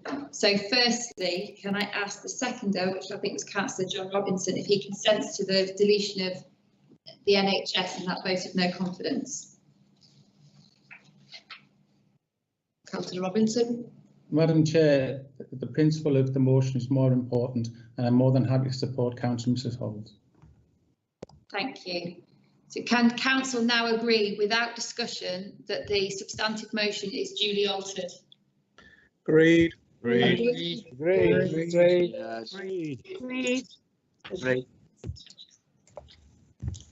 Okay, thank you for that, Council. Can I bring in Councillor Patterson? Thanks, Chair. I'll keep it brief. I was going to speak in support of the motion, but I think we can all agree that the whole process of test, track and trace has been flawed from the beginning, and that the debate's been quite long. Chair, I just wanted to say that, you know, if we're going to protect our residents as we move forward and reduce the community transmission, it's absolutely vital that we have effective test, track and trace systems in place, and we owe it to our staff who's been working under immense pressure despite the shortcomings in the system, you know, to bring this motion forward. So I'd urge everyone to support the motion. Thank you, Chair. Councillor Hopgood. Yeah, thanks, Chair. I actually agree with everything Councillor Patterson has just said, which is why as a whole, I still, with that line in, can't support it, because it is the only test and trace option that we have at the moment. If there is any possibility whatsoever that by this council saying that we have no confidence in the one and only system that we have that may stop people going to be tested, then I can't support that. I agree with every single thing else that's been said and the rest of it, but I won't have on my conscience anything. I won't vote for anything that could stop, that people could turn around and say, well, Durham County Council doesn't believe in it. They've voted no confidence, so I'm not going to have it done. Councillor Clare.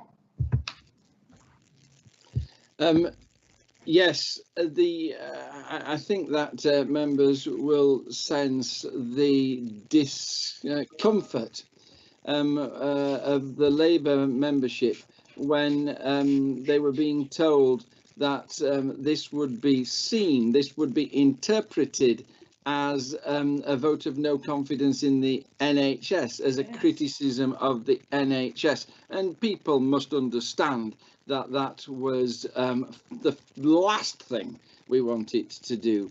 And it must not, now we've removed the words NHS, it must not be so interpreted. That's why the letters have been removed.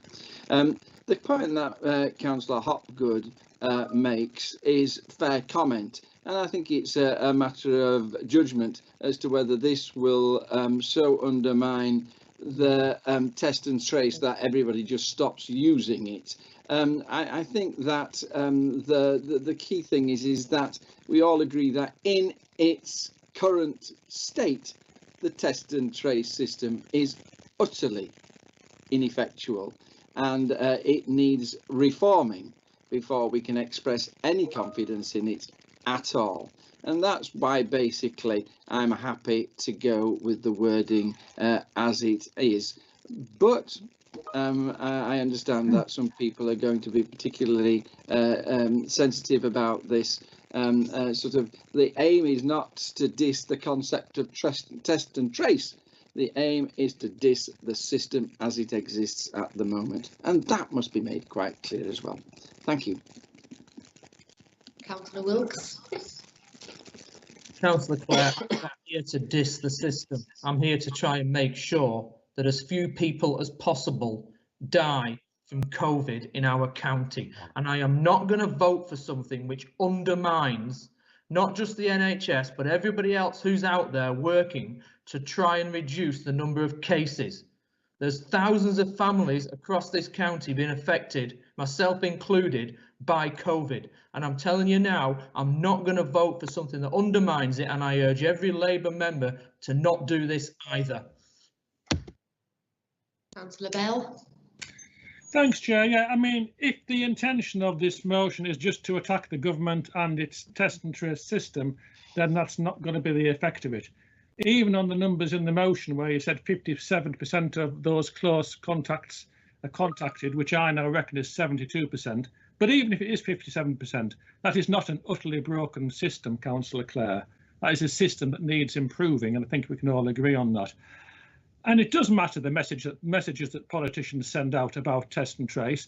Perhaps if the current system hadn't been so relentlessly attacked and undermined by the Labour Party, it might have been working a little bit better. You've been relentlessly attacking this system from the word go, and hey, you've got the result of it. And so yes, I think there is a danger that the people complying with the system will be driven down even further on the back of this motion, and for that reason we will continue to oppose it. Thank you, Chair. Councillor Wood. Thank you, Chair. In terms of the motion, I think it rightly does point out that there are problems with a nationally led centralised system, and that's what we're trying to deal with. We have seen that local testing has proven to be more effective, and I think that's important. That's, as a council, we do stand up and say that where there are problems. The other thing that I would just reassure members on is in terms of us as a county council, there is a regular, consistent message coming out a public health message about the importance of people getting tested. What we're talking about here is a national system that isn't delivering on results, but we are still encouraging as a local authority people to get tested and to follow the rules as best we can. Thank you. Councillor Atkinson. Yes, Chair. I've been listening very carefully all morning, and the thing that's clear here is that we keep hearing all the time the NHS. It looks as though everybody's going to blame the NHS. I think, quite frankly, everybody's just insulting everybody else's intelligence, to be fair, as though we couldn't understand the difference. I'm an engineer, and things sometimes work and sometimes they don't work. That's a fact of life. Now, if it's in the NHS, if it's in a hospital or anything like that, or a system or whatever, it has to be tested and it has to be scrutinised. If it works, it works. If it doesn't, it doesn't. You can't sort of cry your eyes out because it belongs to a system where everybody else works hard, is keeping everybody alive. Nobody will blame them. They won't blame them. They're just listening to say that, you know, everybody, it'll be clear to everybody. It's the test that we've got concerns about, not the NHS at all. We've all been in hospital. I've been in hospital where the nurses are absolutely fantastic, but then everyone isn't quite so fantastic. That's just real life. So it's whether something works or it doesn't work. And I mean, as far as Councillor Bell's concerned, they don't like to get the blame for everything. He throws the blame about Boris throws the blame all over anybody, and then if you don't support him when he's telling you it's a good idea, then you're not supporting and you're costing people lives. And when it doesn't work and you ask him why it doesn't work, he says, "Why you're criticising him and it's your fault." There's a lot of emotional stuff here. It either works or it doesn't. It's got nothing to do with the NHS personally, right? And I think all this emotion that's been going on this morning, it's conflating the issue, taking it round what suits them to say politically, right? So as far as I'm concerned, I'm just going with the motion anyway. Thank you. Councillor Gunn. Thank you, Chair. I just want to respond to Councillor Bell. I mean, I've always thought Councillor Bell is a man of integrity and balance, even though he does belong to the Tory party. But that's something that, you know, he lives with, and I respect his choices there. But he's actually, what he was saying there is that he's blaming the Labour Party, Labour, for the actual problems which have been brought about in test and trace by the government. Now, I can't let you get away with that, Councillor Bell. That just simply is not the case. It is the government that has been responsible all the way through this. And I really, really wish that very early on, when all of this was being put into place, that the government had said, let's talk about this to local authorities. Let's have the information from them, the local information, to make this work. I wish they'd done that, but they didn't. And I said it earlier, and I'll just keep repeating this. Their track record on liaising and listening to local government, to local public health people, is absolutely abysmal. And this is one of them as well. Now, let's just get on with this. Let's just accept what has been said earlier by many of the speakers, who have as well thanked the Director of Public Health and Councillor Hovels and the Council for actually putting out a very clear message to the public, to the residents of County Durham. The messages are still there. Every time I look at Facebook, which I have to say is quite regular to see what's going on, but every time I do, I see messages from the council about what people should be doing, and the messages are very clear from us. Now, we've been positive about this, and I think that I will not allow Councillor Bell to put any blame on this council or on Labour for the mistakes that have been made by this government. Thank you, Chair. Thank you. I'll bring in the Head of Legal and Democratic Service to explain some procedure. Yeah, thank you, Chair. Councillor Sexton's asked if we can share the substantive motion again on screen. The substantive motion, albeit the unaltered substantive motion, appears on the face of the agenda for the meeting. So we're just seeing if we're able to share that on screen, but if members want to look at it in the meantime, it is actually on the face of the agenda for your papers. Councillor Sexton.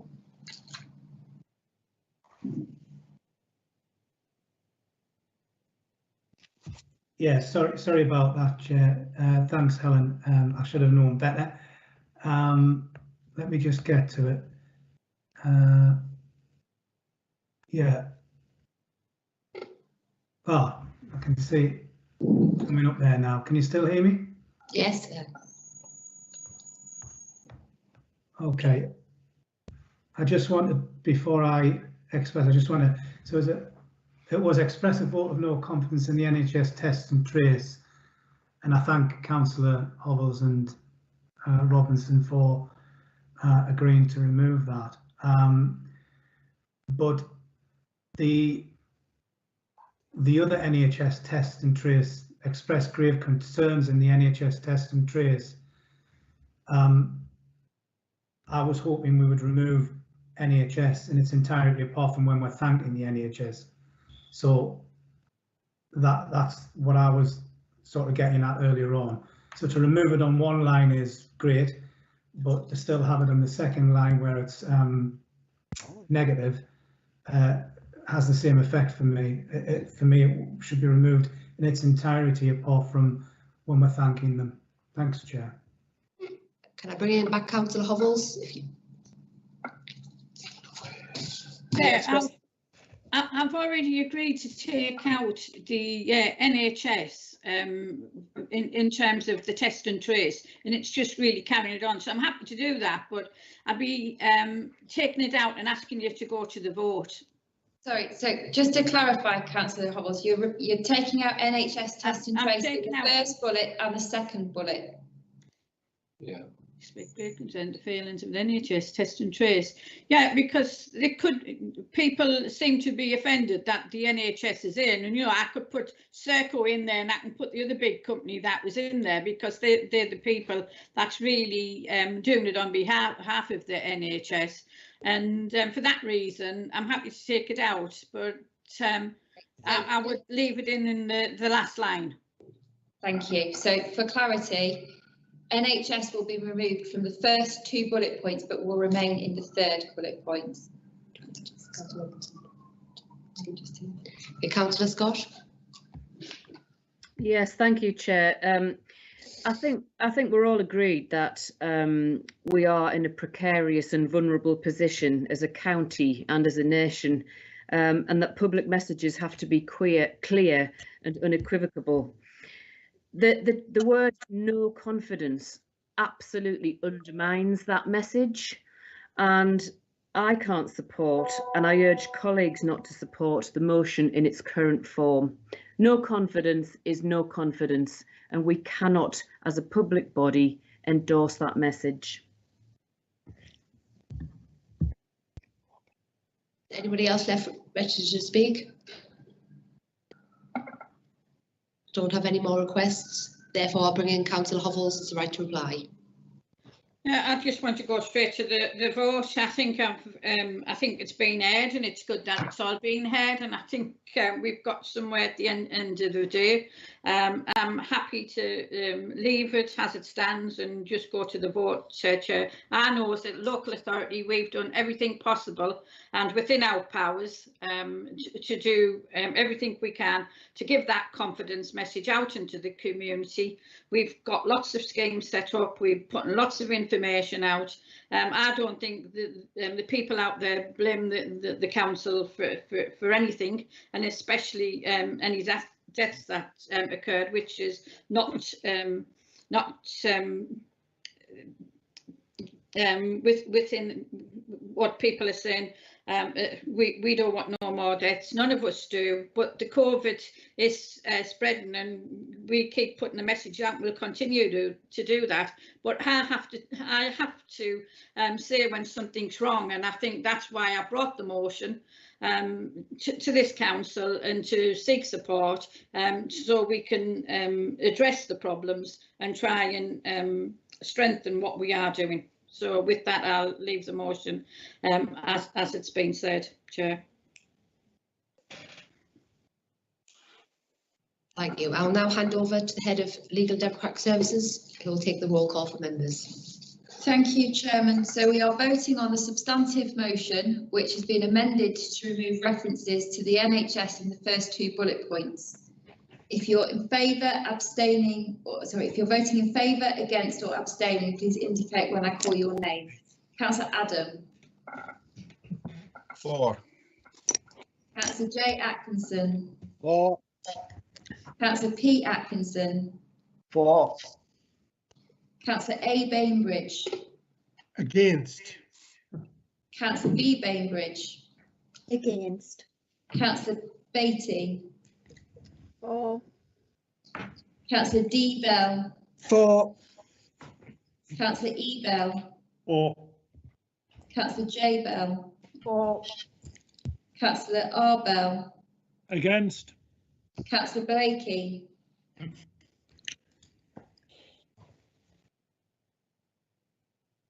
Councillor Blakey.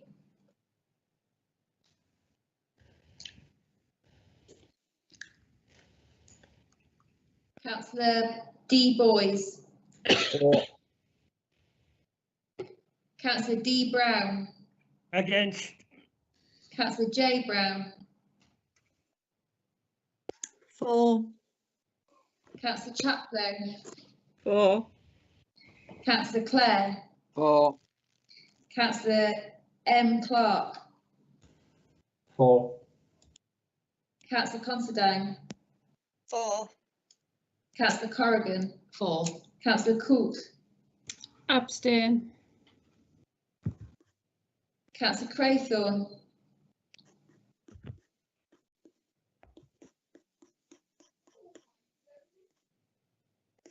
Councillor Craythorne.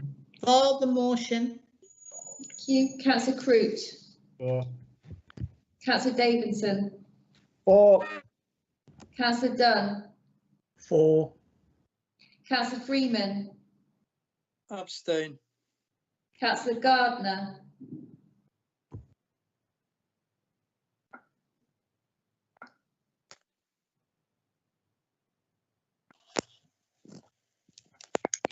Gardner.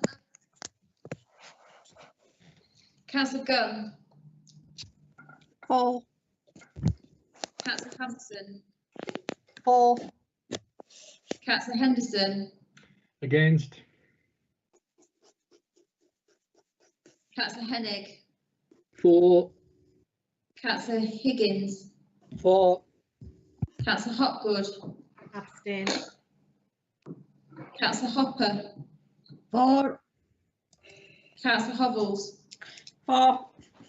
Councillor Hugo.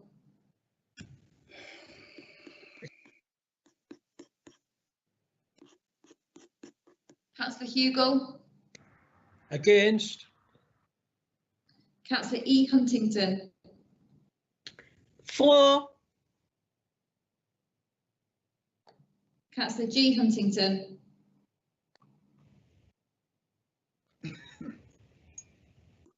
Councillor Johnson. For.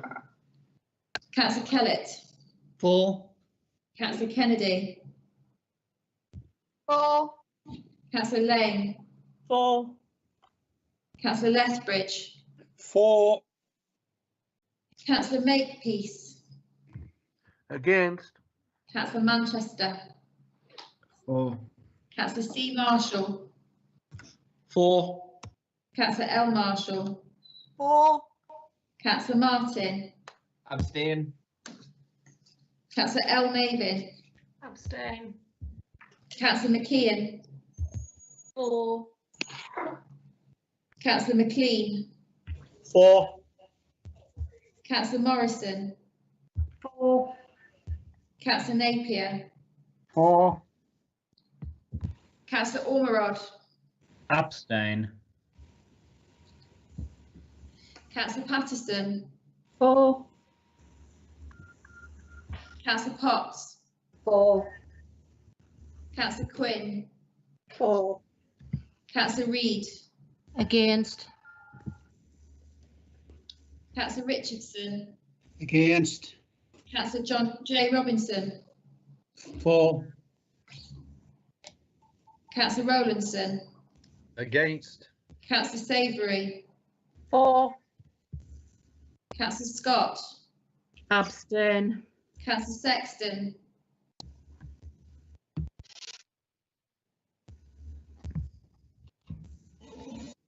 Councillor Sexton. Councillor Shaw.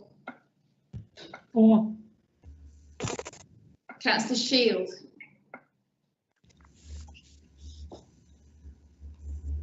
Councillor Shuttleworth. Against. Councillor Simmons. Against. Councillor H. Smith. 4. Councillor T. Smith.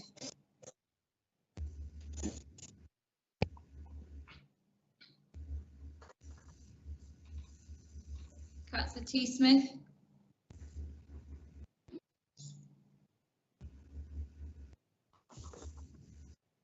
Councillor Stevens. 4. Councillor Stevenson. 4. Councillor Surtees. 4. Councillor Temple. Abstain. Councillor Tinsley. 4. Councillor Turnbull. 4. Councillor Watson. 4. Councillor Wilkes. Abstain. Councillor C. Wilson. 4. Councillor M. Wilson. 4. Councillor Wood. 4. Awards will be dedicated to Perkins Farm. And Councillor York. 4. Can I just check? Councillor Sexton. Chairman, he's been disconnected for some reason. Okay. Councillor T. Smith.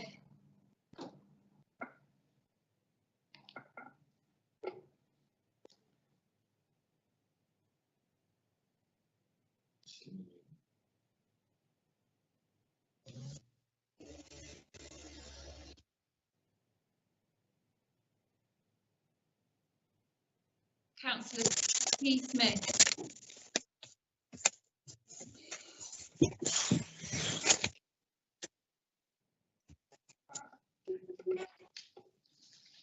Is there anybody else that's missed, not voting? Chairman, Paul Sexton's trying to reconnect, but he's having problems, I believe.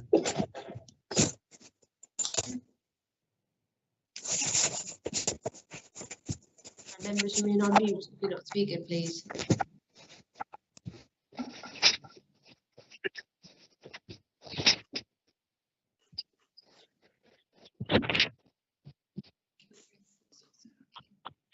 Councillor Sexton.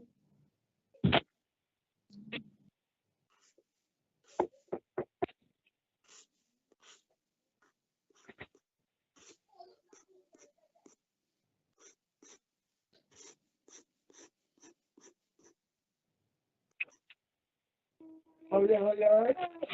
Yeah,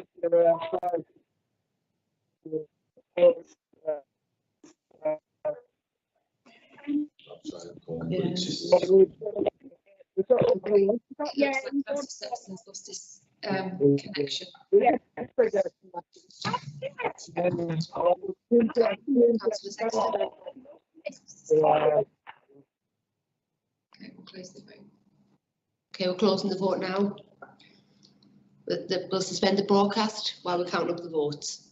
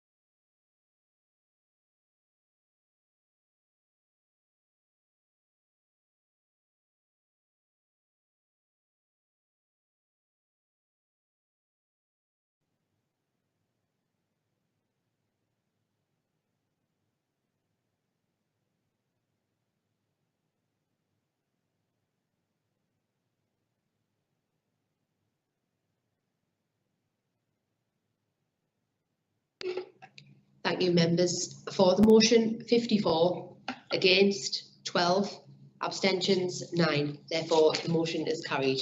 Thank you. That was the last item on the agenda and concludes today's business. Before the meeting finishes, I would like to thank everyone for taking part and for those members of the public and media who have watched this meeting.